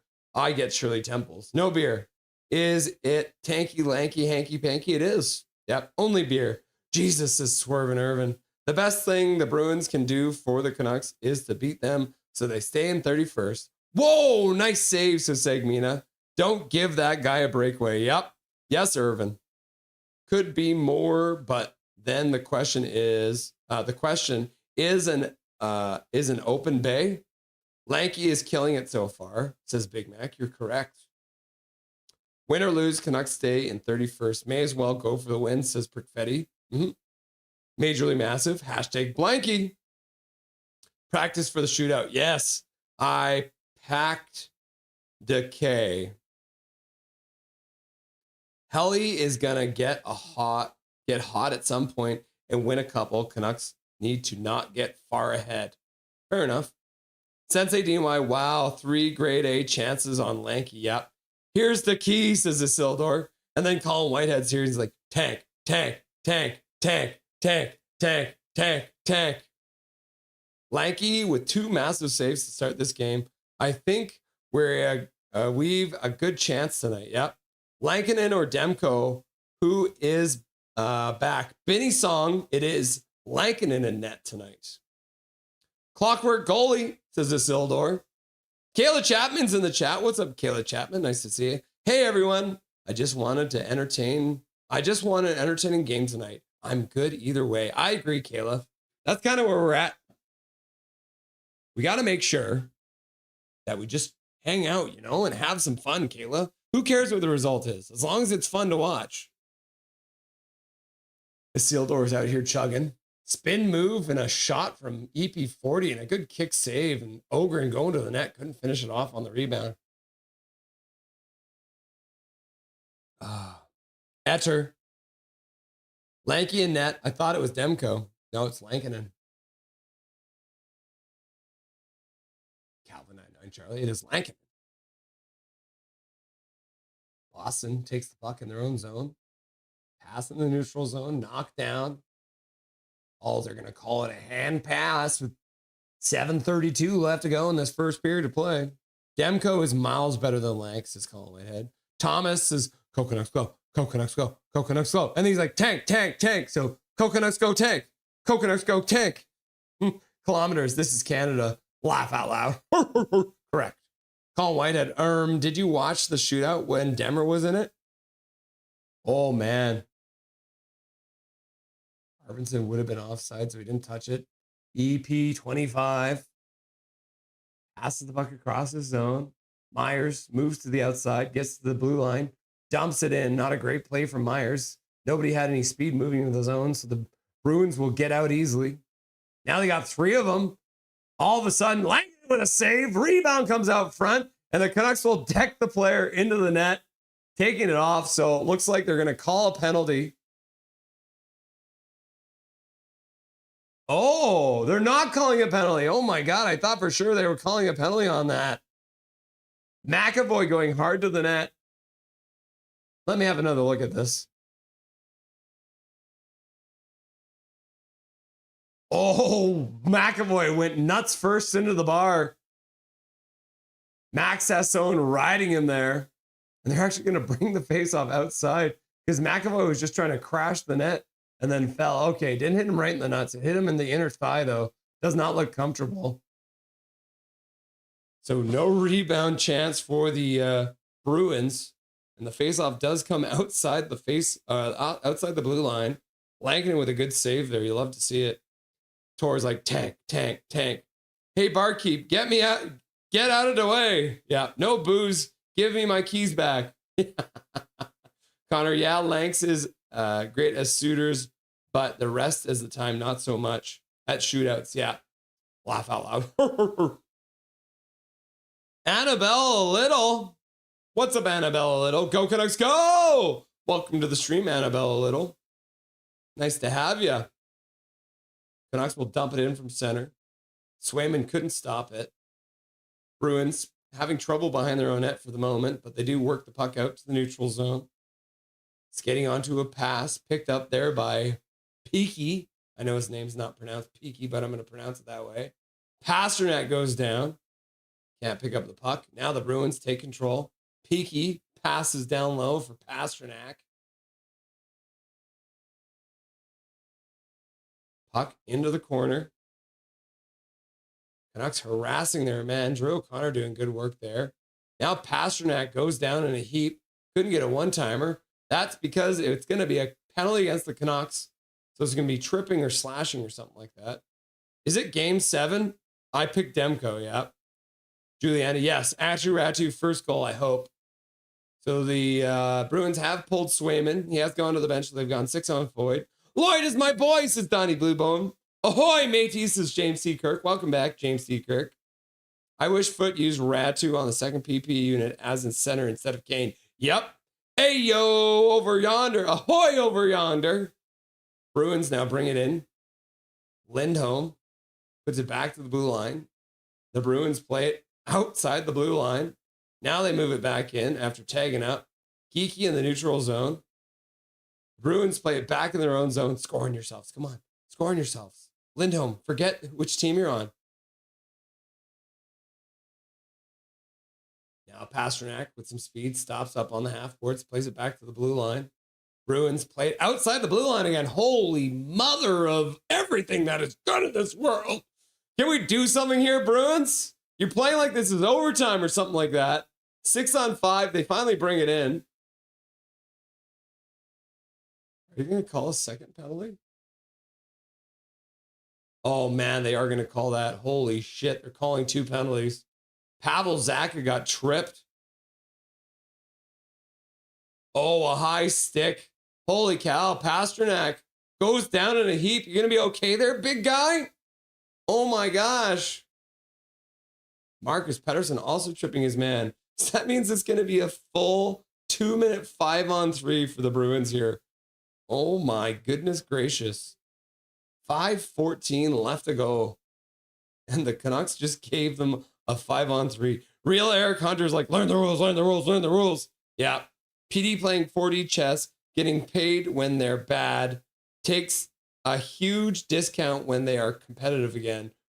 MP29 takes a lot of stupid penalties for a so-called veteran, laugh out loud. But of course, Adam Foote's going to talk about that in the post-game show, right? He'll absolutely talk about veteran players taking bad penalties, right? Foote is coaching like Pee Wee. Dijon Mustard, you're right. Adam Foote's an idiot. Oh my God, MP, says Sensei Dean Y. Colin Whitehead. Paragolf, exactly. Even McKinnon or Crosby wouldn't change this team enough to make a difference. One player can't make a playoff team alone yet. Bender Bear is in the chat, and he's just like, laugh out loud. because there was an exclamation mark. I didn't know what to do. Gary Wiseman in the chat. What's up, Gary Wiseman? If we dye Petey's hair ginger and change his name to McPeterson, I wonder if there could be a placebo effect. Maybe. Oh, Elias McPeterson? Oh, maybe. Wow, a friggin' 5-on-3 for Boston for a full 2 minutes. Control your sticks, fellas. Yep. One of my signs at the Abbey game was EP4C equals Abbey 1C. Oh my God. You're ruthless, Prickfetti. A couple of stud centers would go a long way to fix this team. Yep. Ah, so it's going to be a 4-minute power play. So it's not a 5-on-3 because both the penalties are Marcus Pettersson. It's going to be a 4-minute power play. All right. So not a 5-on-3, but still a 4-minute. So he's going to get a 2 minutes for high sticking and 2 minutes for tripping, which you don't see a lot in this league. But the Bruins lose the puck into the neutral zone. Atchu will go off after being out there for face-off duties, and the Bruins will have to start from their own zone. McAvoy drops the puck back. Now they'll pass all the way up to the Canucks blue line, dumping it in behind Lankinen. McAvoy first one onto it. Pasternak plays it back to the blue line. Picked up there by Zacha. He plays it into the corner. Pasternak into the front of the net. Oh, and a good one-touch pass in front. The Bruins chop it wide. Pass back across far side, back to the blue line. McAvoy down to Pasta. He fans on the shot. And then Tyler Myers will poke it over for Sherwood. Sherwood will skate it down into the Boston zone. He gets checked by Morgan Geekie. Sherwood falls in the corner, so he'll have to get up and hustle back. 1 minute off of the 4-minute power play. Paragraph Pro, Gary Wiseman, I'd be willing to try anything, laugh out loud. Yeah, fair enough. Shot to the front of the net. Deflects just wide. Back to the blue line. On the half boards, back to the blue line again, on the half boards, back and forth they go. Thought about going back to the blue line again, instead goes down low. Try to bring it out front, middle stat. Lankinen holds the post. Puck back to the blue line, pass across. Now they'll pass to the near side boards. I think Boston might have already gotten their second power play unit out there, and they score. Oh, Mitten. Fraser Minton scores in his hometown. There was still 2 minutes and 22 seconds left to go. So that means this will now be a 2-minute 5-on-4 still for the Bruins with Minton scoring from the slot. Got Vilander out on the penalty kill. Yeah, Minton in that bumper spot. Good pass out front by Steves. And Minton will put it through a screen in front. Good screen there from Arvidsson. He jumps over the puck, and that'll go into the net. Bruins win the next faceoff. Oh, I guess I should add a goal for them too. Fair enough. Oh my God, look at how dreamy Fraser Minton looks from Vancouver, BC. Scoring in his hometown. His first career power play goal. Pass out front, blocked by Hronek. Now the Bruins chop it around behind the net. Comes up the near side boards. Kampf can't get it out. Fanned on a shot there. Now Zacha plays it back over to the side. Pass down low. Pasternak does a spin move in front. Lankinen will stop that puck. And we got 2:54 left to go in this period. And still a couple minutes, but a minute and 21 seconds left to go on the power play. 3 Boston Bruins staying around the crease. Okay, so it's actually a minute 18 left to go on the power play. Ratu out for face-off duty once again on the penalty kill. Lining up against Minton. Minton wins it back. Bruins put it down low. Pass out front. Arvidsson getting checked well in front of the net. Ratu will immediately go off. Arvidsson picks up the puck inside the blue line. Good foot there. Bruins are offside, so they'll have to tag up. EP40 go down in a heap. It looks like that's going to be a penalty against the... Oh, no, it was Sherwood going down. Looks like Sherwood got kicked or tripped. So the Bruins will be taking themselves off the power play. So it's going to be 4-on-4 for 53 seconds here, looks like. Oh, it was Arvidsson. What a little piece of shit. Arvidsson just slashed Sherwood right in the knee. Oh my God. Someone needs to do something about that. That's insane. Victor Arvidsson, you little piece of shit. That should be a major. Right to the knee? No reason? Oh, I'm not happy about that one. Kiefer Sherwood's not happy either. Keep your head up, Arvidsson. I'm going to come over the boards at you for that one. You son of a bitch. Swear jar. So the faceoff will be all the way down in the Boston zone. 2:29 left to go in the period. 53 seconds left to go in the 4-on-4.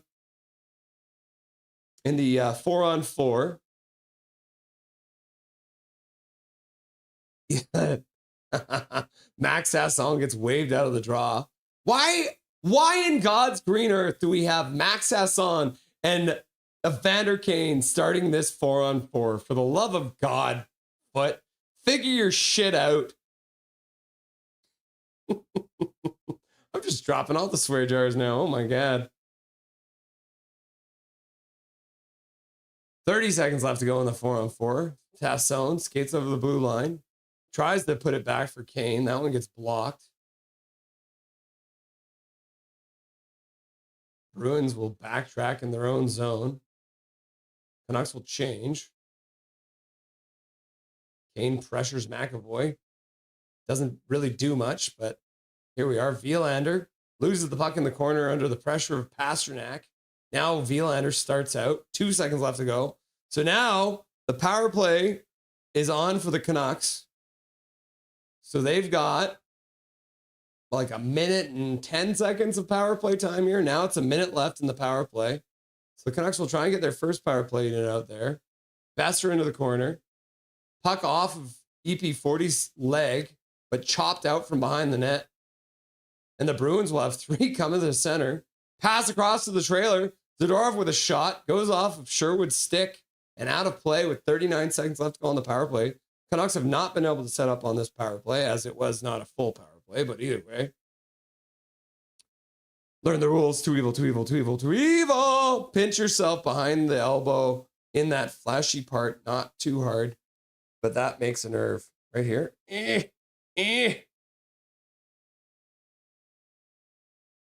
Face off in the Canucks zone. Pettersson loses it cleanly. And the Bruins get a chance shorthanded. They throw the puck off the side of the net. Looks like Tom Wielander might have taken that one off the foot. He's wincing as he goes back to the bench. Pettersson starts out. He drops the puck back to his blue line. Skating onto it, Sherwood. Sherwood tries to put the puck over the blue line, but the Bruins will intercept it and dump the puck deep right on Lankin, and he'll play it to the side for DeBrusk. DeBrusk drops the puck back for Hronek. Hronek drops the puck back for Zeev Bouillon, and Zeev Bouillon will skate in, dishing to the side for DeBrusk, who puts it back for Bouillon. Bouillon tries to play down the boards, and the Bruins will intercept it and chop it out to the neutral zone. So we do have Ratu out there for the moment. Power play is now over. And DeBrusk will throw it in. Oh, DeBrusk almost had the puck in a good spot to get a shot. Couldn't get it.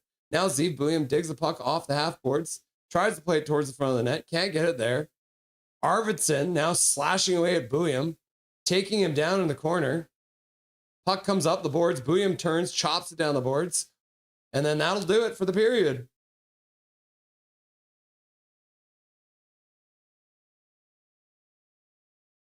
So we're into the first intermission of play.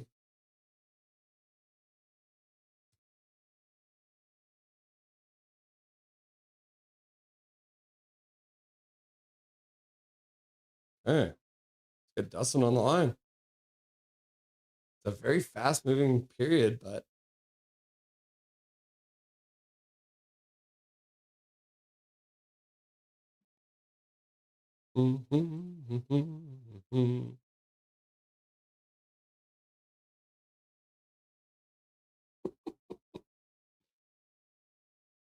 looks good. That looks good. That looks good. All right. Yeah, Dustin Boydell giving us the answer. So what did happen to Vilander right there? Well, they showed a replay right at the end, and Kastelik and him were in a bit of a net front battle. Kastelik fell forward, and his heel came up and caught, let's say caught Tom right in the Wielander. Ooh, right in the Wielander. And so that looks like it knocked the wind out of him a little bit, but he should be back, no problem in the second period. But we'll call it a down. Even when you got a cup on, it still stings. Yes, yeah. Interesting first period. The Canucks really were kind of very similar to last game, controlling things to start. And then the Bruins kind of took things over once the veteran player decided to take 2 penalties on the same play, Dustin. Yeah, I mean, just not in control of his stick and not moving his feet at all. It's just on these back-to-backs. Maybe they need to carry an extra D-man that can rotate in for a couple of these veterans on this condensed schedule, because it looks like it seems to wear on guys like Myers and Pedersen, like MP29, the older guys on the blue line. These back-to-backs this season, they seem to have underperformed pretty much every time we've gone back-to-back. So, maybe the play is maybe keeping Joseph in, who's been a little more refreshed, hasn't played as many games, and you bring in DPD tonight, and MP29 maybe should have had a night off. Like, I know you want his veteran presence out there, but if the goal is to, tank, then maybe sit down the veteran for a night, for a maintenance night, especially on these back-to-backs.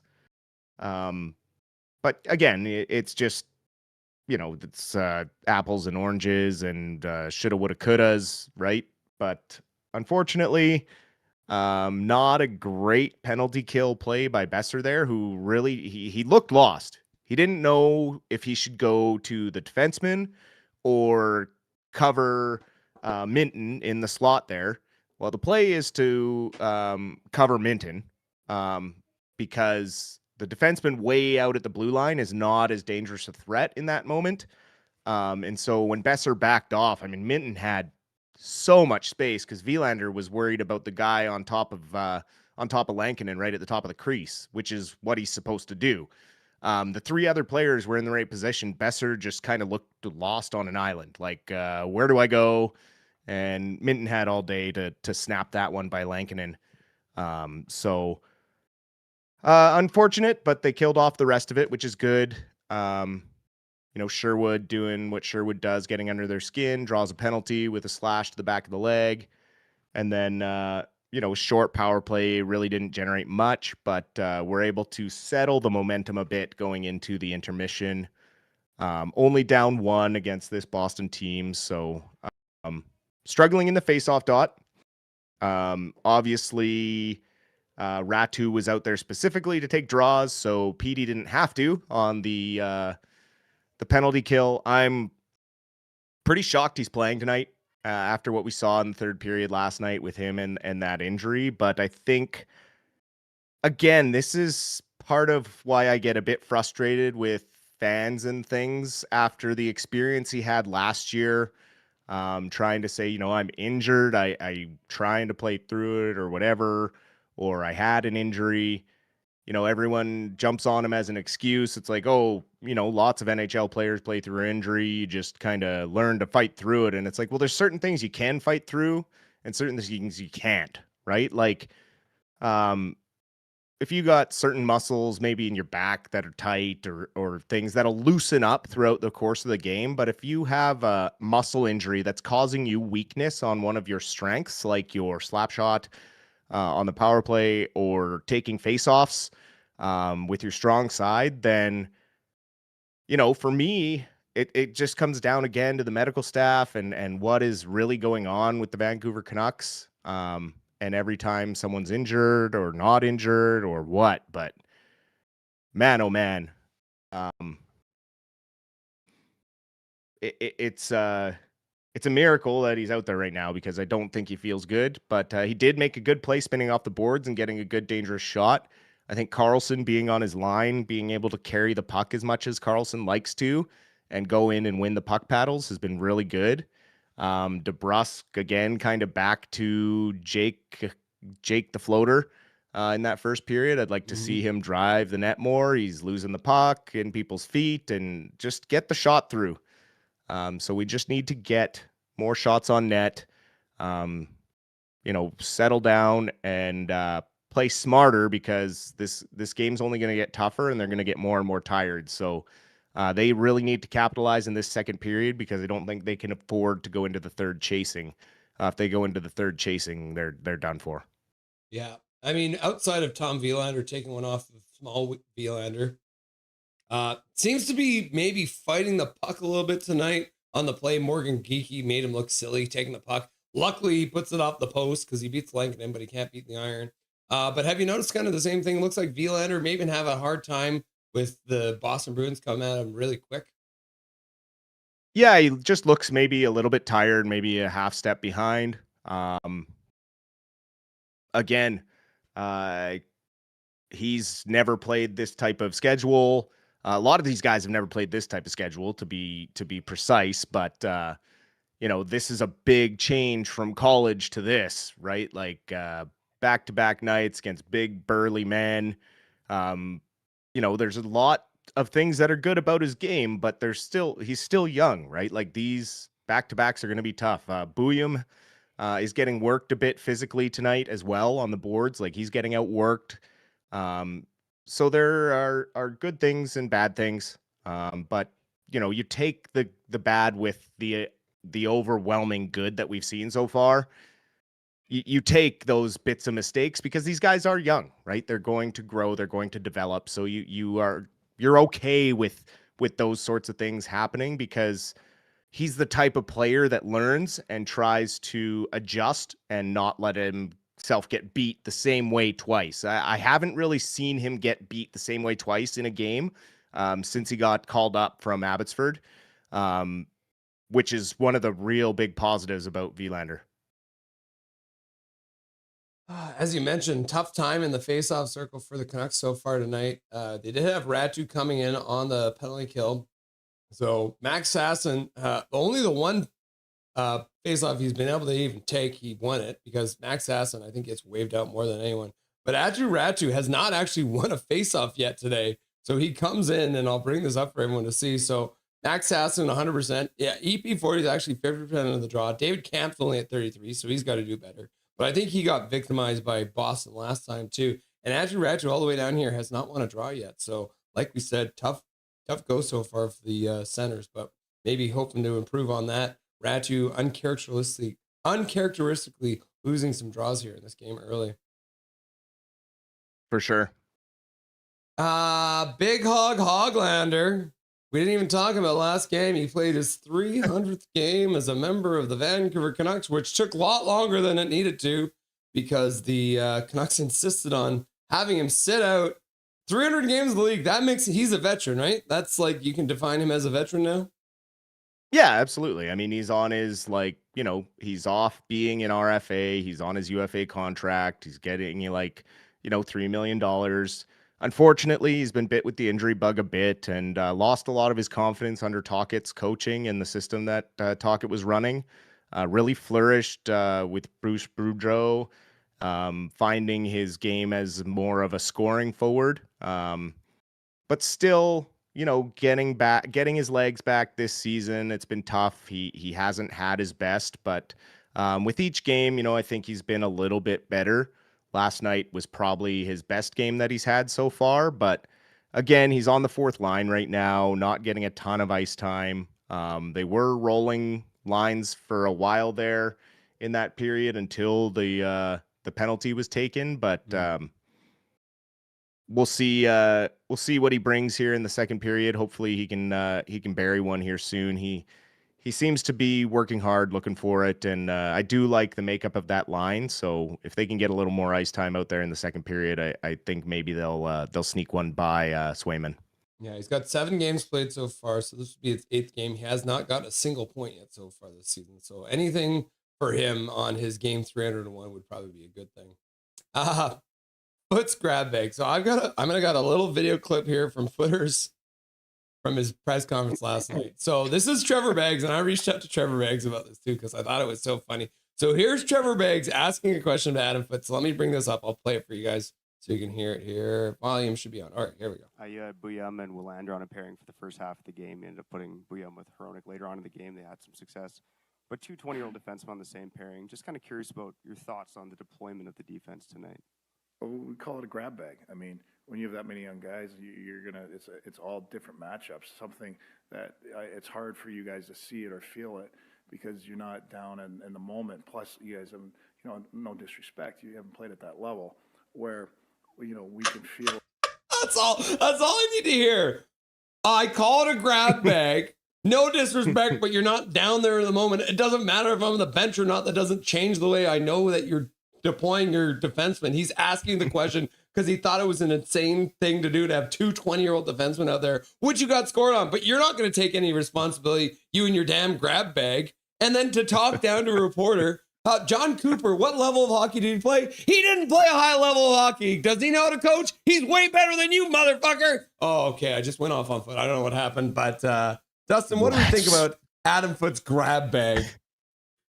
I mean, he tried to say that he did the same thing last season with Tocchet, and it's like, where are these clips you're talking about, Adam? Because I seem to remember Hughes and Hronik being absolutely glued together and everyone begging for them to be separated.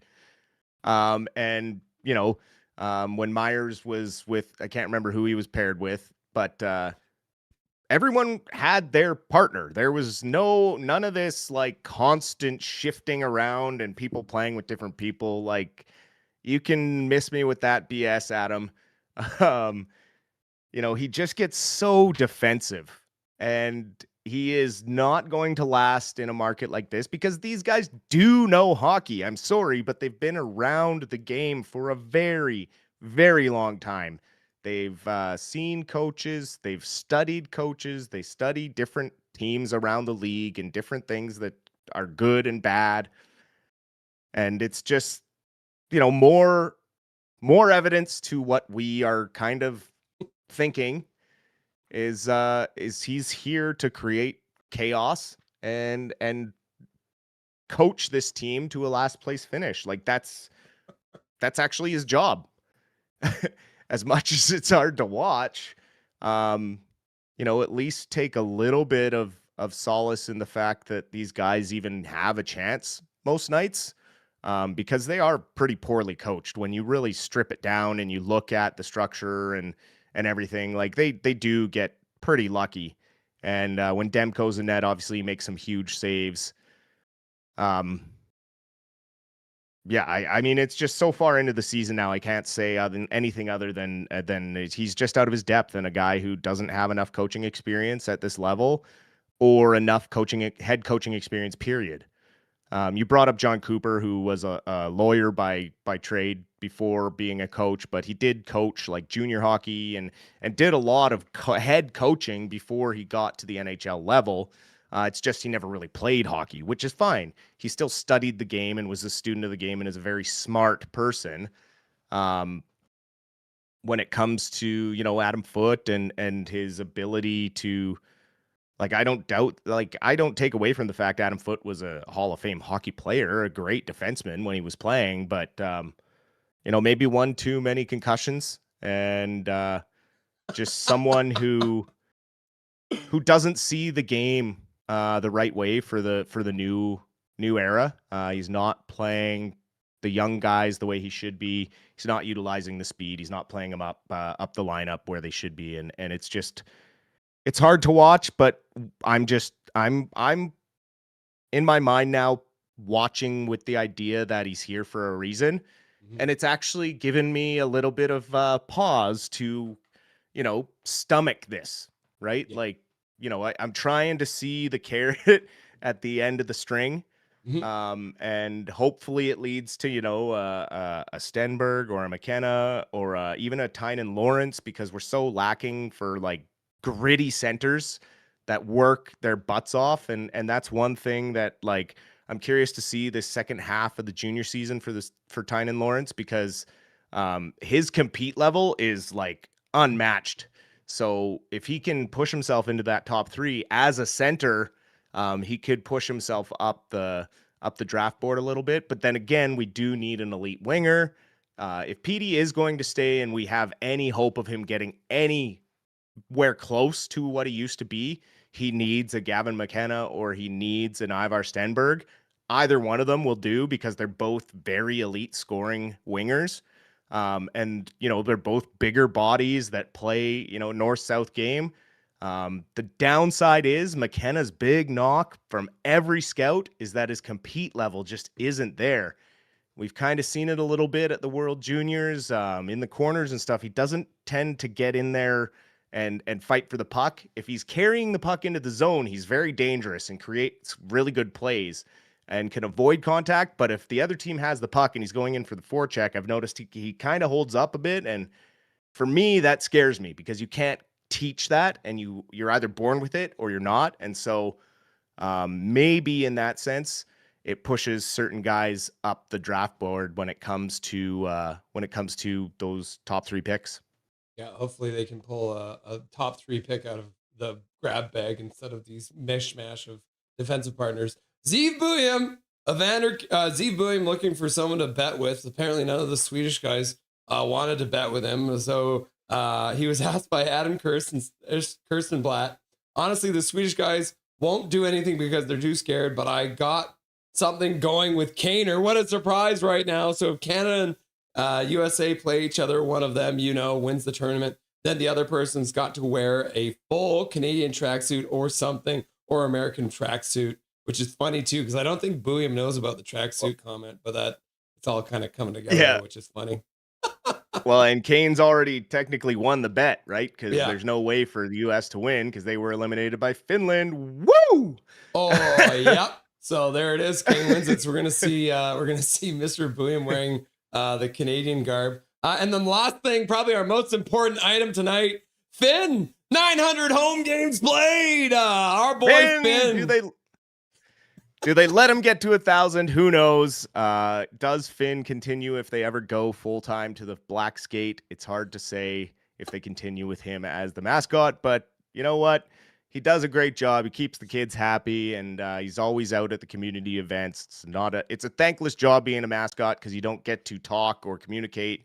You're just a guy in a suit, but good job, Finn, and here's to 900 more, baby. Yeah, I think they're already trying to replace him, unfortunately, so poor bastard. Dustin, enjoyed the second and third period, and we'll chat in the post-game show, my dude. Sounds good. We'll talk to you then.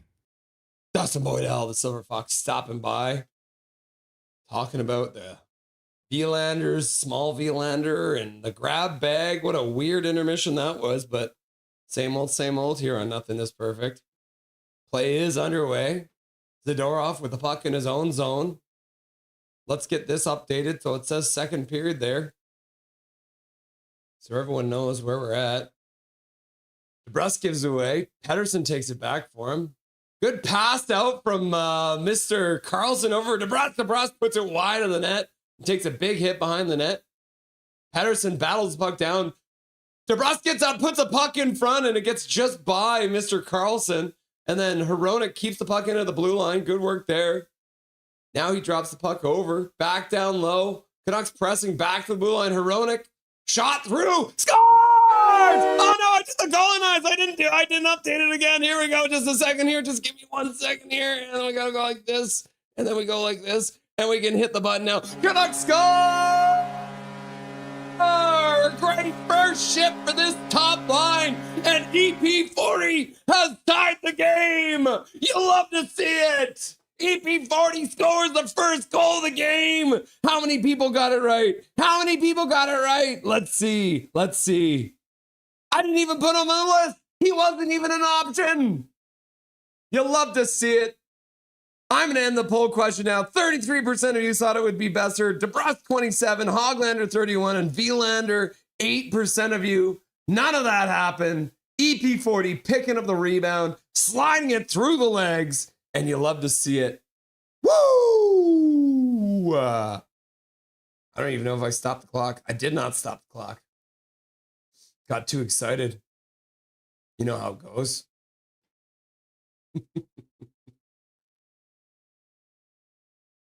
Got 19 minutes still left to go. Early goal from the Canucks. Boston Bruins pick it up. Dish it back to the blue line. Thought that one came out. Maybe not. Shot to the front of the net. Lankinen makes a save. Might even been a head save there. Reverse hit there by Besser. He plays at the middle. Kane can't handle the pass. Now the puck gets chopped down off of a broken stick. Back into the Boston zone. They'll play it up into the neutral zone now. With speed. Hampus Lindholm brings the puck in offside and then touches again. That faceoff's going to come all the way back down into the Boston zone because Hampus Lindholm does not know the rules. Learn the rules! You love to see it. Go, go, go, go, go, go, go, go, go, go, go, go, go, go. Surprise, PD! And Paragraph Pro's like, PD! Yeah, Hronek just gets it to the net, deflects off Pettersson, and in. You love to see it. Go Canucks, go. Go Canucks, go. Go Canucks, go. And then Eric Hunter drops 5 gifted memberships into the chat. All 5 of them have gone out, so you love to see that. Eric Hunter, 5 gifted memberships. TFMTD, Patch Life, Sir HCL, Oh My Lord 666, and Michelle CD73 getting the free gifted memberships courtesy of the real Eric Hunter right here. This guy right here. Thank you very much for your donos. There's a reason you're up in the rafters. Thank you very much, Eric Hunter. You absolute legend. Puck all the way down the ice. The Canucks have iced the puck. What the heck, Canucks? I just told the other team to learn the rules, but apparently I should have been talking to you. Like the stream now, says Donnie Bluebone.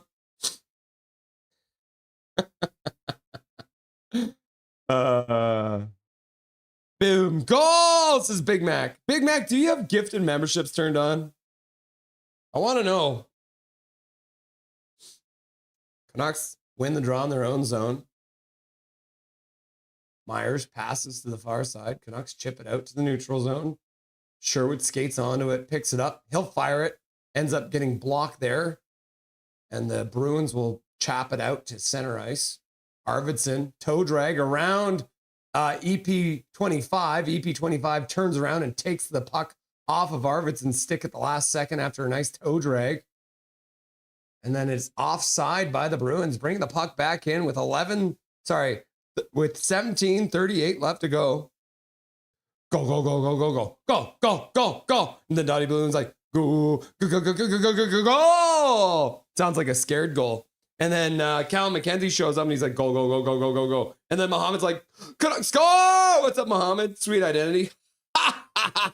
And then 3 Scorpion 3 is here and he's like, go, go, go, go, go, go, go, go, go. And then Mohammed's like, go! La, la, la, la.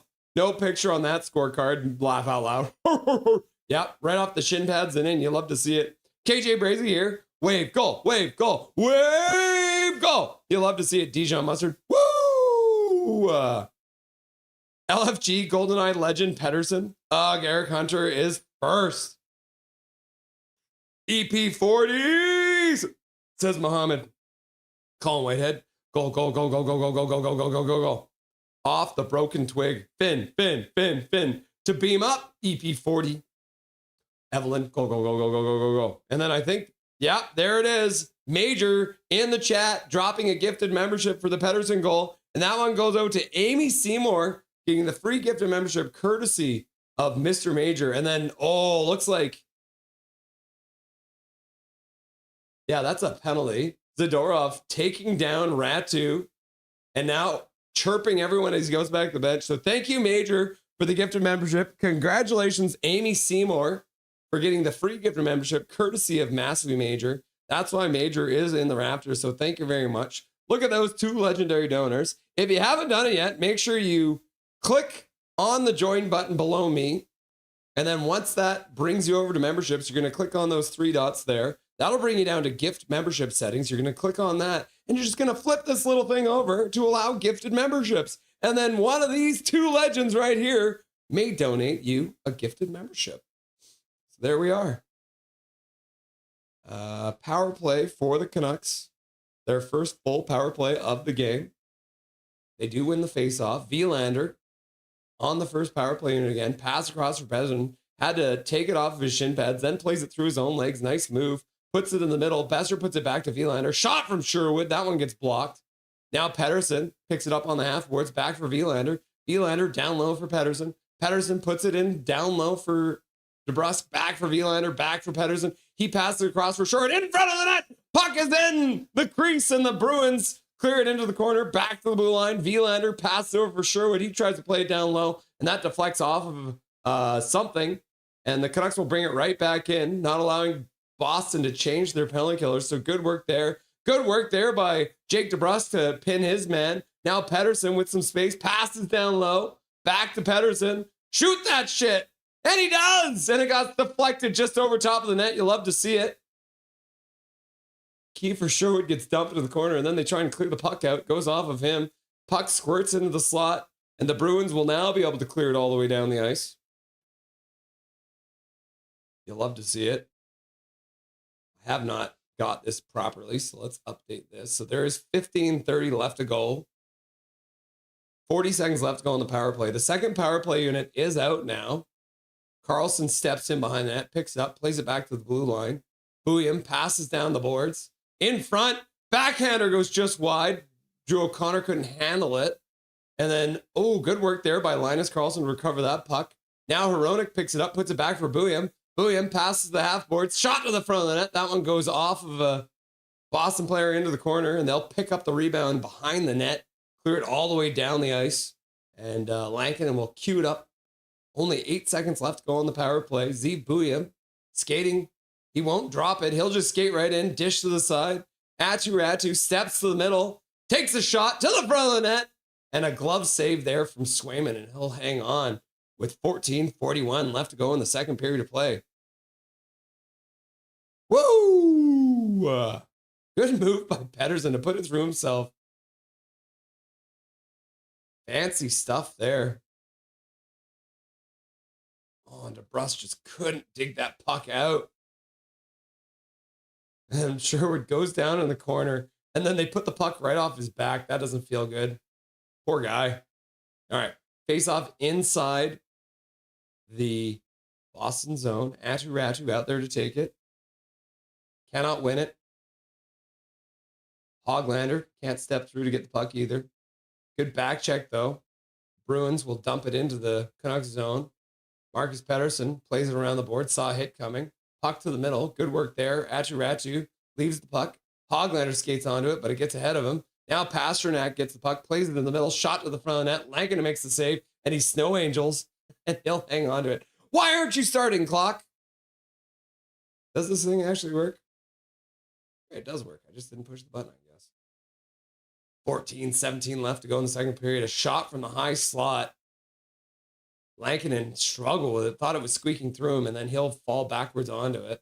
Pasternak crashed in the net. Better safe than sorry, and he'll just lay on top of that puck like a mother hen. Hunter. And then Gary Wiseman's out here clapping. You'll love to see it. PD, go. Hunter. This is Gary Wiseman. Face off inside the Canucks zone. Kampf getting told he's breaking all the rules. Now he puts his stick down again, and now he'll get tossed as he jumps. Kampf doesn't like it. He's like, why would you fake me out? So sure, we'll come in and take this face off. Got to put his stick down first. And the Bruins will win it back to the blue line. Pasternak tries to shoot it down low, ends up getting deflected around the boards to the far side half boards. Now a pass back, ends up getting picked off by Kampf. He'll play it across the zone. And the Bruins, Geekie will pick it up. He'll play it in his own zone. Another pass, good speed there. Stepping through, shot to the front of the net. Lankinen blockers it to the side. Hronek steps onto the puck, tries to play it back down low, gives the puck away in the neutral zone. The Bruins will pick it up, try and play it to the middle, just ahead of Geekie. He couldn't skate onto it. Now Geekie tries to throw it back to the blue line, but unfortunately, That one deflected and went all the way back down into the Bruins zone. Zadorov picks it up. Puck into the corner, near side. Myers harassing his man. His teammate come in to help him out. Besser. Or no, I guess are they gonna call it a penalty? Max Sasson getting into it. Zach is not happy about something, so the boys will gather for a chat. Kane giving a little hug to Victor Arvidsson. I mean, you should be punching him in the face, but Sasson taking his man down on the boards. So the guy just stepped on his stick, or it was diving. Either way, the Boston Bruins look like they're getting another power play here.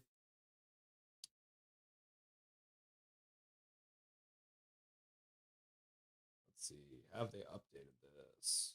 Max Sasson, 2 minutes for cross-checking Casey Middlestat. So Casey Middlestat crumpling like wrapping paper on Christmas Day. And the referees have awarded a weak penalty to the Boston Bruins. Cal McKenzie, learn the rules, learn the rules. I feel so bad for you, Russell. 49ers got dominated by the Seahawks. I didn't even watch because I've been doing this, so. But I kind of thought that would happen. We're missing some of our best players still. Yeah, Cal McKenzie not happy with call. Learn the rules, learn the rules, learn the rules. Swear jar, swear jar, swear jar, swear jar, swear jar. Wilhelm Donaldson in the chat. 13-3 trench battle, eh? I didn't even know what the score is. Let's look it up. Oh my God, what a snooze fest. 13-3, holy cow. Guess the offense couldn't get going. Boo! No home field advantage in the first round for the San Francisco 49ers. Logan got a cheap shot in. Brady was ready. Brady almost got Jake Paul to laugh out loud. Sin bin for Big Zed.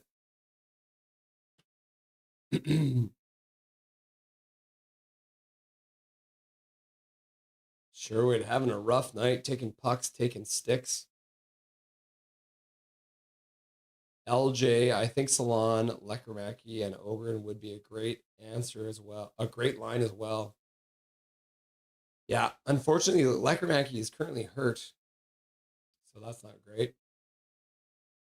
Sure would talk extensions. Nice. Talking extensions, maybe. Bruins do win the draw. McAvoy plays it down the boards for Pasternak. He bobbles the puck, but he does manage to play it to the middle now. Oh, McAvoy tries the pass down low. It's like a pass shot. Puck ends up being skirted behind the net. Pasternak picks it up, puts it behind the net. He gets it back on the half boards.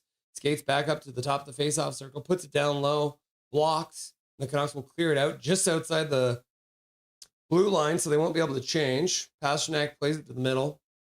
And the Bruins will bring it over the blue line. Good work there by the Canucks to disrupt the play for a minute, but the puck gets rung around the boards. And the Bruins will pick it up back to the blue line. McAvoy puts it back down for Pasta. Pasta with some space. Oh, and it goes off Marcus Pettersson and into his own net. Marcus Pettersson standing perfectly to deflect that puck into his own net. Good job, Marcus Pettersson. Now you've taken 2 penalties and you can't defend the front of the net properly. 2-1, Boston leads. Canucks had a chance to clear it too. They couldn't get it deep. Did Lindholm actually get this in front? Oh, okay. Marcus Pettersson didn't actually. Did he? No, it was Elias Lindholm. Oh, Pasta with the perfect pass. And instead of actually taking the man in front, taking a stick, Marcus Pettersson had his butt to him. Unplugged, 1, 2, 3. The tank rolls on. Plays back underway. Hronek pass in the neutral zone. Dumping it deep. Canucks move in, throw a hit. Hronek pinches down. Hampus Lindholm plays it around behind the net. Up to the blue line. Bruins lose the puck to the Canucks. DeBrusk with a pass across the zone. Shot to the front of the net. Nice shot by Elias Pettersson. Ends up being saved. Ends up behind the net. Bruins. Now 3 of them over the blue line. Batted away by Hronek. Good work there. Now Hronek bats it over for EP40. He'll play it back down for Bouillon. Bouillon and Hronek will switch positions.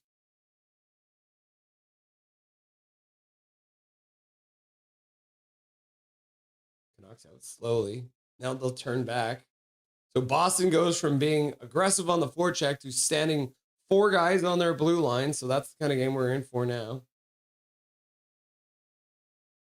Max Sasson dumps it deep. Besser can't get there. Sasson, Doe comes in, jars the puck free. Besser throws it right in front. Nobody was there. So it bounces off some Boston players, and they'll clear it down the ice. In behind the net, DPD passes to the side. Myers pins his man. Puck up the board. Sasson skates out with it. Passes up for Besser. Besser gives it to Kane. Kane brings it over the blue line. He'll pass it back to the blue line. Actually, he doesn't. He gives the puck right back to the Bruins, and they'll skate in now with a good chance. Lankinen makes the save. And Sasson will clear the front of the net with Eismont coming in to try and jab at our goaltender.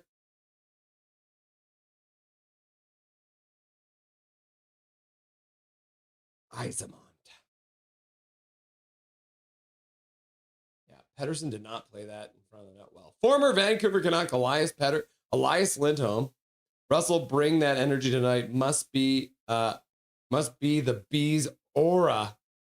I think Canucks will probably trade Hoglander by the deadline. Foot seems to not like him like Tocchet. Hronek had his stick stolen. That's weird. Come on, Niels. The Hawks are the money line, though. Who knows, Colin? Come on, Hogs. What's up, KJ? Says Big Mac. Ratu wins the draw. So is that Ratu's first face-off win now? That might be Ratu's first face-off win. The Canucks bring it in. Hoglander puts the puck wide. Skates on to the corner. Keeps control of the puck. Now he'll skate all the way down. Puts it in front, and the puck goes right through the crease. Ratu couldn't get a piece of it. Another stick lift there from Geeky. Geeky gets hit by Ogren. Ogren takes Geeky down. Geeky with a hand pass. Zadorov clears it all over the glass. Hoglander getting into it now with Zadorov. Looks like maybe they just miss each other. Got a little hug there. Boys gather for a chat. Why are they letting this Boston player enter this fray and grab Hoglander from behind? Do your jobs, learn the rules, refs, you dumb bastards. And Zadorov, feeling bad for his own team, has put the puck right over the boards and out of play for a penalty for delay of game. So the Canucks will now get a power play. 2 minutes for delay of game. Oh, and then Hoglander, he's getting grabbed by Zadorov because Hoglander chops Zadorov in the back of the leg. And Hoglander gets away with it. That's funny. Hoglander getting away with one. Zadorov putting the puck over the glass. The Canucks get a power play, looking to even this thing up.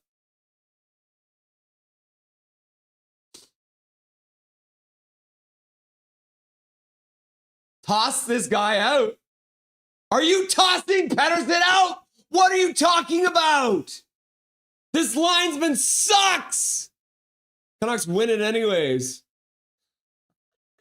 Vilander down for Sherwood. Sherwood down low. Back up for Sherwood. Sherwood across for Vilander. Vilander throws it towards the front of the net. Swayman makes a save. Rebound comes out, and the Bruins will collect it and clear it down the ice. I didn't start the clock again.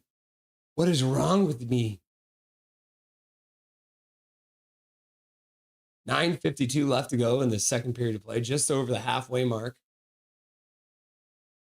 Canucks bring it over the blue line. Sherwood plays it back to Vilander. He plays it across for DeBrusk. DeBrusk puts it over Vilander. He plays it down low. In the middle for Pettersson. Pettersson handles it well. Now he plays it down low. DeBrusk back for Pettersson. Pettersson over to DeBrusk. DeBrusk gets a good chance into the spinning move. Puck's in behind Swayman. He has no idea where the puck is, and the referee finally blows the whistle. Mercifully for Swayman, who lost that puck. Jake DeBrusk spinning into the front of the net. Could not complete the beautiful highlight reel goal. Should I go get coffee? It's a little late, isn't it? Shovel it. Besser can't get on it either. Oh, what a save by Swayman. And then Besser tries to put it through the 5-hole, manages to get it a little bit through the 5-hole. And then Swayman snow angels and manages to cover that puck. Yeah, it looks like a pretty quick whistle there for the Bruins. Pettersson can't win the next faceoff. Bruins will take it behind the net. Chopped up the boards. Oh, DeBrus got taken down in the corner. Vilander, Pettersson, back to Vilander, back down for Pettersson. Pettersson bobbles the puck for a second, collects it, puts it in front. DeBrus plays it across for Sherwood. Sherwood has the puck blow up off his stick, so he couldn't get to it. And the Bruins will pick it up and clear it all the way down the ice. Lankinen cues it up behind his net. Sure, they'll get the second power play in and out here.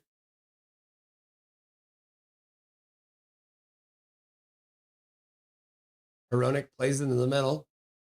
Drew O'Connor tries a spin move. Canucks keep it in at the blue line. Zeev Buium over for Hronek. Hronek back for Buium. Buium walks to the other side, plays to the near side for Hronek. Down low, back up for Hronek. He fires it to the front of the net. That one goes well wide. Off the dasher and out of play. 19 seconds left to go on the power play. 8:34 left to go in the second period of play. Canucks down 2-1. Trying to score a goal here.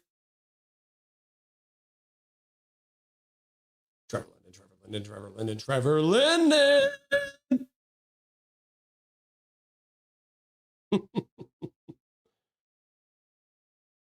Where'd you hear that, KJ? Canucks can't win the next face-off. Puck all the way down the ice. William back to pick it up. He'll start out. Passes up. Hronek brings it over the line. Dishes the middle. Puck dribbles in on Swayman. And Peaky will clear it to the corner as Swayman covers it up. 1 second left to go on the power play. 8:16 left to go in the period. Boom, says Japan 4. Farao just mentioned it. Trench tool list. Dang it, says Muhammad. That was a filthy pass from Pasto. Wow. W. Sherwood, I was hoping we could sign him. If we ever do face Mini in the playoffs, we have Sherwood to check him. Laugh out loud. Canucks win the face-off. Power play's over. Puck comes off the end boards and bounces out front. Now Zadorov will enter the fray. Mitten will bring it over the blue line. Drag move past Myers. Myers gets fooled. The Canucks will play it high off the glass. That gets knocked down, though. The Bruins will play it in behind the net. Marcus Pettersson battling for the puck. Canucks will work it out to the center. The Bruins will take it there and move it back towards the Canucks blue line. Ratu lets his man by. Pasternak tries something fancy, but it doesn't work. Marcus Pettersson gets taken down in the corner. It's helping him out. Raja comes back to support. And yes, the power play is over for the Canucks. So the Canucks are now 0-for-3 on the power play. And then the play to the front of the net. Ratu right in front of the net. Skates quickly away.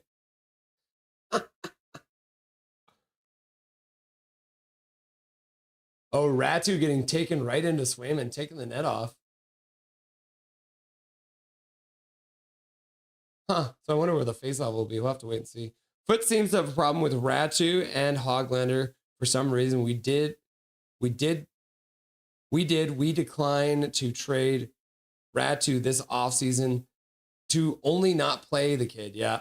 MP, another OEL. Well, at least he's not making $9 million a year. Bruins jerseys are filthy, says Briz Chiz. Boo, says Callum. Now Boston will look for more penalties. Tank, tank, tank, tank, tank. Is Kelly Sutherland reffing today? Seriously, Canucks, I only went to get a snack and you let Boston score. Holy sheet, says Braden. Welcome back, Braden. Nice to see you. Besser's starting to rack up the offensive zone turnovers the last couple weeks. Yep. You made me look as I have a TV on in the background, but engrossed here. That's good. Fangirl, yeah, another PP goal against. Yep. Uh-oh. Is this gonna be the same as last night's game? WTF. Braden, get on the road trip ASAP. Yeah, the problem is the Canucks have more home games left than they have road games. Multitasking world almost. Multitasking world almost. Yep. Weak defense work by number 29, not tying up the stick of the Boston player. Defense is all he has. His offense is almost nil. Yeah. There's a penguin, says Isildur. Anyone think we should try to move Besser and DeBrusk for a couple of firsts and some blue chip prospects? Would be nice. Yeah. Freedom, says Braden. Puck, yeah, I love Ogren, says KJ. Besser and DeBrusk isn't worth a first, laugh out loud. Yeah, we don't have a new poll question. Okay, I'm going to do this about Kiefer Sherwood.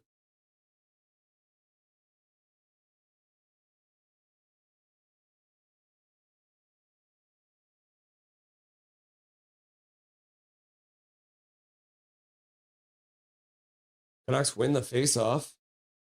Hronek throws it down. McAvoy first one onto it. Loses it. Canucks play it out front. Oh, it ends up going off the side of the net. Sherwood throws a hit in the corner. Camp comes in, pins his man to the boards. Drew O'Connor comes in to try and take it out. Zadorov gets it. He'll play it behind the net for McAvoy. McAvoy plays it out to the blue line, gets past the first player. And then Lindholm plays it across for Pasta. Pasta gives it over for Sherwood. Sherwood starts skating. Brings it in, stops up, spins, plays to the middle. O'Connor takes a wild swing at it, but can't connect, and the puck will get flipped out to the neutral zone. Picked up there by the Canucks. Steve Buiam passes over. Oh, a bad giveaway to Pasta. And now it's a 2-on-0 down low. Buiam gets back in time to prevent it because Boston tried to get too cute and took a bunch of passes. Now Pasternak tries a no-look backhand in front. That one gets blocked. This all started with a bad giveaway by Steve Buiam, and then Lankinen will glove the puck, gives Buiam a little tap, and says, "Don't worry about it, buddy. We got you."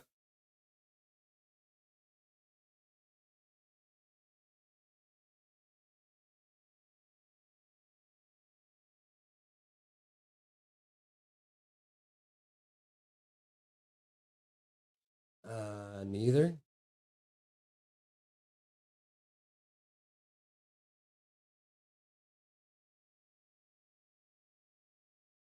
There you go. Here's your new poll question, everyone. Should we trade Sherwood or resign him?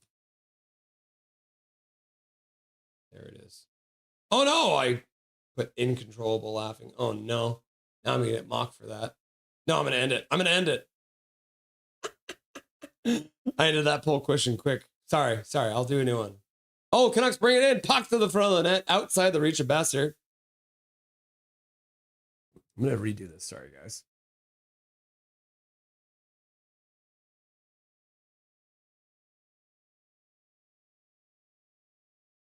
Oh, what a save by Lankinen. And the rebound comes out. Besser picks it up. He plays over Myers. Myers back for Besser. Canucks bring it in, flipping it in the far side corner. Big hit behind the net by Kane. Can't get the puck free, though. And the Bruins will try a breakaway pass, but that one is nowhere near on the target, and that's going to be an icing call. Learn the rules.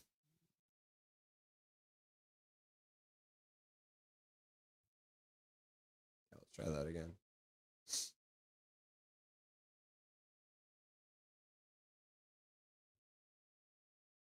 Oh my God, I need spell check on these polls.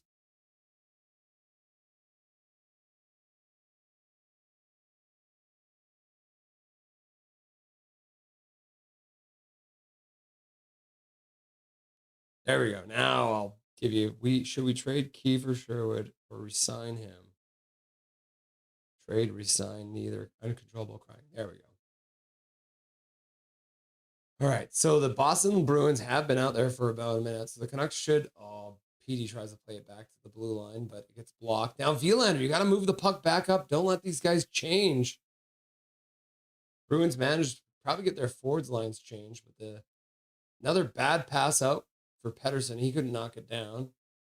Now Kastelik into the corner. Loses it to Vilander. Ooh, Linus Karlsson just took a stick to the face, looks like. Careful. Vilander now getting dummied.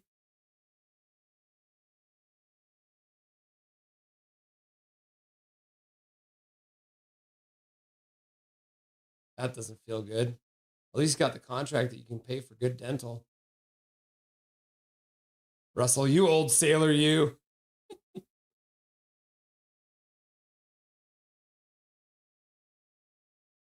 Who got him with the stick? I think the Canucks might be going to the power play. Hopefully they didn't do anything stupid after that. And it appears the Canucks might be going to a power play. We'll give them a power play for now. 28, not 38. Typo. Laugh out loud, Russell. Damn, we commented the same thing, KJ. Canucks BK. PD playing a little under fire, with a little fire under his saddle tonight. Yeah, he has looked good. At least DeBrusk has scored recently. Yeah, righteous is Isildur. He even made a comment saying it could have been him who was a healthy scratch when Jake got scratched. I noticed, Tillo. Laugh out loud, says KJ Brazy. At least I hate how small this keyboard is. Sorry for all these typos, says Colin Whitehead. You're telling me. DeBrusk was a warning to Besser. I think they should just sit Besser for a game, see what happens. After he did that to Jake, he scored a 4-point game. Calvin, he only had 3 points yesterday. It's a paradox. 'Tis a paradox. Can we ask Kane if he would be willing to terminate his contract and then waive him? I mean, theoretically, I guess. Anyone for a game of crib, says Briz Chiz. Paragraph Pro, Calvin NHI. I'll be the first. I'd be all for that. He only has 3 goals in his last 25 games. Go Canucks, go! We need a win, says Benny Song. Left all around, you must really hate the Bruins. Your eyes are looking psycho at times. JK, no, I do. I hate the Bruins. There's no doubt about that.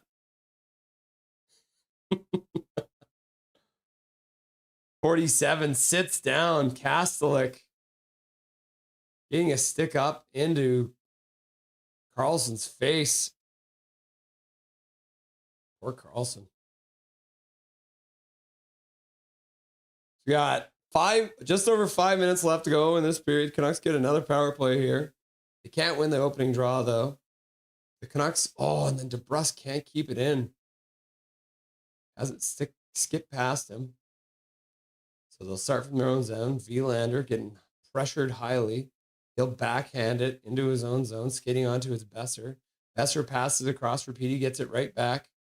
Sherwood throws it to the front of the net. Oh, and Pettersson puts it right by the post. What a great play. Puck comes back up the boards on the near side for Sherwood. He puts it back for Vilander.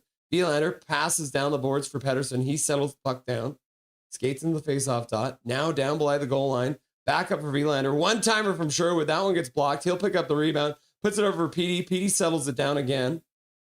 Now he'll pass back for Vilander. Vilander down for Petey. Petey into the corner. Looks out front for Vilander. Vilander with a shot. That one deflects into the corner. Pass across the zone for Vilander. He puts it down low for Petey. Petey puts it into the slot. That one gets blocked. Picks it back up. Vilander puts it down for Petey. Petey passes across for Vilander. Vilander with a one-timer. Rebound comes up front and it gets chopped wide by DeBrusk. Puck back to the blue line. Pettersson throws it towards the front of the net. That one goes off of the toe of Swayman. And the Bruins will clear it down the ice. Bunch of chances right through the crease. Best one coming from DeBrusk there, and he can't get it to go. DeBrusk with all the space in the world and couldn't finish it off on the rebound. 25 seconds left to go. Vilander backtracking, still on the ice. Passes over for Carlson. Vilander will go to the bench now. Pucks gets chopped into the zone. Canucks, Carlson back out on the ice. The Bruins, though, will pick it up and throw it all the way down the ice. So at this point, unless a miracle happens in the next 6 seconds, the Canucks will be 0 for 4 on the power play. Hronek brings a puck in, drops it for Ratu. Ratu puts it over for Hronek. Hronek chops at it, comes across the blue line. Kane throws it down, end up getting intercepted by the Bruins. They'll throw it out to the blue line. That goes off of Pasternak. Now Ratu makes a good play, takes the puck, passes down for Hogren. Well, they're going to call that offside? They're calling it offside. It was a save by Swayman. My goodness. Shot, rebound, and Swayman gets across and makes the save on DeBrusk. Oh, man. DeBrusk gets so much net to shoot out. Got a quick shot off, and Swayman gets a toe on it. 2:51 left to go in the second period of play. Canucks buzzing on the power play and do everything but score. Garland and Rossi are injured. Yeah. When did Garland get injured? It was in the Seattle game, I think. Right?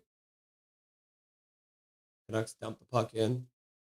Around the board slowly. Bruins play it behind their own net. Canucks, good pressure to get the puck. Play it to the middle, just outside the reach of their player. Tyler Myers will grab the puck in the neutral zone, pass up to the blue line, tipped by the Canucks there. Now Hoglander plays it back, comes over for Kampf. So it's Kampf, Ogren, and Hoglander on a line together now. Maybe because of the power play. Bruins come in, pass right through the crease, but it was like head height, so no one could get a piece of it.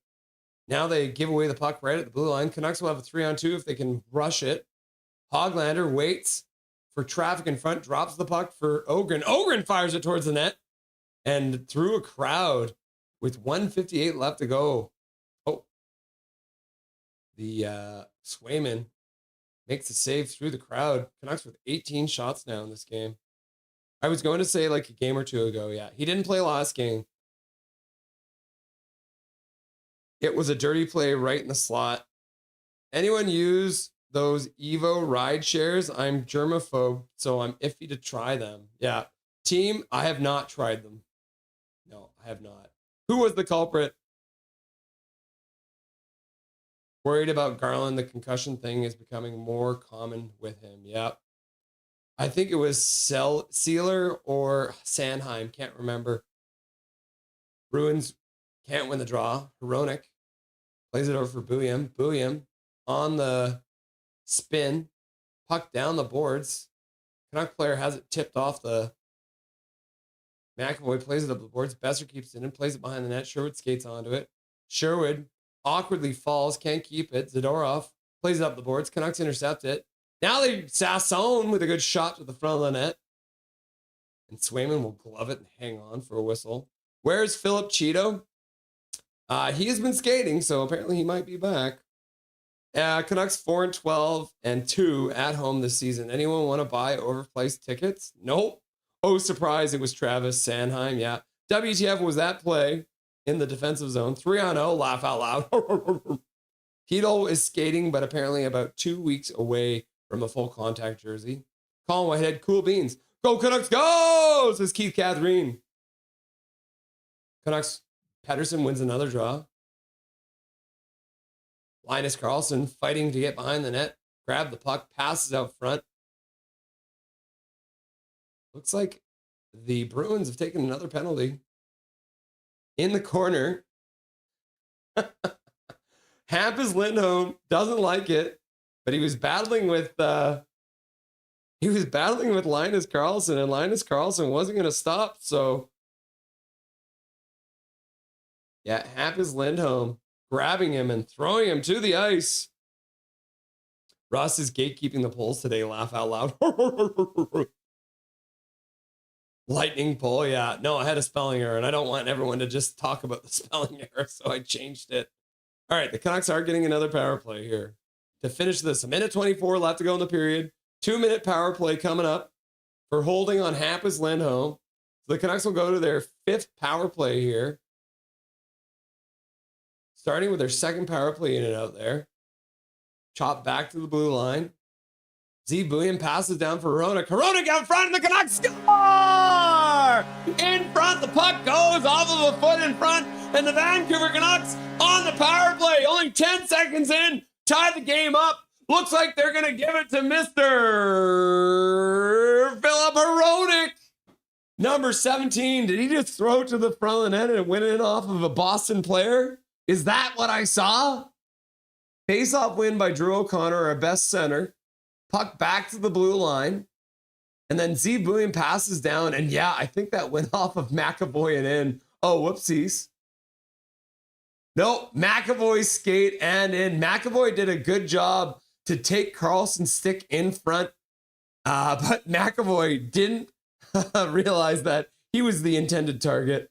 And just like that, Majorly Massive with a gifted membership into the chat. So thank you very much, Massively Major, with a gifted membership. Knopf getting the free gifted membership courtesy of the man, Major. And you love to see it. Thank you very much. I appreciate that.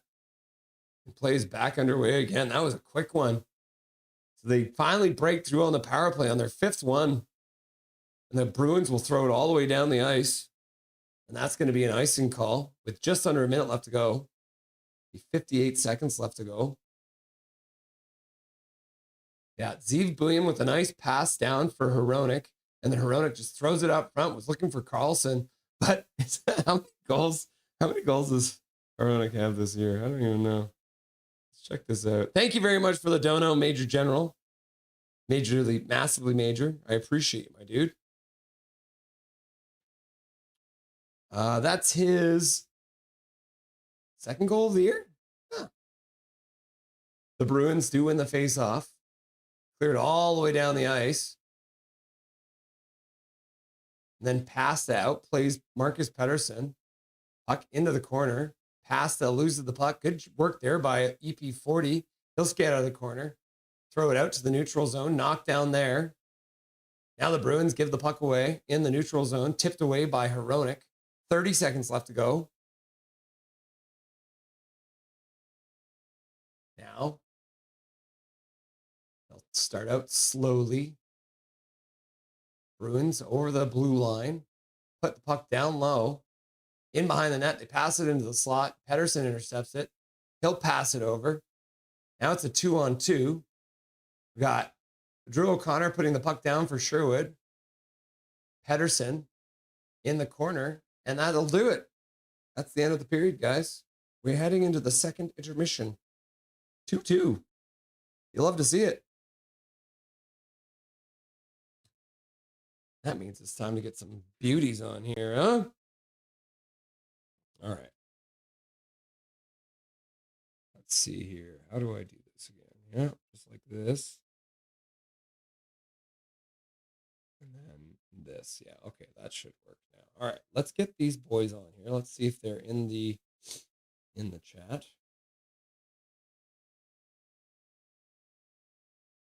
Yeah, they are. That's perfect. You guys hear me okay? I don't know if I can hear you though, Gerald. Can you say something? I cannot hear you right now, Gerald. How about you, Tyler? You say something. I can't hear Tyler either. It's very bizarre. Tyler, give me a testing 1, 2, 3, 4. No, it looks like you're muted. Huh.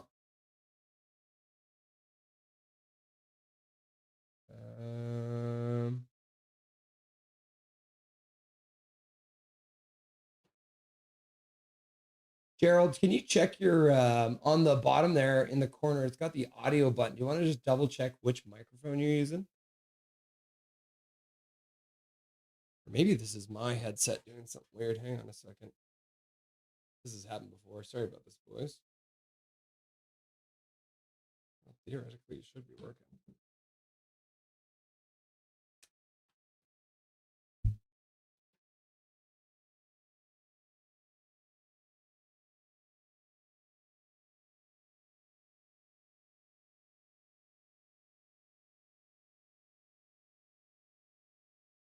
Mm-mm.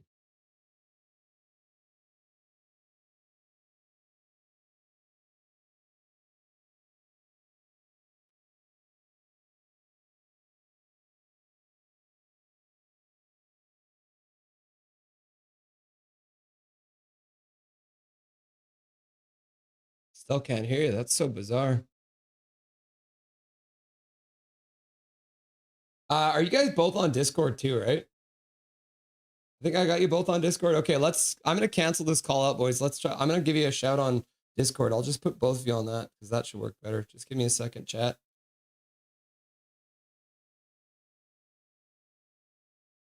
Let's do a switching things on the fly to get these boys on. Okay. This. Okay.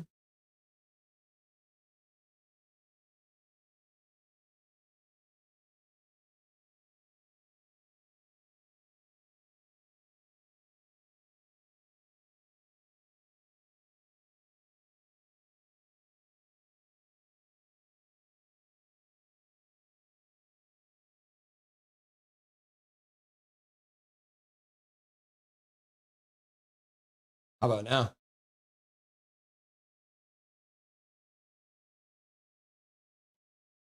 still can't hear you. This might be my problem, guys. I'm sorry about this. I'm gonna do a test here.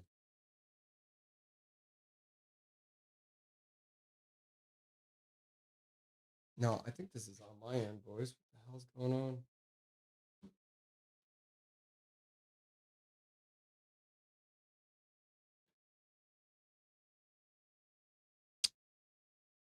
WTF, mate. I love technical issues.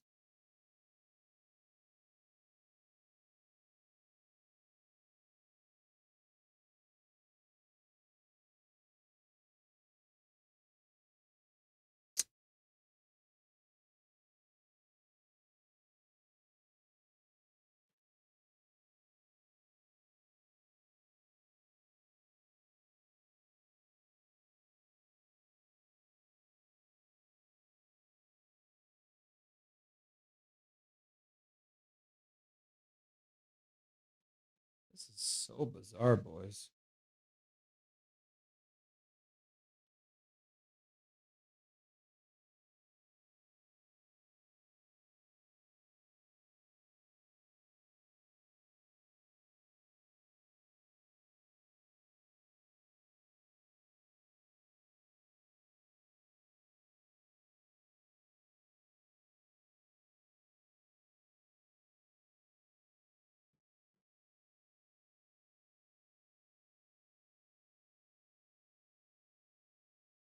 Taking my earbuds out. Let's see if that helps.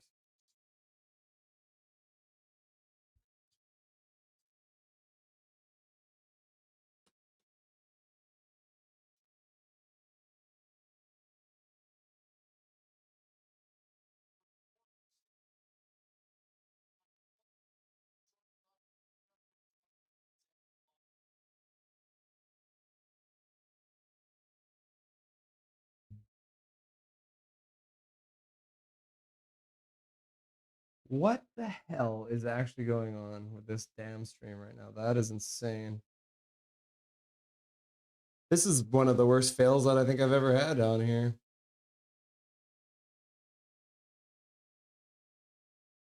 Okay, we're going to change that up now. We're going to go with a wired headset. Let's see if that works.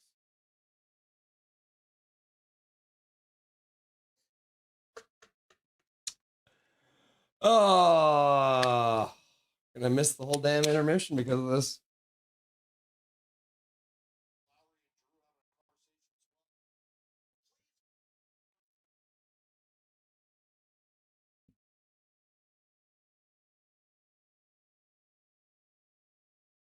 Okay, say something, boys. Oh, thank baby Jesus, it worked. All right, let's get right into it. We're not going to mess around. We're just going to go right to it. Here they are, the boys from the Line Change. They do the post-game shows. They got the reaction videos. Let's bring them on. Here it is. Gerald and Tyler, welcome to the show, boys. What's going on, everyone? Sorry about Thanks the for having us. That's so weird. Yeah, I've got the usual, like the earbuds that I usually use, and they have just absolutely crapped the bed, so that's weird. But yeah, we got the wired headset. So let's get right into it. Gerald, Definitely you, Russell. Patterson's, Definitely you. It was me, yeah. So anyone who's thinking about what's wrong with it, it was all on my side. So these boys, their technology's fine. Mine's trash. But you know who's not trash? Gerald, how did you like Patterson's goal tonight? I don't know. I actually wrote notes on it. It's his 10th goal, finally in double digits.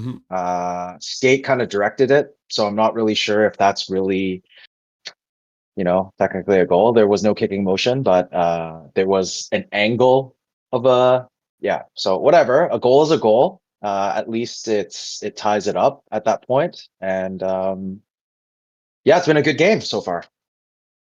Tyler, tonight, even if the Canucks win, they can still stay in 31st place. Would they consider that to be a pretty good night to have a win just to keep the spirits up? Yeah, I would say so. I mean, I hate the stinking Bruins, so give me a win against the Bruins any day of the week. I don't remember, somebody in chat's like, man, every time you talk about the Bruins, you got a crazy look in your eyes, Russ. And I'm like, yeah, I hate them. It's been like 16 years almost, and I already still hate them. Yeah. Hey, Russ, let it go, man. Let it go. Well, Yeah. we just had one of Listen our... to Frozen. Listen to Frozen. Just let it go. Let it go. Let it go. Well, it looks like we just actually get a gifted membership in from Hunter. And that one actually goes out to the Line Change. So Tyler from the Line Change getting the free gifted membership while he's live on the air. So you'll have to see that. Thank you very much, Hunter, for that. Yeah, thank you, Hunter. So Gerald, I'll ask you the poll question we got running right now here on Nothing is Perfect. Should we trade Sherwood or re-sign him? You got trade, re-sign, neither, or uncontrollable crying. I would love to keep him, but I think whatever assets they can get, it's time for him to go. There were rumors with at the intermission. Sorry, I watched a bit of you and Dusty. By the way, big fan of Dusty and like the Rusty and Dusty. Was watching that, but Friedman was saying how Canucks are in the talks with Sherwood. So who knows? Maybe they'll make him captain. I think he's definitely has that fire in him. But there's also on the other end that it could be like a sign and trade. There was an article about how Habs might be interested, but only if there's an extension. So who knows what's going on with these the duo of JR and PA. So, I would love to keep him, but it's time for him to go. So Tyler, I wanted to ask you a little bit because you have now become affiliated. Can you tell me a little bit about the affiliation that you got for the Line Change podcast? Yeah, I joined a network. So I'm a part of the Hockey Podcast Network. I'm sponsored by DraftKings now. So I'm actually getting paid by DraftKings. Still waiting on that first paycheck. But yeah, I'm sponsored by DraftKings now. So that's a big thing for me. They have connections as well. Little perks as well with StreamYard and stuff. So it's been great so far. That's awesome. That's awesome. Now, did they? How did that all work out, or did they kind of just pick you up, or what was the deal with that? How'd that process go? I actually reached out to them because I was looking for a little bit of help, and I stumbled upon their network. Just shot them a message, basically shot my shot, and they welcomed me aboard like instantly. So Gerald, I wanted to ask you another question. Yes, sir. Lankinen has been playing better of late. I know he was struggling a little bit to start this year. Maybe the personal things were getting in the way. Do you think Lankinen Demko at this point is one of the best goaltender duos in the NHL? It's very hard because I think when one goalie's playing well, the other one kind of falters a little bit. So they kind of even each other out in a sense, and they're not great at the same time, right?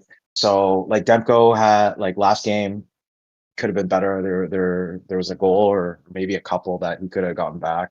Wasn't that whole vintage like bubble Demko?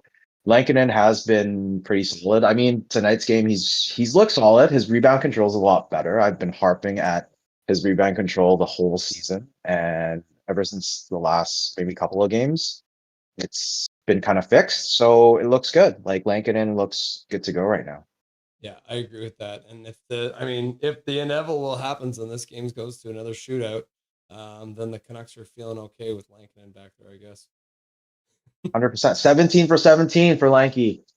So we'll see. It'll be 20 for 20, hopefully. Fingers crossed. So Tyler, I've been asking a lot of people this question because now we're about halfway through this season. This will be game 41 tonight for the Canucks. Let's say we play some like Freaky Friday stuff and we go back to the beginning of the year and you take Adam Foote out as head coach and insert Manny Malhotra. Is this Vancouver Canucks team in a playoff spot right now with that straight trade? I'm gonna say yes because I'm big on Manny. Honestly, boot Foot out the door. Like I'm kind of over Foot. Just his line combinations and stuff like that. And I'm a big fan of Manny's son too. Gerald knows about Caleb. I'm actually hopefully going to be getting Dave Hall on soon to talk about Caleb. So yeah, awesome. Yeah, I am a big fan of Caleb too. I've been pushing now to have the Canucks be able, but he's playing so well, he might play himself out of a spot where the Canucks could actually get him. So we're hoping maybe the Canucks can figure something out to entice Malhotra to even want to stay with his organization, especially if we have his kid, I guess. Connor Gale with a $2 dono. Oh, sorry. Go ahead, Gerald. What do you think of why did they have Ratu and Camp on PP or PK1? Like what is the reasoning behind that? Like you have two capable face-off men and you have them on PK1. They gave up a goal. Like it made no sense at all for some reason.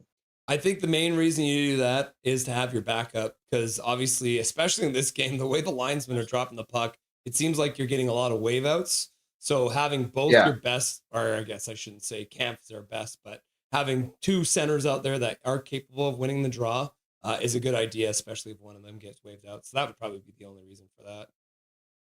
But your PK2, you have Doc taking the face off or Sherwood. Like it makes no sense. Like, come on, man. Seriously. Like you have one of each on each PK.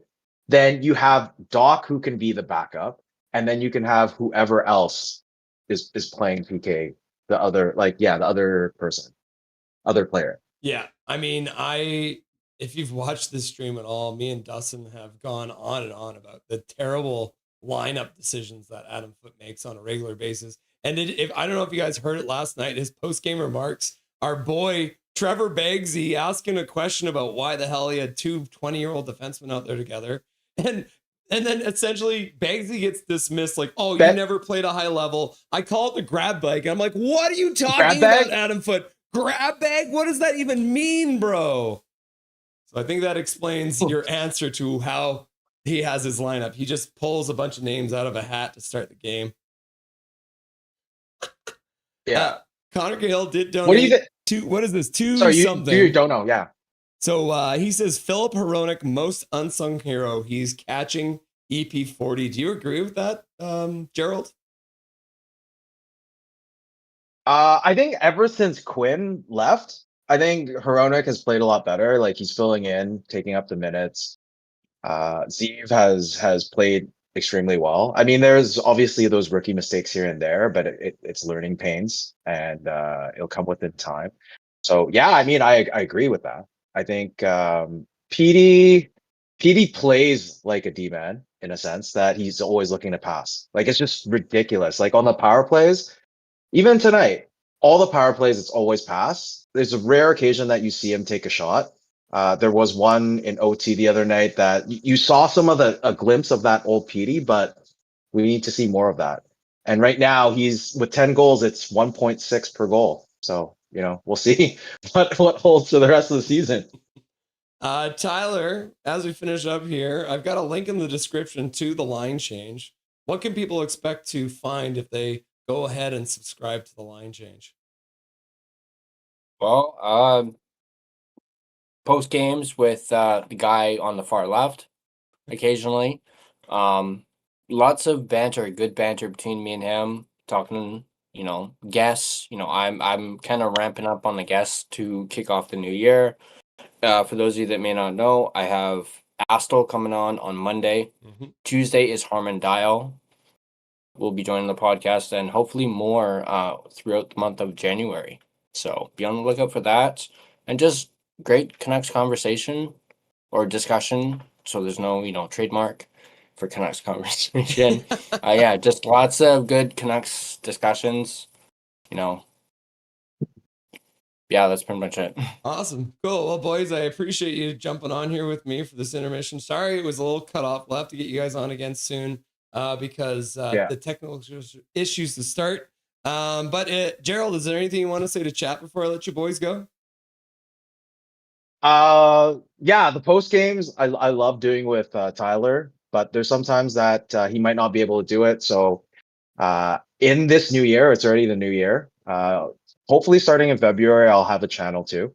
And if Tyler's not on, I'll be on. So catch more of us and make sure you like and subscribe to Nothing is Perfect. Thanks, boys. I appreciate both of you. Enjoyed the third period, and I'm sure we'll chat again soon. Thanks for having us. The boys, Tyler from the Line Change and his regular co-host, Gerald. You'll love to see it. Thank you very much, boys, for joining. By the way, as I said, Line Change link in the description. So make sure you go check that out and give them a like and subscribe. Just like that, let's jump it into this period. And we're going to get right into it.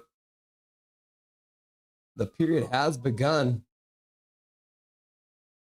Update this board here to say third period. I'm going to ditch the old school headset. You guys will remember from season 1 when I used to wear the Wild headset. Puck into the corner. Man goes down. Is that another power play for the Canucks? Looks like a walk of shame there. Oh, yeah, a little can opener on Marcus Pettersson. So that is another penalty. Pavel Zacha taking Pettersson down. And the Canucks will get another power play here, which you'll love to see.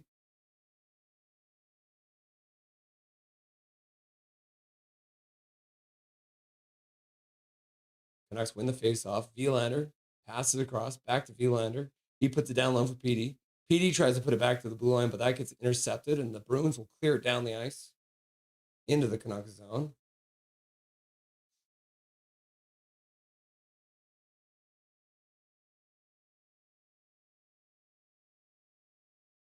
Canucks starting out from their own blue line. Pass across for PD. He dishes to the side.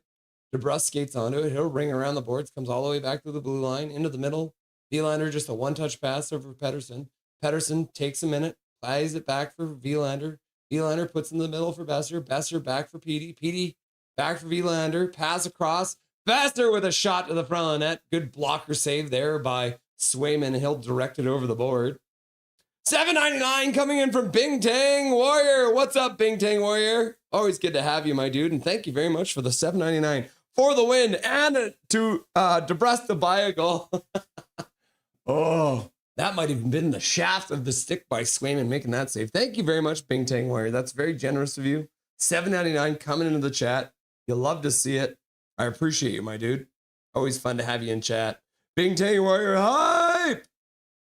Bing Tang hype!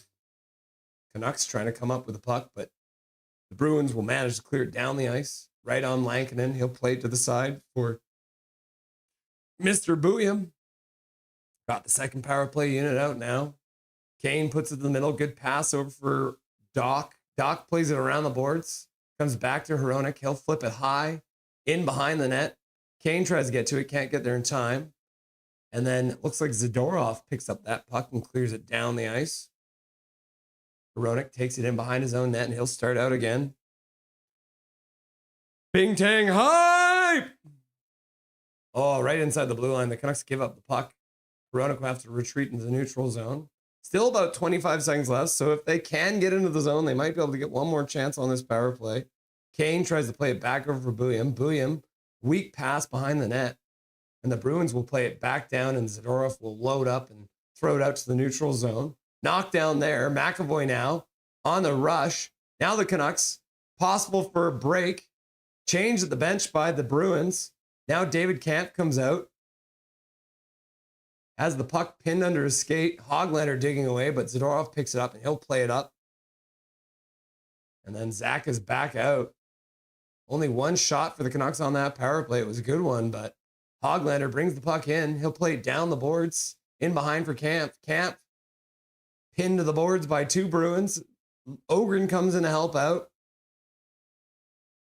And then Ogren battling hard to harass the player Lowry. Is it Lowry? Lohrei.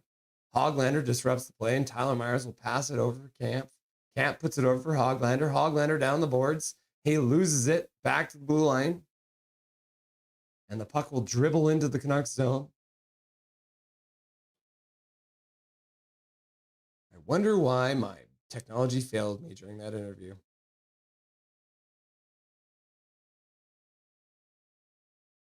Max Esson comes in, puts it up front, and a shot gets blocked. Brock Besser getting a good chance off, but the Bruins got a leg in the way.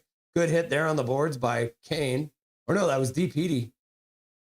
Sherwood tries to play it across for Besser. Can't get it to go. Bruins dump the puck into the Canucks zone. Lankinen comes out, cues it up for Hronek. He'll start out. Now he'll wait for his teammates to change. Now everyone's changed. Just got to float her around the blue line. Pettersson dishes to the side for DeBrusk. Pettersson goes to the front of the net, taking the stick as he goes, and Swayman makes a save. Pettersson running some passive interference there to make a play to the front of the net. Haha, Charlie, I wasn't. Thanks for having us on. Thanks for being here, Gerald. I appreciate it, my dude. Always good to have you guys. Keep up the good work. Look forward to you starting your own channel, my dude. Hunter Hype! Yep. Hunter. Canucks win the draw. Linus Karlsson over for DeBrusk, and he shoots it just high over the net. Bruins pick it up. DeBrusk, Pettersson, double teaming a man in the corner. Puck ends up behind the net. Karlsson throws a hit on McAvoy. Jars the puck free. Marcus Pettersson pinches down to help out. Now he plays the puck behind the net for DeBrusk. DeBrusk throws it out front. Swayman will glove it. He doesn't actually have the puck. Now Karlsson gets into it with the bubble-wearing McAvoy. 15:31 left to go. I pushed the wrong button. There it is. Now the clock stopped. That's awesome. Anyone know if we can ask Kane if he will be willing to terminate his deal, or is that not allowed? I don't know. Is that €2? Book fit, book Nick, or pounds? Hronek has been great. Thumbs up, says Major. Connor Hype! Kick. Watch Hronek. Watch out, Hronek. Vancouver has been trading all the players with more points than EP40. Why are we getting holiday commercials? Because they haven't updated anything because nobody's back from holidays. Hronek for captain. Camp can't win the draw. Sherwood steps through, though. But the Bruins will play it up the boards. Camp harassing his man. Puck given away at center for Sherwood. He'll swing back in his own zone and then start through the neutral zone. Gets to the red line, dumps it in. Swayman comes out, plays it to the corner. Canucks try and block that one, but it'll end up dribbling all the way down into their own zone. Back onto it's Hronek. He'll keep that puck going. Puck bounces off a Boston player. Now the Canucks with some speed. Drew O'Connor into the middle. Tries to play it down low. Does so for Sherwood. Sherwood hits his man into the corner. Puck back to the blue line. Myers with a slap shot to the front of the net. Swayman gloves that one and hangs on for a whistle. Myers with a slap shot. Hronek doesn't want to be captain. Yeah, he would hate that because then he'd have to talk to the media all the time. Yeah, Drew O'Connor getting it back to Myers. But unfortunately, Swayman saw it all the way. Not enough traffic in front. Bing Tang, Hronek hates talking to the media. He wouldn't be captain, yeah. I mean, Quinn Hughes hated talking to the media, but he still was captain. Myers with another slap shot at the front. That one deflects wide off the end boards. Bruins play it far side. Now Zaka gets it and chops it in. Lankinen comes out, can't stop it up. Maybe got a piece of it. Now the Canucks. Ooh, and Hoglander recovers. Myers through the middle, pass over Ratchet. Ratchet with a shot to the front of the net. And Swayman gloves it and hangs on for a whistle. Yeah, I don't see him as a C either, but wears his heart on his sleeve. Yep. Bragg bags were 25 cents back in the day. Various candies and mojos. Yep. The little grab bags. Maybe that's what Foot was talking about.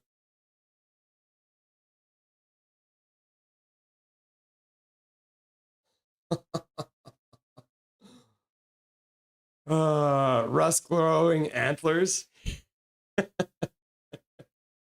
For his chiz. Thank God I don't get ads when I am on this channel, at least during live stream, says Colin Whitehead. Puck back to the blue line. Marcus Pettersson throws it to the front of the net. Deflects wide off the end boards. Chopped to the front of the net by Kampf and then knocked down there by the Bruins, and they'll start out. Geeky over the blue line. Drops the puck. Comes up the other boards. Shot to the front of the net. Lankinen makes the save. Rebound goes to the corner. Battle in the corner now.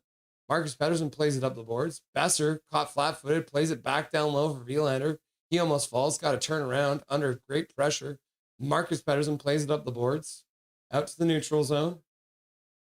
Bruins will pick it up there. Over for McAvoy. They'll skate down the near side boards.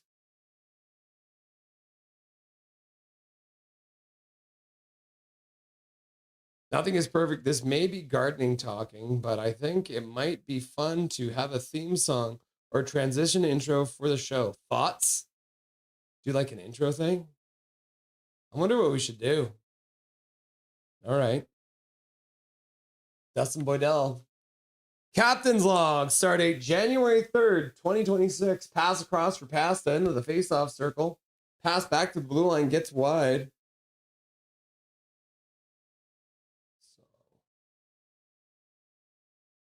Rusty. Dusty. Oh, the Canucks come in. Carlson on a partial break to the front of the net does a backhander, and Swayman is up to the task. Captain's log updated. Who scored our second? It was Phil Hronek from Booyam. Hronek put it off of McAvoy and into the net. You'll love to see it. Russ gets paid if you watch the ads. That is true. I do get paid if you guys watch the ads. Yeah. Like this. Whoever doesn't have YouTube Premium just got an ad there. Italy just sucks. That's because the Italians don't really play hockey. They are a soccer nation. Here is a long history of failed building due to the Olympics. Calvin and Charlie, welcome, Colin. Didn't I explain it right? Like when a player like Hedel, for example, on the health part, Vancouver Canucks and Hedel can terminate the contract if they feel it's best for both parties. Back to the bar. If he's hurt, I think it's different. I think it's different if they... Yeah, I think it's different if they're hurt. I think what it comes down to. Need a lead. Yeah, wouldn't that be nice? I don't think I've been updating this clock either. There's only 13:01 left to go in this game. Or in this third period, I should say. Because who knows? Who knows? I really want Kane gone. I was hoping we could terminate his deal. That's why I asked. Yeah. Go Canucks, go. Go Canucks, go. Go Canucks, go. KJ Brazy says, great segment, a good segment, boys. Connor Cahill, Calvin and Charlie. Yes, to answer your question, I donated €2, which is $4, I think. Whoa! $4. I like that. $4 dono from Connor Cahill. Gerald, was you on the Save On More commercial? That's awesome. You was on my TV. Laugh out loud. Damn, Connor. Oh, Canucks win the faceoff. Shot to the front of the net, deflects wide. Out to the neutral zone. Williams all tied up there. The whistle was gone. 12:54 left to go.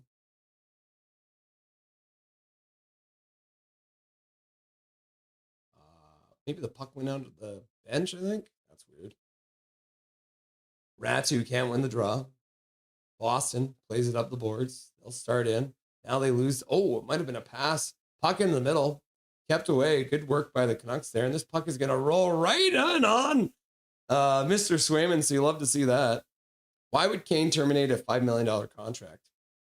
If he could sign another deal somewhere else. The Bruins have iced the puck. Learn the rules. I would love to get rid of Kane. Hoggy battling the twig tonight.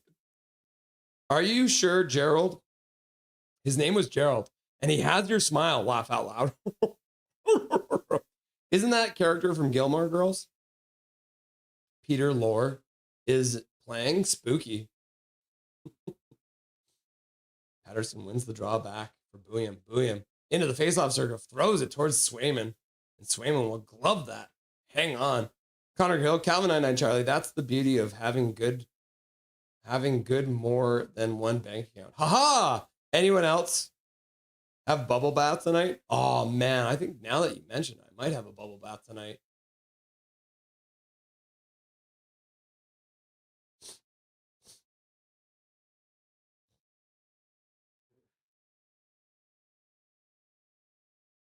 Canucks can't win the draw on the next face-off, but they will pick it up. Pass to the front of the net, tipped. Swayman makes a save. Pettersson picks it up, plays it back to the blue line. Bouillon plays it down low, comes in behind for Carlson. Carlson, one hand, skates into the corner, gets past the ref, tries to play it by arm behind the net. And then Pettersson can't block that pass. Puck will come all the way down. Good stick there by Bouillon, and Hronek will recoil in his own zone. Line change. Oh no, I just missed it. Line change was here and he was like this. Thanks for being here, line change. Russell holiday commercials. I noticed that too, Fangirl. The holiday commercials. Laugh out loud. Can I buy 175 points from someone? Is that a thing? You can use your points to hype videos. They're good. Puck in front. Now behind the net. Now the Bruins will skate out. Arvidsson plays it across the blue line. Oh. Bruins now have a 3-on-2 down low. McAvoy with a shot. That one goes over the net. Bruins played down the boards. Intercepted for a moment. Now the puck back up. Top of the faceoff circle. Pass across. Gets blocked. Now the puck down low. Pasta spins. Puts it down the boards.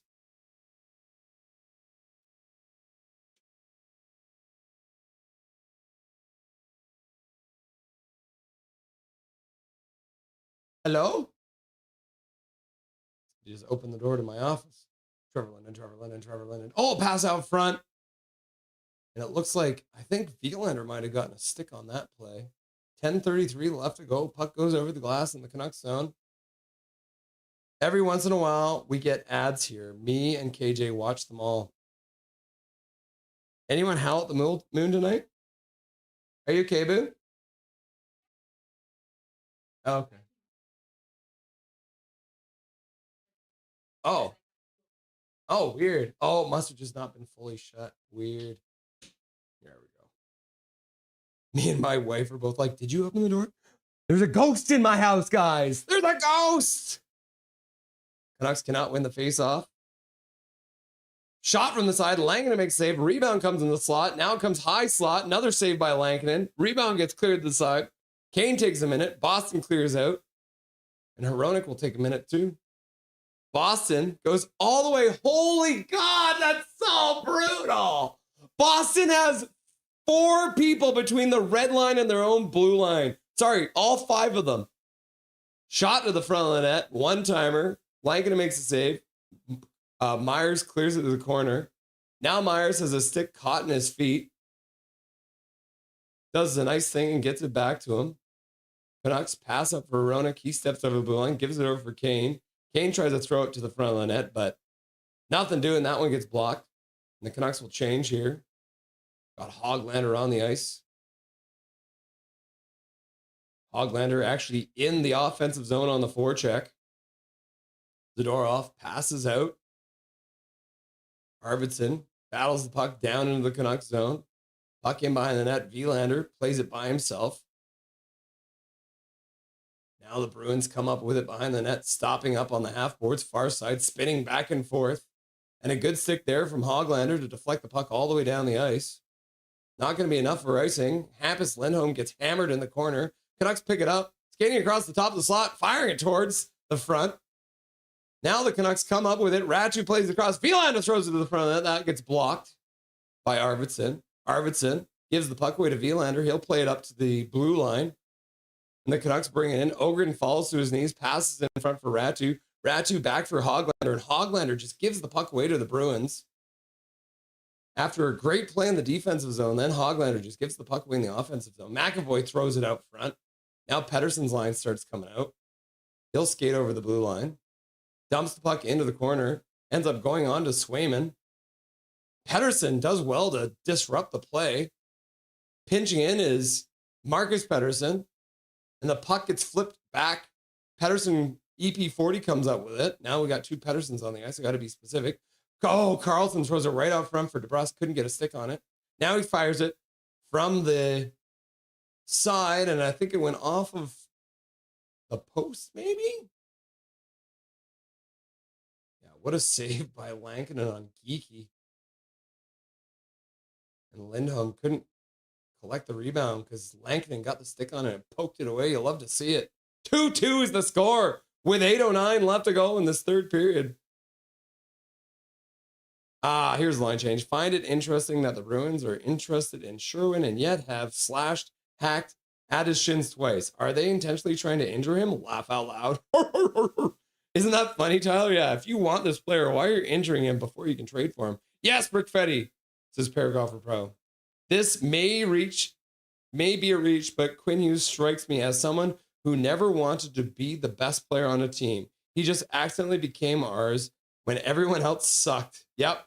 Not in our barn, says Briz Chiz. I have a Teenage Mutant Ninja Turtles in my head now. I think it's a great idea. Teenage Mutant Ninja Turtles. Teenage Mutant Ninja Turtles. Teenage Mutant Ninja Turtles. Turtles in a half shell. Turtle power. Line change. More of a sign with us or else, says Gary Wiseman. An AI generated theme song. You got Rusty and you got Dusty, and when you get them together, it's the Rusty and Dusty sideshow. Oh, that was terrible. Carlson is a crest killer. We shall discuss further, my fearless leader, says Dustin. Nothing is perfect in Paragolfer Pro. I still think a level-o-meter could add some, to be added sometime. Roll on the floor laughing and crying. That's the rolling on the floor laughing. Give it away, give it away, give it away now. Delish, says Wilhelm Donaldson. I think an extra opening theme song like TV shows, just a song isn't enough for the greatness displayed on this channel. Wow. Those are some lofty words. Hey, Grog, take over Russell's channel and feed Dobby too. I would like to report that Dobby did get his dinner, but we're in the middle of the interview with Tyler and Gerald, so we did not show it to you tonight, but I can confirm that he has been eaten. Hey, Grog, put Russ in a bikini. Grog has no power here. Sure, with a slap shot on a loose puck. Camp in the corner, plays it up for Doc. Doc rings it around the boards for Sherwood. Sherwood throws it right through the crease, deflects into the corner, up the boards, back down for Drew O'Connor. Another shot to the front of the net. That one goes wide. Pinching down from the blue line. Hronek keeps it in. Doc tries to play it up front. Canucks swinging and a miss. Puck comes down. Ooh, Doc falls in the corner. So Zadorov will stand behind his own net. What's wrong with Ben? Too evil, too evil, too evil, too evil. Trevor Linden, Trevor Linden, Trevor Linden, Trevor Linden. Go Canucks, go. Go Canucks, go. Wave. It's going to be difficult to tank harder than Edmonton tanks. Then the Winnipeg tanks. Let's steer it home, says Brisches. Puck to the front of the net. And Sasson gets knocked down. He'll go have a chat with the man to let him know he didn't appreciate it. Asparat is the man who knocked him down. Anyways, what position should I play? You should play. Oh, that was a shot so wide. Oopsies. Lindholm throws it to the front of the net. And Asparat knocks down Sasson. Yeah, Sherwood's like, what the fuck was that? Swear jar. Crickfetti joyous, thinking signing Taves was a bad idea. Crickfetti, to think Jets won last President's Trophy, now they're in last. That is maddening insanity, says Connor Cahill. Ooh, a shot blocked off a face-off win. Puck into the corner of the Canucks zone, near side.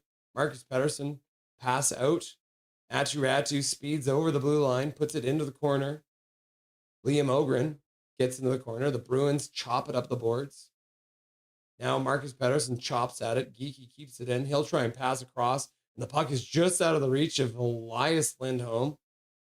Elias Lindholm plays it back to the blue line. McAvoy plays it down the boards into the corner, near side. Bruins into the slot. Pass back up, and Ogren will intercept that one. Ratu goes for a skate. Now the Canucks bring it over the blue line. Pass down low. Ogren can't take that bouncing puck, and Zadorov will pick it up and throw it off the boards out to the neutral zone. Myers chops it back up the blue line. Carlson brings it back in. Now he plays it down low. Pettersson comes in, backhander, and he just misses the net on the near side. Manages to swing it in front. What a play there by Pettersson. Just couldn't quite put it in the back of the net. Good line change for the Canucks there. Myers, first one back onto it in his own zone. Can't control the puck, though. Bruins play it back up to the blue line. Now they play it to the far side. In front, Pettersson blocks it. Comes back to the blue line. Carlson will put it to the side for Pettersson. Pettersson over the blue line, keeps it, holds. Now he's getting hooked. Nothing happening. He's into the corner, waiting for help. He gets the help. Kiefer Sherwood gets cross-checked down. Puck swung behind the net. Pettersson picks it up, reverse hit. Now he'll play it back to the blue line. Kept in there just barely. Canucks will play it back down. DeBrusk is out now. So we got DeBrusk, Sherwood, and Petey out there, but I think Petey just went off for a change now. Yeah, Kampf comes out. Bruins throw it off the glass. Kept in by the Canucks into the slot. Kampf with all the time in the world. Block shot. Gets the rebound. Comes up front. Swayman makes the save. Shot towards the front of the net. That one gets blocked. Now Hronek fires it wide of the net on the near side. Kampf picks it up behind the net. Puts it right through. What is this? What is that offensive move from David Kampf? Back to the blue line. Booyam skates the blue line. Puck in front. Blocked by the Bruins. Now the puck in behind the net. Sherwood spins his man around. Bruins are hemmed in right now, but the puck comes up the boards as I say that, and they'll clear it down the ice into the Canucks zone. They'll be able to get a change on. My goodness. Hronek out of his own zone. He'll turn back.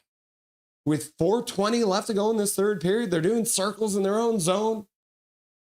Hronek passes to the side. Canucks will dump it in deep. Besser moves in on the forecheck. Throws a hit on Asparat. Puck up the boards. Canucks will jar the puck free. Marcus Pettersson picks it up. He plays it over for Max Sasson. Starts through the neutral zone. Right down the middle. Passes to the side. Goes to the front of the net. And then Swayman gets a stick on it and deflects it over the glass. And that puck went into the crowd. And it went from being a puck to being a souvenir, Jim. Swayman stick handling and his stick breaking, laughing and crying. Who's winning in shots is Jason Negra. The Canucks are currently leading with 32 shots. It doesn't make any sense. They're out shooting Boston 32-18 right now. It's crazy. Ovi, Kucherov, and goalie Bob for sure. Probably Kuzi too. Rolling. What? Keep rolling. Malkin as well. Calling Malkin too old. You know what? I haven't shown you Dobby yet in this whole stream, have I? All right, let's get Dobby on.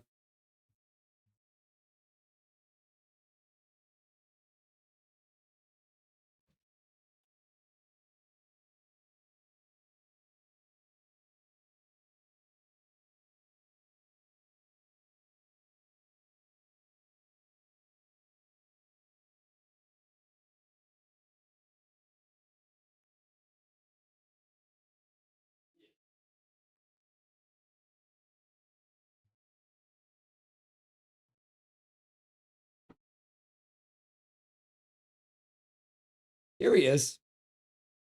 A little bit of time for you guys to see Dobby. Yeah, see, he loves me. He was having a little nap as usual. What else is Dobby doing when I go and grab him?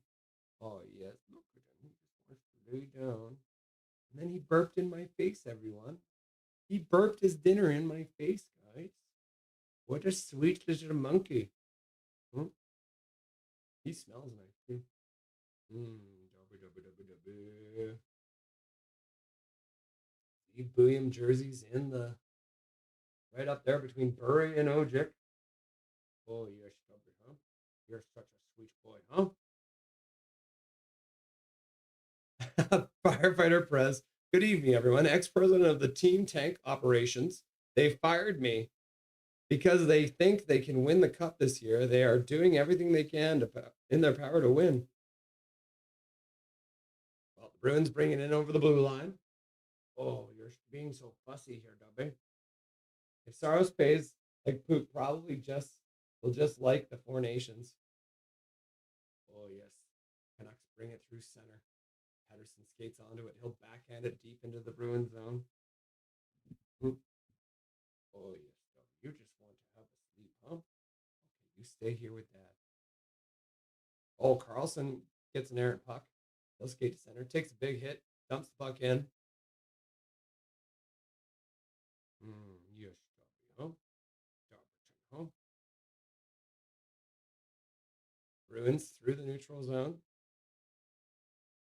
Oh, yes, you're so sweet, huh? Okay, give me a kiss. Thank you. Okay, you go ahead, my boy. Be a good boy for your mom.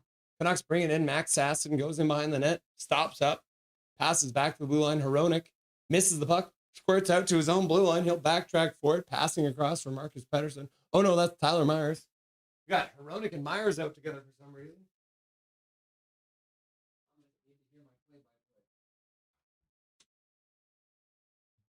Canucks through the neutral zone again. Dump the puck in from the red line. Swayman cues it up, plays it to the near side corner. Bruins start out again, taking a hit to make the play down the boards. Into the corner, Villander plays it up the boards. He'll get it by the first man. Now he battles up the boards to get it to the front, and the Bruins will take it right through the top of the crease. Now a drag move. They try and get a shot to the front of the net, and it looks like it went off of something and over the glass, so the faceoff should probably be inside the Canucks zone after this whistle.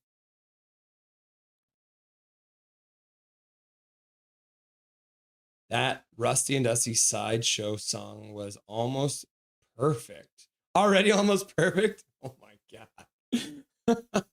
78 is just a weird number. But I like the scrub style too. Connor, yes. Bruh, I want to watch Three's Company now. Laugh out loud. They face off in the Canucks zone.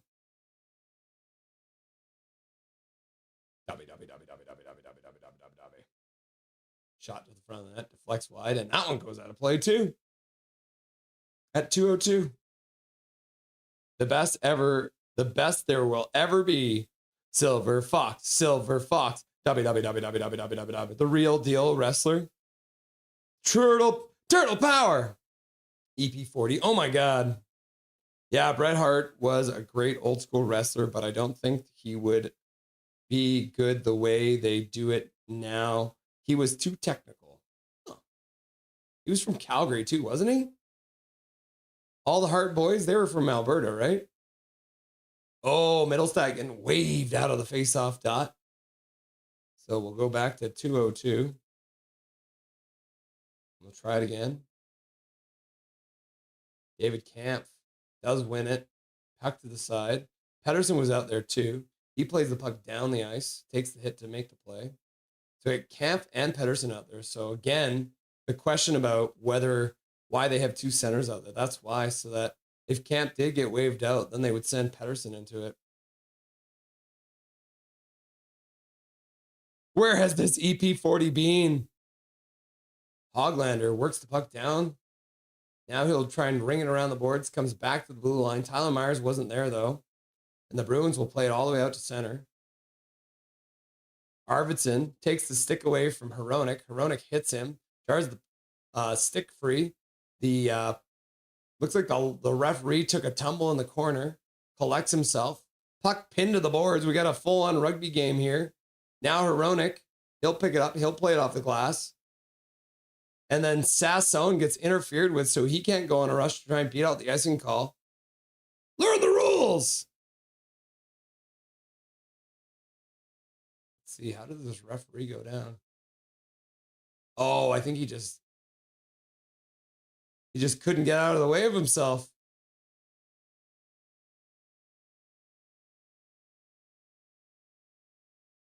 Yeah, so Arvidsson grabbing onto the stick of PD has been good tonight, not gonna lie.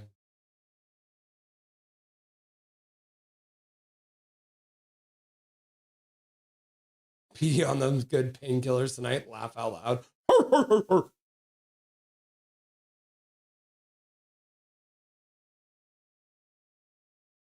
What a save by Langton right in front. Oh my God. And Besser puts it off the glass out into the neutral zone. Boston flips into the corner. Pasternak skates in on it. Puck given away behind the net to Pasternak. He tries to play it around, but gets double teamed by Hronek and Myers. Puck up the boards. Besser's there. Big Zed has it. Now he gives the puck away to Besser. Besser gives it right back to him. Puck rung around behind the net again. Hronek tries to throw it up the boards. Blocked there. Canucks now dig it out and chop it down the ice. It's not going to be icing, apparently. This says the linesman.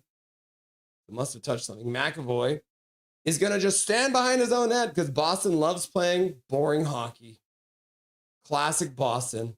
They don't want to have fun hockey. They just want to get a single point because Boston Bruins sucks. They're a bunch of stupid sons of bitches.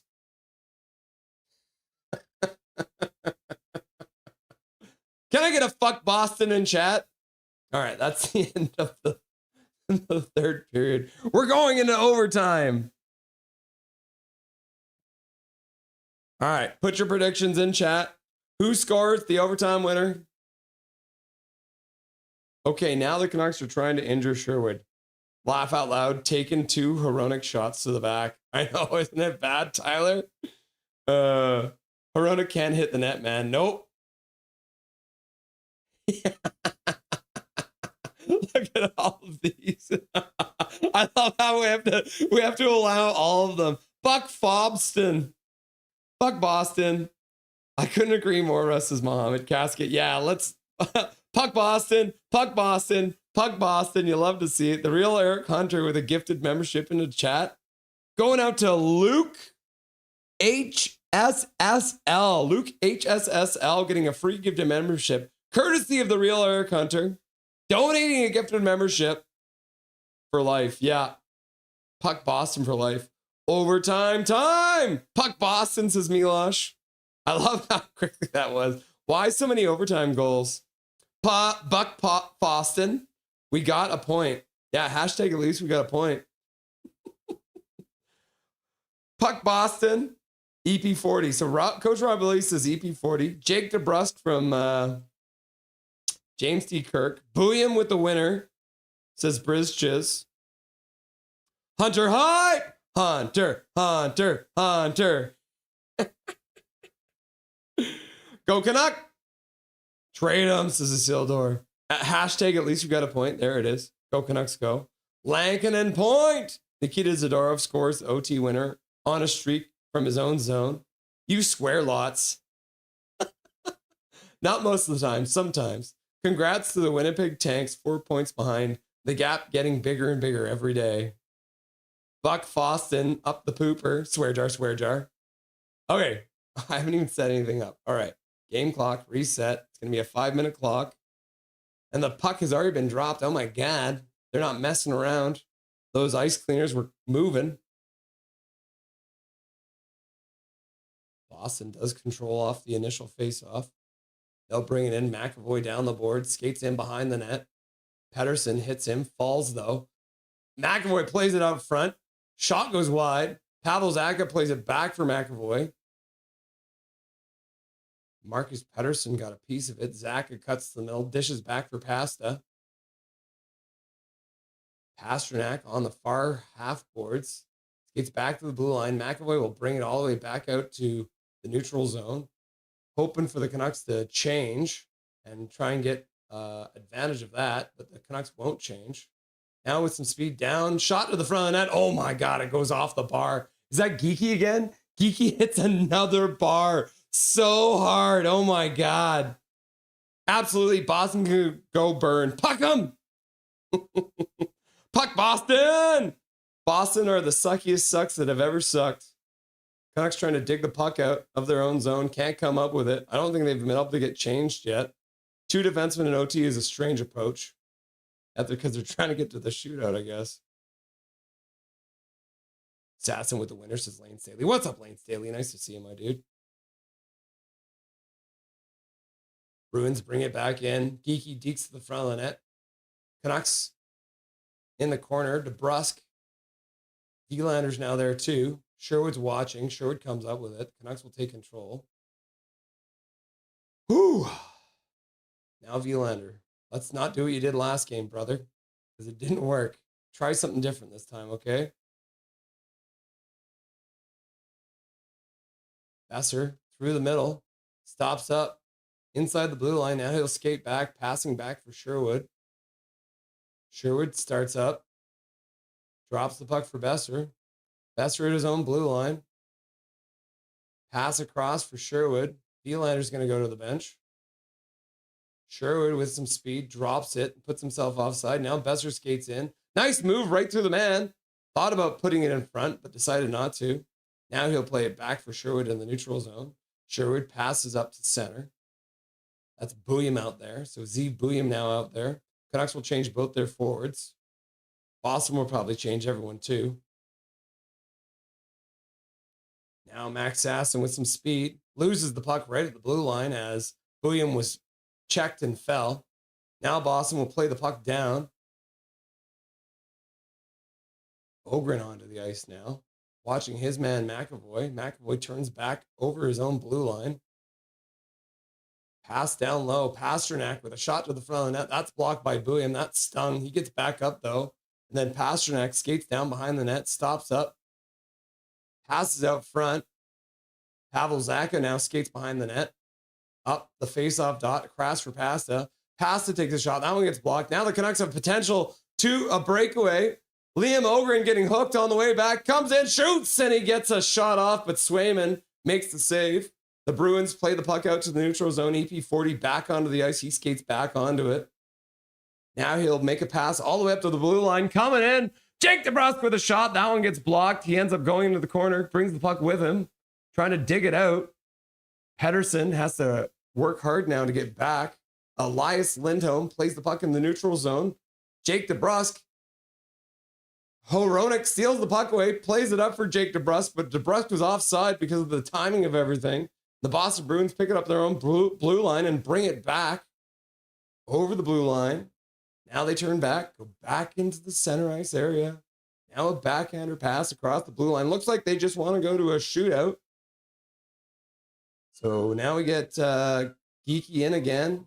Gets checked by DeBrusque, and then he'll throw it all the way down the ice. So Swayman will come out of his net, and he'll play it behind the net. I think the Canucks will probably change here. Oh, and the Bruins start out over the blue line. On the half boards. Breaking free. Sherwood can't check his man, and a pass to the point. Oh, the rebound, and God damn it, the Bruins pick up the rebound, and Fraser Minton in his hometown scores the OT winner on a shot to the front from Pasternak. Puck drops down in front of him, and Lankinen couldn't clean up the rebound. And just like that, the Boston Bruins have won the game in overtime.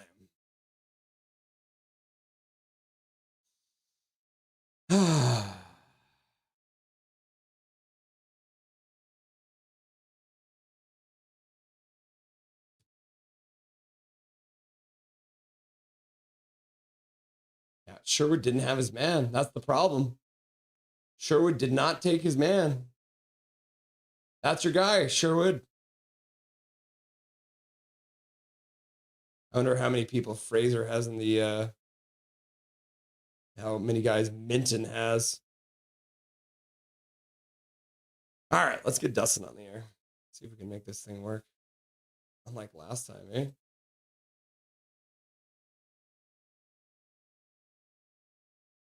the heck is happening with Discord? Discord's got to relax. Just going to restart Discord. Okay, that looks normal now.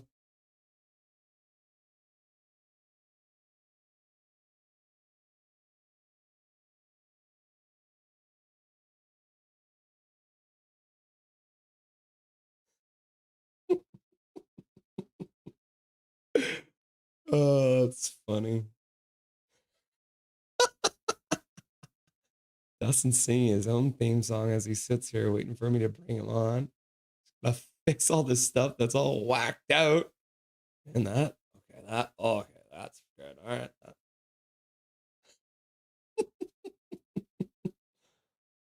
Oh, all right. You got Rusty, you got Dusty, and when you put them together, you got the Rusty and Dusty Show. That's actually pretty good. Welcome back to the show, brother. Thank you. Just tell me, to chat. How do you feel about Brock Besser right now? Just once. I would like to see that guy sell out and block a friggin' shot, because he had every opportunity to just get in front of that shot or, attack Pasternak, and he just let him shoot it by him. He almost flamingoed. In the slow-mo, you can see him start to move his leg out of the way of the shot so that he doesn't get hit by it. And that's the stuff that I get frustrated about. Those are the intangibles that separate Petey from other forwards on this team. When he's not producing, at least he will throw his body in front of that puck and do everything in his power to keep it out of the net. So, 1 goal in his last 20 games, 3 goals in his last 25 is not good enough from Brock Besser. And if you're not going to score, you need to find other ways to be effective until you can score. And other ways to be effective are blocking shots, winning puck battles, and setting up other guys for chances. And he's not only not scoring, he's barely finding assists. He is finding them here or there on the power play, and most of the time they're secondary assists. They're not primary assists. His offensive zone turnovers are starting to rack up like crazy. Again tonight, a cycle was started. He's in the corner with the puck, and he fires it into triple coverage. No Canucks in the vicinity, and just turns it over. So that's the stuff that I'm like, why does this guy continue to get a free pass? He is supposed to be scoring 35 plus goals when he's getting paid the amount of money he's getting paid when you look at league averages. He wanted more than $8 million. He wanted to be paid more than Bo Horvat, who is consistently scoring 30 goals every season. Brock Besser also has never played 82 games in a season. He has played 81 once, and that's when he scored 40 goals. So I'm sorry, but I just don't get the Brock love. Like, a great kid, absolutely, a great ambassador for the Canucks since he's been here. However, he is not this elite goal scorer that everyone seems to think he is. It's a classic case of Canucks fans overvaluing guys because we just haven't had anything better. And the same goes with Sherwood, right? Like, any team competing for the Stanley Cup, Kiefer Sherwood is 4th line, 3rd line winger. He's not playing in the top 6 on a Stanley Cup contender. That's why teams aren't going to give up just a first rounder for him willy-nilly. I'm not saying he doesn't have a lot more value, but it's good. We continue on the tank train. Yeah, well, talk about right? Kiefer Sherwood maybe already traded to the Bruins because he apparently did not want to cover his man in that overtime period as well. Only like 20 seconds left, and he doesn't have his man. Fraser Minton, the local boy, putting the puck in because Kiefer Sherwood forgot he's got to check someone. Yep, and then at the start of the OT there too, starting with 2 defensemen and Ratu was a weird thing. I don't know what I mean, I guess when you do that, the idea is to just get it to a shootout and put it on Lanky's shoulders. But you see, when you play like that, it ends up biting you in the butt because the majority of the grade A chances, I mean, even though Vancouver outshot Boston tonight 33-21, the 21 shots that Lankinen faced, probably 15 of them were very high quality scoring chance shots. So as much as they did a good job to limit the shots against in the third period, the quality of the shots were a bit alarming. And Lankinen had a very strong game in there tonight, even though he faced fewer shots than Swayman. And Swayman did have a great game as well. The Canucks were pressing very hard in that third period. I mean, it's not like they didn't try everything in their power to win this game. He made a huge save on DeBrusk as well on one of the power plays. Again,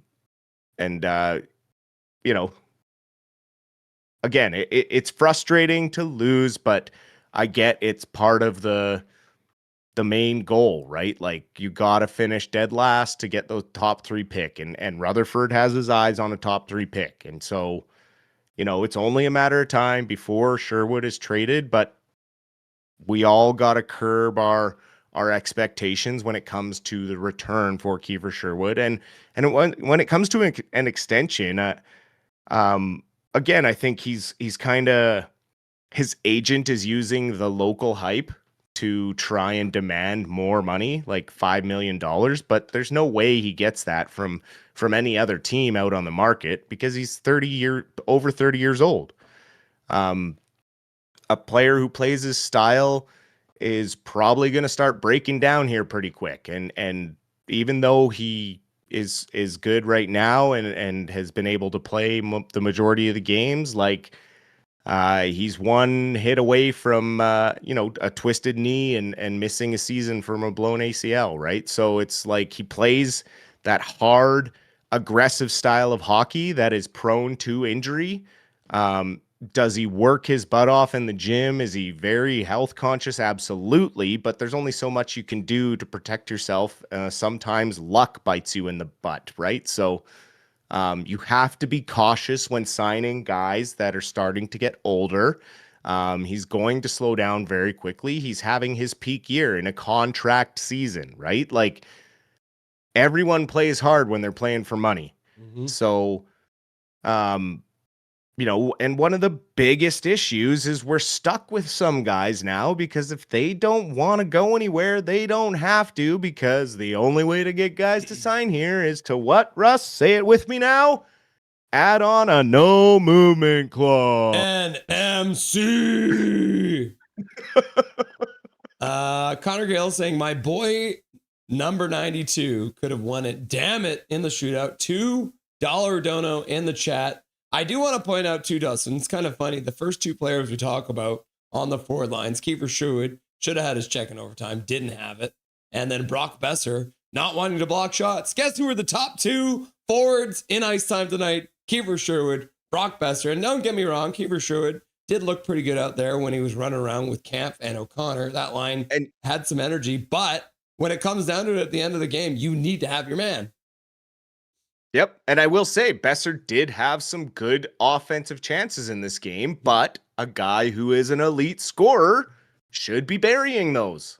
And that's where it's like, okay, when he one-timed the one on the power play, I would have liked to have seen him cradle that and use his wrist shot that's so lethal and pick a corner. Instead, he tries this weird half slap shot to the knee thing that's just not Brock Besser's bread and butter. And so it's frustrating because I know he can produce more, but at the same time, it's like, when do we start getting on him a bit as, fans and analysts and things, and just, I won't take away from the fact that he did have some chances tonight, but when push comes to shove, if you're not putting it in the net, the best thing you can do to help your team is help defensively. And the champion teams, it doesn't matter who you are, doesn't matter how much you're getting paid, you're laying out to block that shot. The Canucks That's buying in. Canucks had 33 shots tonight, Dustin. And we looked at Yes, this it was last good to night, see. which is good. However, if we pull this up for everyone to see as well, got 1, 2, 3, 4, 5, 6, 7, 8, 9, 12, 13, 14, 17, 18, 19 shots missed the net. They had 33 shots that hit the net, and they had 19 shots that missed the net. This seems to be becoming a problem with this Canucks and 12 team. blocked. Yeah, and 12 blocks, right? So is it starting to become like they're trying to be too fine with their shots, or like maybe just try and shoot for a rebound for once in your damn life? Well, look what happened when Hronek just started putting it on net, right? One goal off of a Boston skate, and then, Banks one off of Petey skating in, right? Just get the shot through. And that was one thing I touched on with Bouillon, and something he's been struggling to do is get the shot past the first guy. It goes such a long way if you can just get it on net, and especially through traffic. There were too many times that there were a lot of shots getting through, but there's no traffic in front of Swayman. It was just too easy for him to see the puck tonight, and that's a big problem. I agree with that one. I'll give you $5 if you can tell me which Canucks player had the best face-off percentage tonight. Oh, let's see here. Max Sasson. Drew O'Connor. We had it wrong all along. He's the only one who was at 50% or better. Drew O'Connor. Wow. So, but I mean, you look at it, and that was one of the worst face-off games I've seen from the Canucks. The only real center that was taking a lot of face-offs, EP40 actually ends up at 41%. But yeah, everyone else having a real struggle tonight against a very strong Boston Bruins team. Ending the whole game, oh my God, with a 32% in the face-off dot, 19 of 58. You're looking at very close to like 30% here for the Canucks. Is that a concern moving forward, or are you okay with the Canucks failing in that category? Nope. It's always a concern when you're failing that bad in the face-off category. If you're losing face-offs, you're losing possession, and the new NHL, or whatever we want to dub it, is all about possession and starting with the puck. So when you're losing that many, you're losing just as many in the offensive zone, and so you're losing out on scoring chances. Even though you had 33 shots on net, you're fighting to get the puck back, and having the puck and controlling the puck expends a lot less energy than chasing and trying to get it back. So face-offs and winning face-offs go a long, long way to building a winning team. Yeah, and I think you kind of see that. Something that we discussed a couple times this year is the fact that when you have more hits than the other team, that generally means you were chasing, and they were, because they had double the amount of hits as the Boston Bruins with 34. So they were definitely having to dig that puck out of the corners and bash people around. And I do like to see them hitting the Bruins. It just, I'd like to see them maybe not putting as much effort in. If one guy can win a faceoff, that prevents a lot of extra effort to get that puck back from the Bruins. For sure. And, Linus Karlsson had a very strong game tonight. In my opinion, 2 assists. I'm absolutely shocked they haven't added his assist to the second power play goal, because he won that battle and then played the puck back to Bouillon. It wasn't like it just bounced back there. He literally shot it back to Bouillon. Bouillon passed it across to Hronek. Hronek shot it and it bounced in. You can actually play the replay on NHL today with the NHL Edge replay, because this one was on NHL Network. And you can see Karlsson smack the puck with his stick back to Bouillon. So I don't know how he doesn't have his second assist on that play, but he also had a really good chance in the third period using his speed. And as far as I'm concerned, one of his stronger games that he's had all season.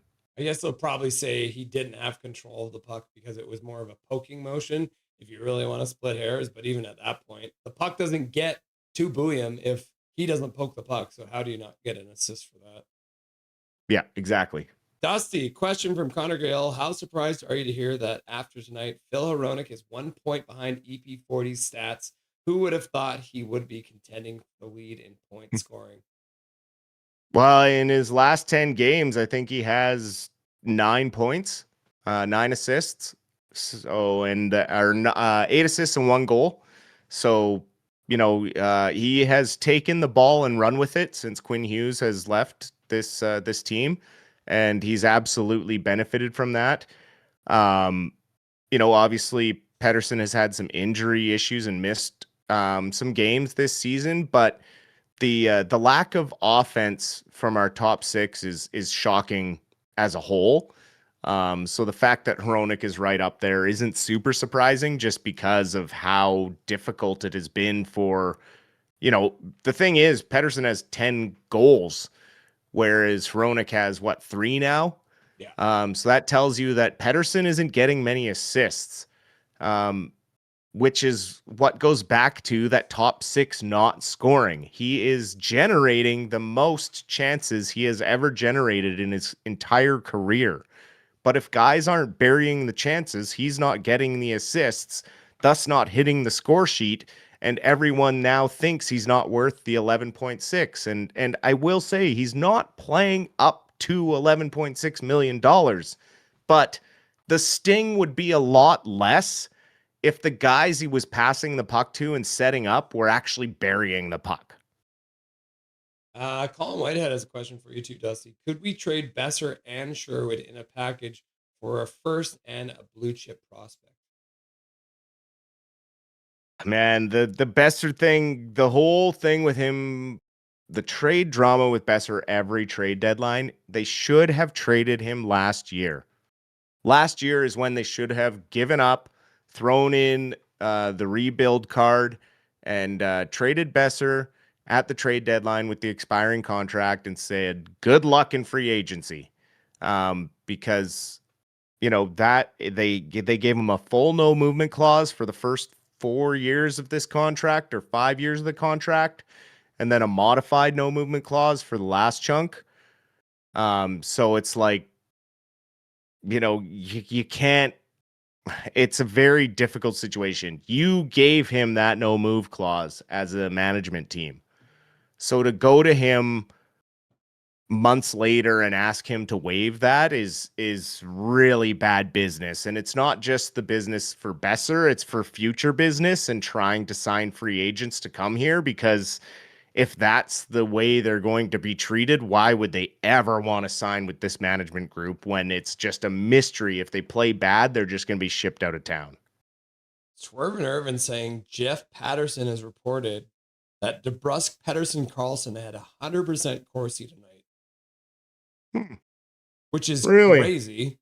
But I was going to say that if you're going to compare the back-to-back games for Pettersson to start the week, and then you were to compare this back-to-back games, Pettersson looked almost like his old self today when he was playing this game. So crazy stat. Flashes of it, for sure. Yeah.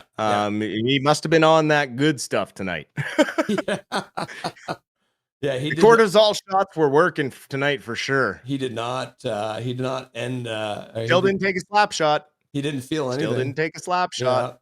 Dustin, should we trade Sherwood or re-sign him, or are you uncontrollably crying, or do you just let his contract run out? Well, if he really truly thinks he's worth $5 million with his agent, then you trade him, right? Like, you get whatever assets you can back for him, and you just try and explain to Canucks fans that when he goes to a contending team, like, you're just not going to get the assets back that people expect. Like, it's not like you don't a first round pick is a very valuable asset. Like, the problem is our stupid management team has thrown them around in trades like they aren't. I mean, the second they acquire them, they flip them. And so that's, I think, given some people, not everyone, some people, a misconstrued value of Kiefer Sherwood. Do I think he'll get a good return? Absolutely. But I'm definitely hampering my expectations when it comes to, like, the draft pick that might come with him. I think he's more likely to bring one of those 25 and younger prospects, and maybe like a second round pick from a high end team is almost like their first round pick, right? Because it's a snake draft. And so if you get a second round pick from, say, Colorado, that's basically like their first round pick, right? So who knows? Question from Connor Cahill in chat. What is Corsi? It essentially comes down to shot attempts. So Corsi is an advanced statistic, and it measures shot attempts differential. So shots on goals, missed shots on goal, blocked shots, all that kind of stuff. So what that means is when Pettersson's line was out there tonight, they had all the shots and had 0 against. Exactly. Which is crazy. That's possession. Those are possession numbers, baby. Yeah. I wanted to just briefly mention it. Can we talk about the Boston Bruins having essentially 5 guys standing on their own damn blue line? Oh my God. Yeah, I heard Tomlinson talk about it. He actually talked about how it was a coach that Marco Sturm had over in Germany that played this style, and it was just 5 men back.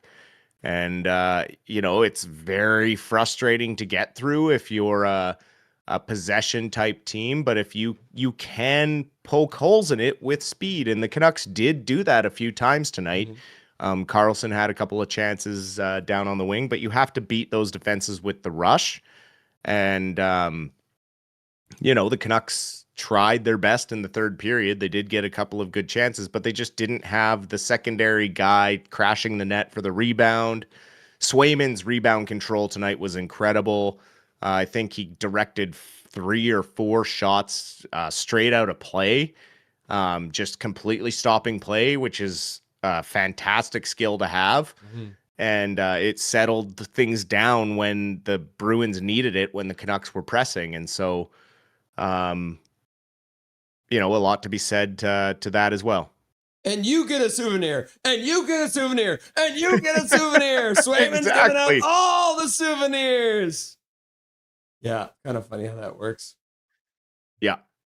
Tough one maybe tonight. 3 stars of the game. Who you giving them to? Oh, I think you got to give it to the local kid for his 2 goals there, Fraser Minton, getting the game winner in overtime. Phil Hronik, a goal and an assist, probably, second star there. And for me, probably Swayman. I mean, he did make a couple of key saves. He did get peppered a little bit in tonight's game. Not much to do in overtime, but to get the Bruins to overtime when the Canucks were pressing extremely hard in the third period, I think those would be my 3 stars of the evening. And you got it perfect. Minton, Hronik, and Swayman, the 3 stars of the game. Dustin Bodell coming in huge again. You love to see it. Got Mrs. I was paying attention tonight. Yeah. Mrs. Paragolfer Pro in chat. Silver Fox, Silver Fox, Silver Fox. The better half. Yes, the better half. The Canucks do get a power play goal, but they do give up 2 goals against on the power play. So the PK comes up a bit short tonight. What do you attribute that to after a team that has been really kind of turning things around on the penalty kill? I think a little bit of it was the back-to-back, right? The veteran mistakes. Marcus Pettersson not tying up the stick on Elias Lindholm there on that cross seam. That tight of a gap, you really shouldn't be letting that puck get through. All he had to do was tie up the stick or play the body and just turn away from it and let Lankinen have the shot. Pasternak was pushing himself in pretty deep. And so if you're a veteran defenseman, you read that he's either going to shoot or the only option is to pass to Lindholm. So if you take away that pass to Lindholm and let Lankinen have the shot, and, Lankinen had been standing tall tonight, I think maybe they steal this 1-2-1 and don't give up that second power play goal. And then the first one we talked about in the Rusty and Dusty sideshow, right? Besser, not typically a penalty killer, looked very lost out there. Didn't know whether to help overload the front of the net or play back to the defenseman, and he just kind of got caught right in the middle of the two Boston players and wasn't there quick enough to cover Minton in the slot. So just a couple of veteran players making mistakes on the penalty kill, right? Like guys you wouldn't expect to be making those types of defensive mistakes. And again, I don't know if that's mental fatigue from the back-to-back in the condensed schedule or what these situations are that are creating this. And just, maybe, again, deployment, right? Putting guys in situations they're not typically suited for. A la Brock Besser doesn't exactly have the foot speed to be an effective penalty killer. So, again, choices are choices, and Foot makes them, and we just have to watch and wonder why the hell he makes them. And Seth Jarvis had a good quote about not making it onto the Olympic team, and it's kind of how I feel right now as a Canucks fan. Yeah. Sometimes you just got to eat a shit sandwich. It's not going to taste very good, but you move on and you try and get better in the future. So right now, Canucks fans, our shit sandwich is Adam Foote as a coach, and hopefully once we digest this season, we're on to bigger and brighter things next year. We get rid of some of these expiring UFA contracts, free up some cap space, get a couple of high draft picks, and look on to the future. Even with the draft picks, we do have a couple of young centers that are performing extremely well. Obviously, Braden Coots at the World Junior Championships.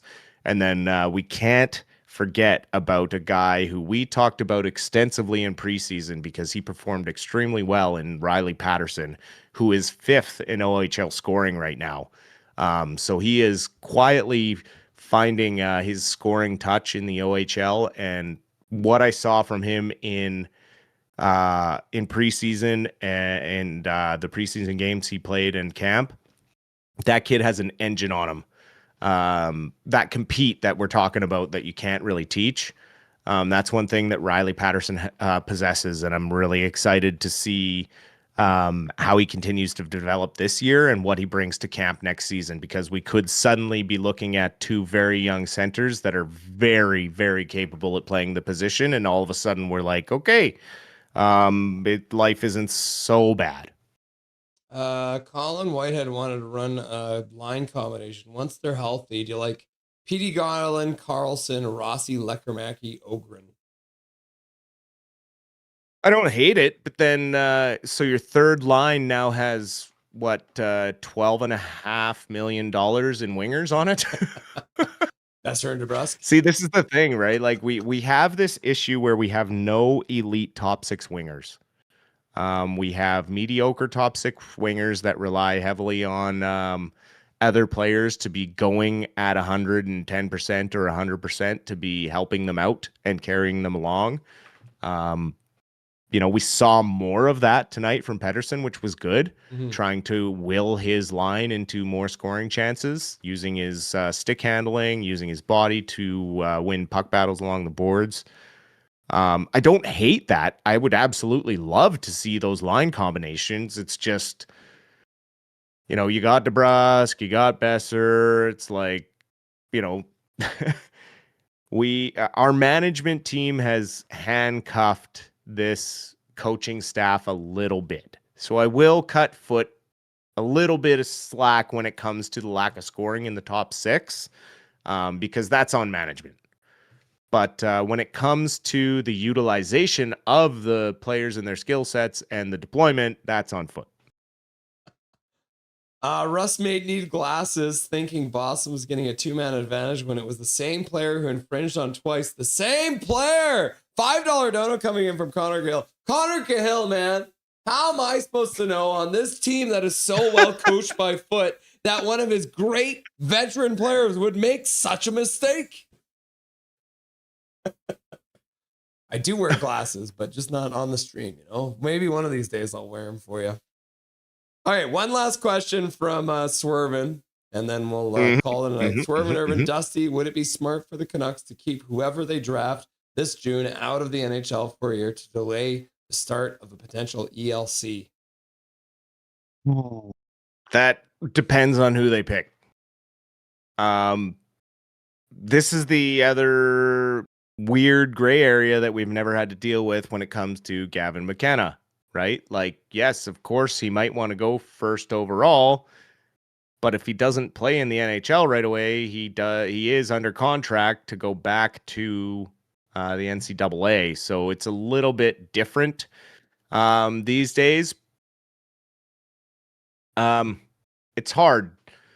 I think that there are some potential game breakers in this draft. It also depends on how far we fall. Like if we do our stupid Canucks thing and win too many games down the stretch when we should be losing, and suddenly now we're picking, 6th or 7th, then maybe, they might have to send them back to junior for a little bit, depending on the camp they have or who they bring in. But really, this draft, except for a couple of the defensemen who might need to go to develop a little bit more in junior, like Keaton Verhoff, likely doesn't go straight from the top 3 to the NHL. He's not a Matthew Schaefer. He doesn't have that skating ability. He is more of a defensive guy with an absolute rocket of a shot that he is really good at getting through traffic. But other than that, most of the forwards that go in the top 15 of this draft have very, very good chances of making the NHL next year out of camp.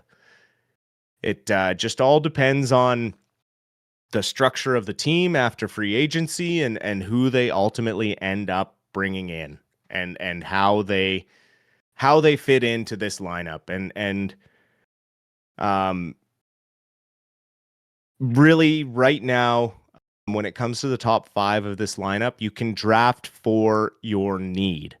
You don't necessarily have to draft the quote unquote best player. The way that junior development happens now is so much more elite than the days of, Sidney Crosby even. Kids are playing like high level and high coached level hockey at like 13 years old now. So pretty much all these guys are being trained and prepped by agents and scouts to be a professional and be ready to go. And I think that's why we see a lot more younger players breaking into the league quicker. So I wouldn't be surprised if whoever we do end up drafting this year does immediately make the team, unless it ends up being one of the defensemen that are projected to go in the top 10. Dustin, did you ever think I was going to do 3 doubleheaders in a row? Man, you are a machine, and this chat does not know how good they have it, man. You're growing so much with your play-by-play. It's an absolute pleasure to listen to you and see the growth and where you've come from. I'm so proud of you, my dude, for what you've been doing. Keep up the amazing work. Be proud of yourself for this community that you have helped foster, and I can't wait to see how much more we can grow it. I just love to be along for the ride, and I appreciate you and all your hard work, and I just hope for more and more growth through 2026 and greater things, and we'll have to brainstorm some more ideas to keep things fresh, but you continue to do that, my man, and just keep it up. Yeah. Tuesday night, we're coming in. I appreciate the kind words, Dustin. That's very nice of you. We got the Buffalo Sabres, so the Canucks are back on the road against the Buffalo Sabres. The Sabres did lose tonight, so the streak is over, so we don't have to worry about taking on Goliath like that. They are still 10-1 in their last 11 games, so still nothing to snuff at. So that's a 4:00 start because it'll be in Boston. And then we're going to be covering the Abbotsford Canucks, who are playing in Abbotsford against the Bakersfield Condors as well. So we got lots going on between those 2 games on Tuesday night. So it'll be another busy one. Should be a fun game against the Cousins, I guess. Yeah, I mean, Buffalo is cooking with their new GM and a renewed attitude. And, obviously every day passes, we kind of wait for those notifications to come through all of our socials that someone's been traded, right? So typically they wait till a little bit after New Year's, so maybe we see something Monday before they play against Buffalo, but I don't know, maybe after the next road trip is when they start doing all their dirty work. Swervin' Irvin is asking for play-by-play and color for the Abbey Canucks game on Tuesday. I had not even asked you about that one yet, but it's Tuesday night, the 7 o'clock one. But we'll have to wait and see. I'll let Dustin marinate on that and let him have a look at his schedule and get back to you guys. All right? Yeah, I'll have to get back to you guys on that one, but I think I should be available. Cool. And we're gonna have 2 people on live from the Abbey Canucks game. We're gonna have both Scott Spitter and Canuckland will be joining us from Abbotsford, so that should be fun as well. There you go. Dustin, anything you want to say to chat before I let you go?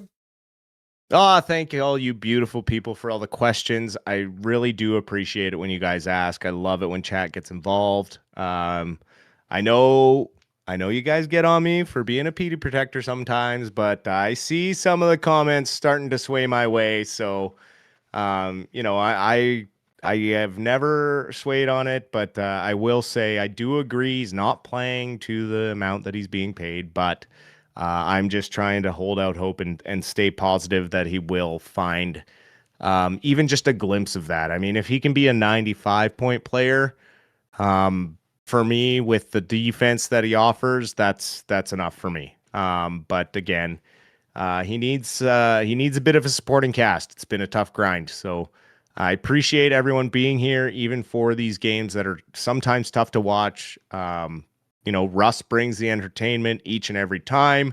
You guys are like family now. So I hope you all have a great rest of your weekend. Thank you again for all the support and the love. The line change, I heard the shout out when you were on with Russ in the intermission. Thank you for your guys' time. That was a great intermission show. And have a great night, everybody. Keep on coming in and being awesome. 2 days off from the Canucks should be nice. Enjoy your Sunday with the family, Dustin. We'll chat again soon, brother. Absolutely. You as well. We'll talk to you soon. Dustin Moydell, the Summer Fox, stopping by. You love to see it. What an absolute beauty. Wouldn't be able to do without him. Our most regular contributor. Prick Fetty, using his monthly membership message, has been a member now for 8 months. 8 months as a member for Prick Fetty. Great stream. Now get working on that theme, guys. We got Rusty. We got Dusty, and when they get together, it's a sideshow. Rusty and Dusty sideshow. I don't have my guitar anymore, otherwise I'd do it myself. All right, let's get rid of this. The game is over. It's at 0-0-0. All right, let's have a look at the donos for the night. What's going on here? All right. So we did finish the poll question. Let's see if I can pull it up. Yeah, here it is. All right. So let's finish the poll question here. So should we trade Sherwood or re-sign him? 42% of you said re-sign, and 41% of you said trade him. Bro, that's so crazy. It's so close. 42% want to re-sign him, and 41% want to trade him. 9% of you are just uncontrollably crying, and then 8% of you are just like, let's see what happens in free agency. Oh my goodness. Scroll down. It looks like, yeah, Mrs. Paragolfer Pro in the chat. You guys are awesome. Thank you very much, Katie. I wouldn't be able to do it without your man. I appreciate you lending him to me almost every other day of the week. So I appreciate you, Katie. And 10 months as a member for Mrs. Paragolfer Pro too. You'll love to see that. Thank you very much. Let's have a look at the fan funding, because again, we have been live for almost 7 hours now. Massively Major with a gifted membership, 3 of them for the 3 goals that he saw in the Vancouver Goldeneyes game. Connor Cahill showing up with the $2 dono. Big boys on big bucks. Take notes from this game. Yeah, hoping the Vancouver Canucks were watching the Goldeneyes game. Apparently they weren't because the Goldeneyes pulled off the win. Eric Hunter with a $5 dono says, let's go Tank Fest. 3-2 Bruins. And then Massively Major's like, interesting lineup. Yeah, it was. I think I actually like the top line. And then Eric Hunter's like, Chicago won in a shootout. We can win tonight and still be lucky 31. A new score, 4-2 Canucks. Thank you for the dono. Bing Tang Warrior has been a member for 4 months, using his monthly membership message to say, time to drain the tank, plug the leak, and reverse the rink curse. Full speed ahead. Go Canucks, go. Some Bing Tang Warrior. Connor Hill with a $2 dono. My boy, number 92, Hattie. Suck it, Team Tank. And then Eric Hunter. Oh no, I skipped over. Massively Major, $2 dono. Tank not, lest ye be tanked. And then a 5 gifted memberships from Eric Hunter, you absolute legend. Massively Major with 2 gifted memberships. Eric Hunter with another gifted membership. Connor Cahill with another $2. Oh, no, this is the £2 dono. That's like $4 Canadian. Phil Hronik, most unsung hero. He's catching EP40. Isn't that crazy? I still can't really believe that. $7.99 coming in from Bing Tang Warrior. Thank you very much for the win and DeBrusque to buy a goal. DeBrusque didn't score and the Canucks didn't win. I'll use the $7.99. This is what I'm going to do. I'm going to use the $7.99. I'm going to hire an Etsy witch, and I'm going to get them to put a spell on this team for us. Another gifted membership from Eric Hunter. And then Connor Hill, my boy, number 92, could have won it. Damn it. Yeah, if they went to a shootout. And then Connor Hill with a $5 dono. Russ may need glasses, thinking Boston getting a 2-man advantage when it was the same player who infringed twice. The same player. I'm sorry. Sorry, I'll do better. I'll get those glasses. How do they look?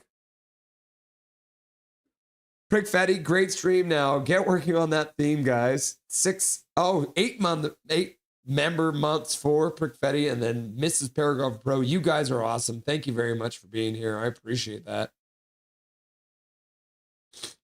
Oh my goodness. I have to blow my nose again. It's happened. All right. Let's make sure we have this. If you guys were here yesterday, you'll know that things went wrong at the end and we had to redo it, which was pretty funny. But let's do this and this and this. Yeah, that should be good. And then this needs to be flipped to.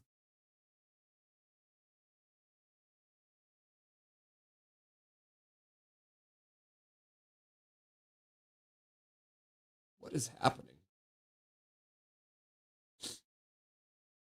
Huh?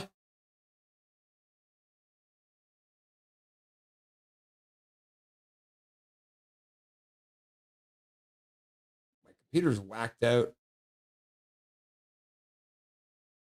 Oh, there we go. Okay, I figured it out. I don't know. I'm having a moment for some reason. Sometimes technology gets to me, man. Sometimes it'd be like that though. Oh yeah.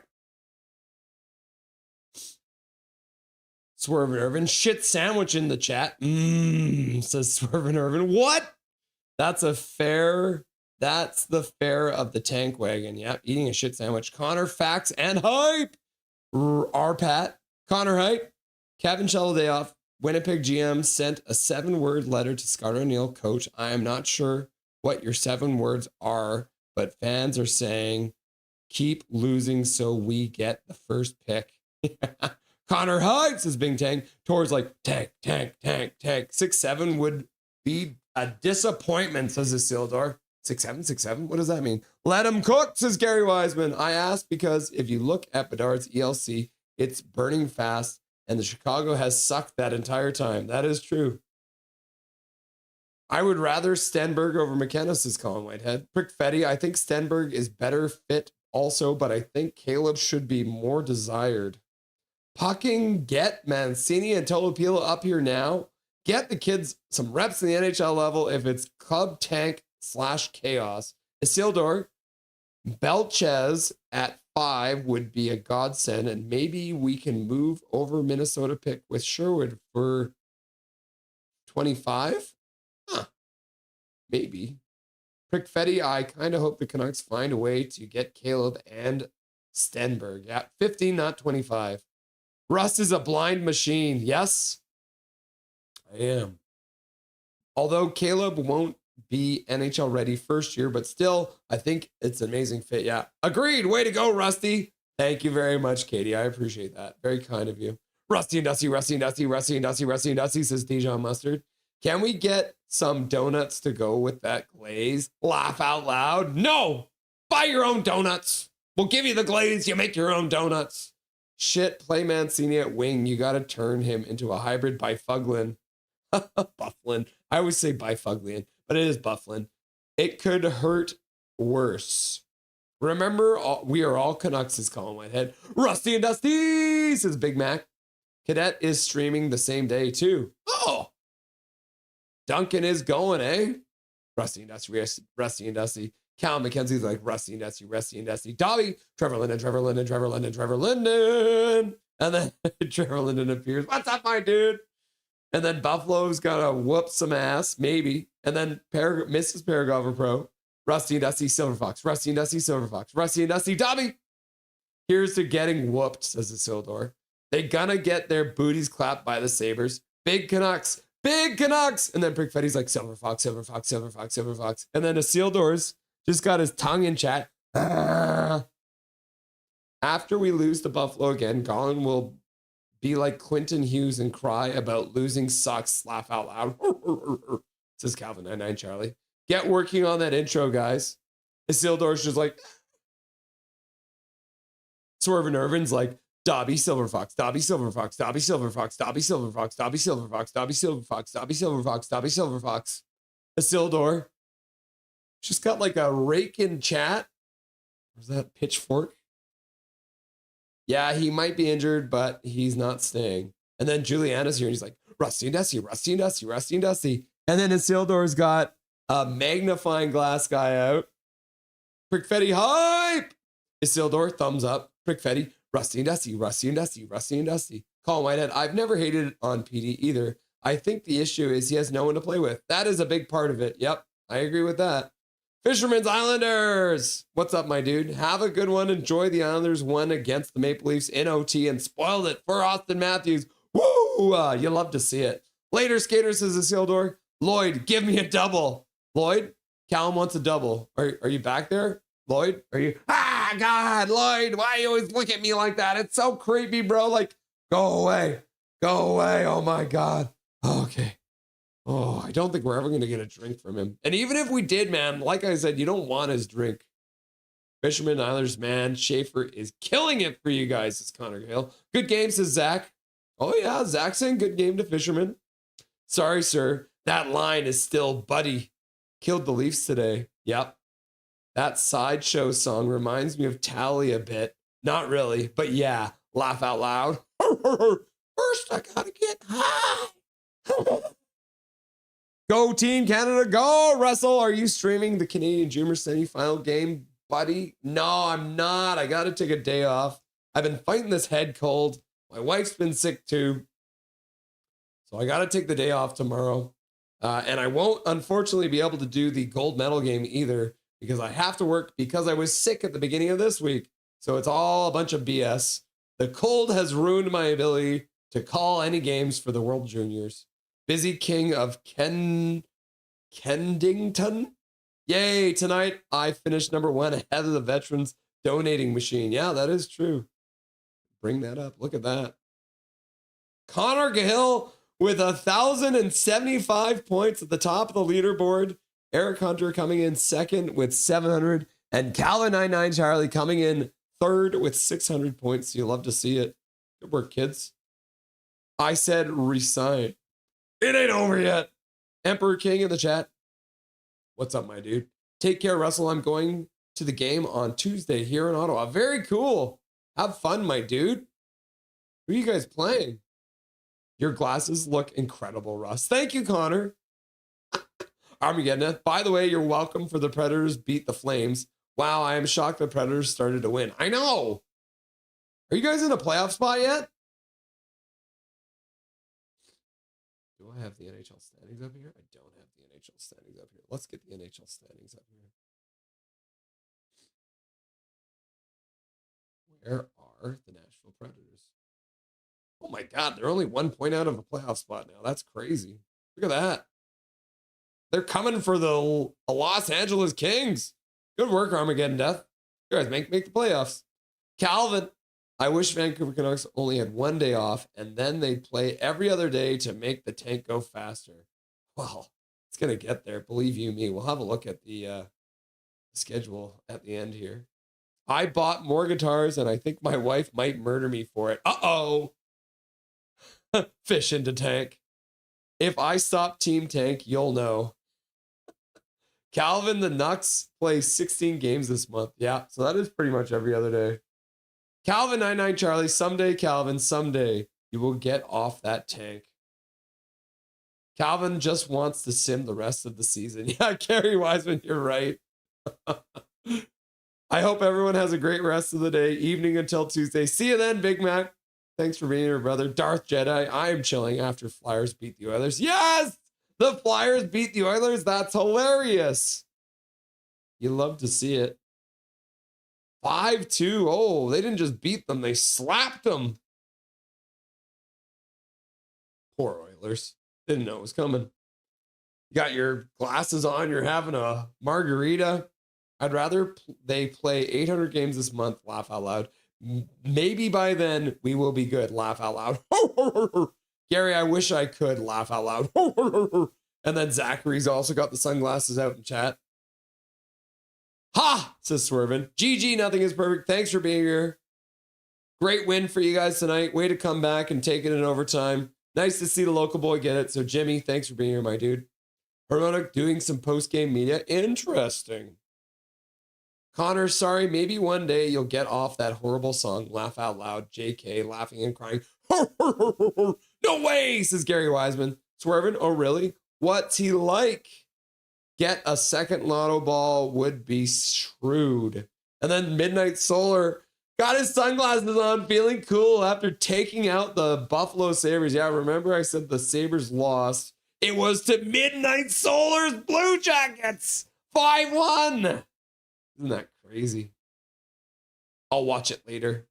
Swervin, wow, that's a first for Heronic. Check Twitter if you want to see it. Yeah, I'll check out the post game too afterwards. I usually don't bring it up here. Calvin 99 Charlie, never, not in a million years. Yeah, he's never going to give up that song. One word answers followed by a long glare. Yeah. Laughing and crying. Russ, play the Heronic post game media off Twitter. Is it funny? Is he so cranky?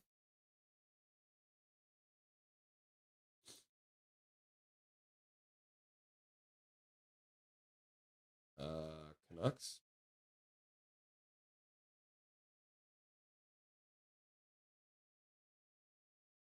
Okay, let's do it. I don't normally do this, but why not? It's only a minute and a half long. Okay, we're going to do some post-game video here from Canucks. Full screen for you too, why not? Here we go. Yeah, I think we deserved better today, and I think we played pretty good 60, and we just have to keep building on this. How impressed are you with the performance in light of it being the second half of a back-to-back? Seems like you guys have played pretty well in those situations. Yeah, I mean, obviously you're more tired on back-to-back, but I think our approach should be the same like every game, and we have to just keep building on it and take the positives from this game, and yeah. How have you felt about your own game personally since Quinn's been traded? 9 points in 10 games, and obviously you've had to step into a bigger role there. So, how have you felt about your game personally? All right. You haven't been officially named to the Czech Olympic team yet, but it seems like a foregone conclusion. What would it mean to you to represent your country at the Olympics? Yeah, it's an honor for sure, and yeah. Tonight you were partnered with Z. What have you noticed about him since he's Poor Bagsy. He's a pretty skilled guy, and he can move and he can move the puck, and it was a lot of fun to play with him. How much do you take your role as a leader with some of the young defensemen here and look at the opportunity to work with some of these guys who obviously have a lot of skill and a lot of talent? I'm trying to be the same guy. If I can help them and they ask me something, I always try to help them, and they know they can come to me, and I'm not trying to change much.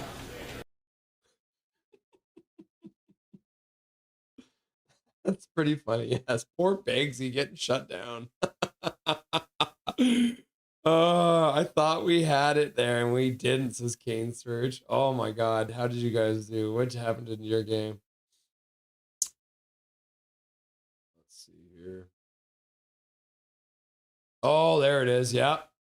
I mean, lots of people have thought they've had it against those guys and come up short, so don't feel too bad about it. Oh, Kane Surge losing to Undead Avs. Oh my God.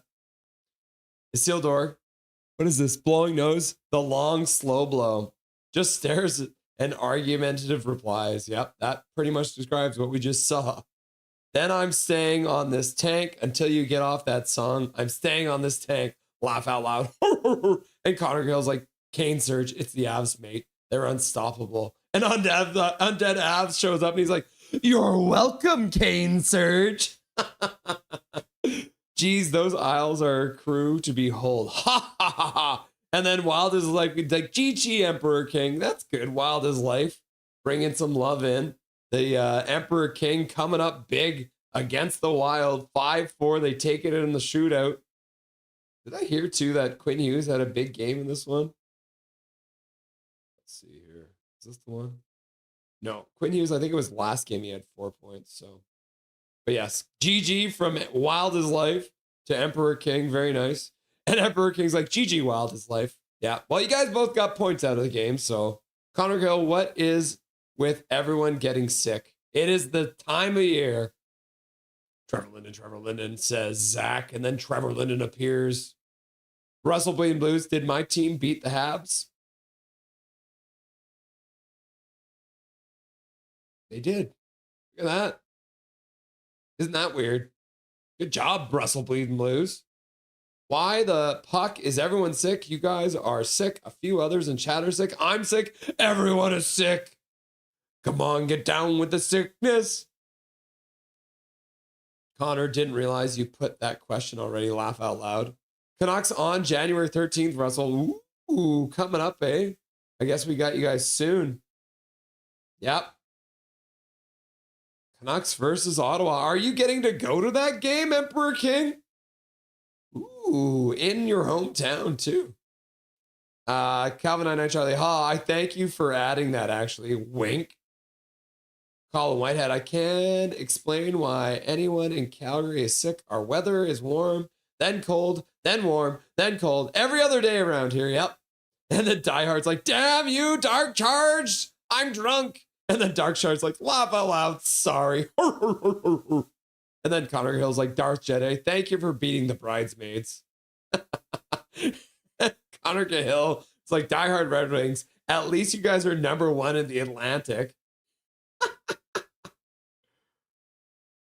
Yeah, Die Hard is no longer number one in the Atlantic after that. So unfortunately, they have fallen to second place behind Tampa Bay. Ruth the Sharkies, death to for me seeing Sharks lose. What was the score in your game? Oh my God, 7-3. The Lightning smacked you. Oh, that's wild stuff.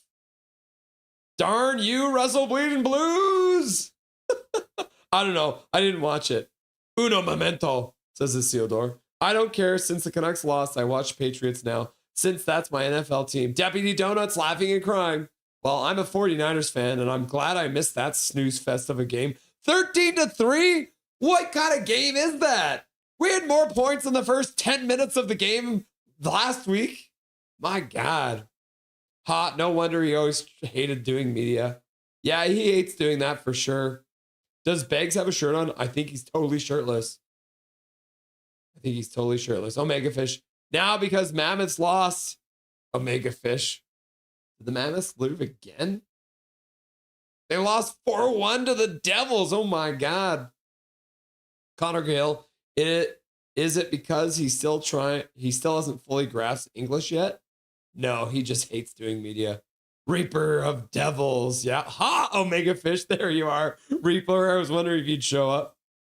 He didn't even care when asked about representing Czechs at the Olympics. Undead. Undead Avs. Do you know what happened to President's Trophy winners? Yeah. That's why he won't be captain. Yep. Yeah, unfortunately, he used an Irish edition of Learn to Speak English book. Dr. Doom loading in me. It's rough. Me because it's rough. Yeah, we're just above you, my dude. Welcome to the bottom of the standings, my guy. Dr. Doom, we're just hanging out on the bottom together. Look at that. We're 3 points up on you now. What are you going to do about it? Conor Cahill, Swerve and Irvin makes sense. He once said he dressed up as Conor McGregor for Halloween. What do you think? What do you think of that? Yeah, you're going to that game. That's sick. I'm burking. I hope you have fun. Who the fook is that guy? Conor Cahill. Who the fook is that? We won the President's Trophy last year. I hate that trophy now. We suck. Conor Cahill, laugh out loud. I spoke too soon. Die Hard Red Wings. Philip Aronic would like to apologize to absolutely nobody. The Czech King does whatever the fook he wants. That's funny. Tampa Bay shocks the Sharks. I am chilling, says Washington Ovi Capitals fan. How are you guys doing? Where are the Capitals? The Capitals are sitting in a playoff spot right now, just above the Pittsburgh Penguins. But the Penguins do have 2 games in hand, and so do the Buffalo Sabres. So chilling for now, Ovi. Connor Cahill, Swerve and Irvin, 100%. That is exactly what he would say if allowed to. Mammoth tanking. Yeah, the Mammoth are taking. James C. Kirk has got his monocle out. Carefully, your pronunciation of Reaper A. Yep. Huh? Says Isildur. Happy Sabres fan better change his name now. Laughing and crying. Midnight Solar, don't you dare. Brutality Blood. That was the worst Winter Classic game. Yeah.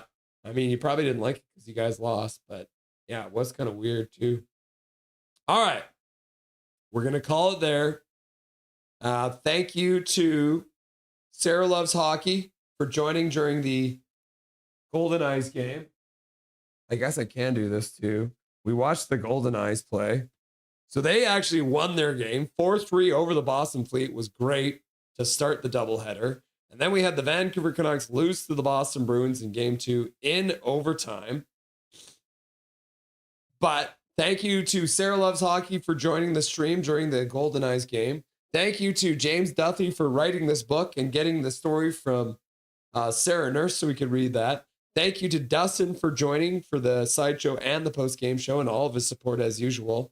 And thank you to Tyler and Gerald for joining during the second intermission. Apologies again for the technical difficulties. We had some fun. We are going to be off the air until Tuesday, where we will be having yet another doubleheader. So this is 3 doubleheaders in a row.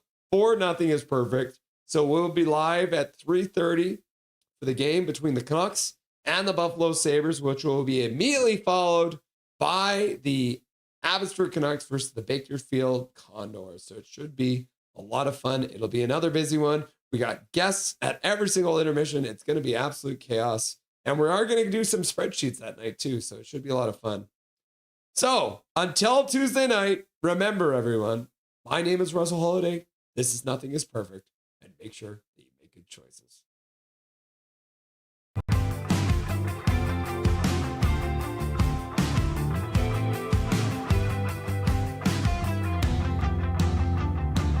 Thank you for having me. Thank you to everyone who requested to hear my beautiful voice too.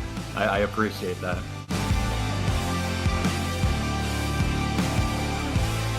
How you doing tonight? Doing good.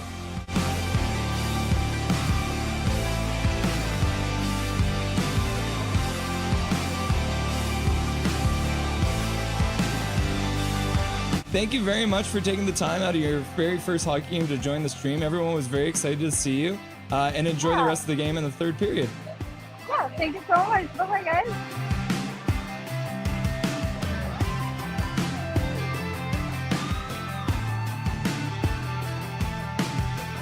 Trevor Beggs joining the show from Locked On Canucks. Thanks for joining me today, brother.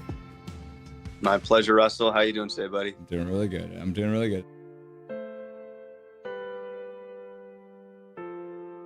Hey, buddy. What an intro. Thanks, man. Hey, no problem. It's nice to see you again. It's been a while. Dude, absolutely. Yeah, those late nights, early mornings. Yeah, weird they were times. rough. We are excited to welcome Dave Hall to the show. Welcome, my man. Hey, thanks for having me today. I'm excited to be on. Yeah. We're excited to welcome to the show Larry Fisher. Thanks for having me, Russell. Looking forward to talking lots of hockey.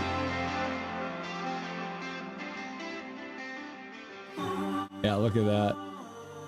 Look at this man. He's wearing his Canucks jersey at a Montreal game. You'll love to see it.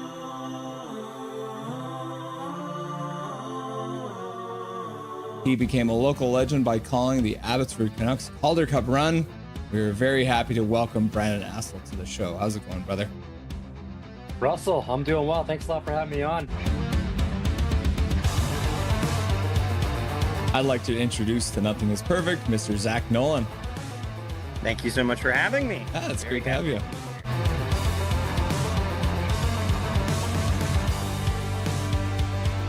Howdy.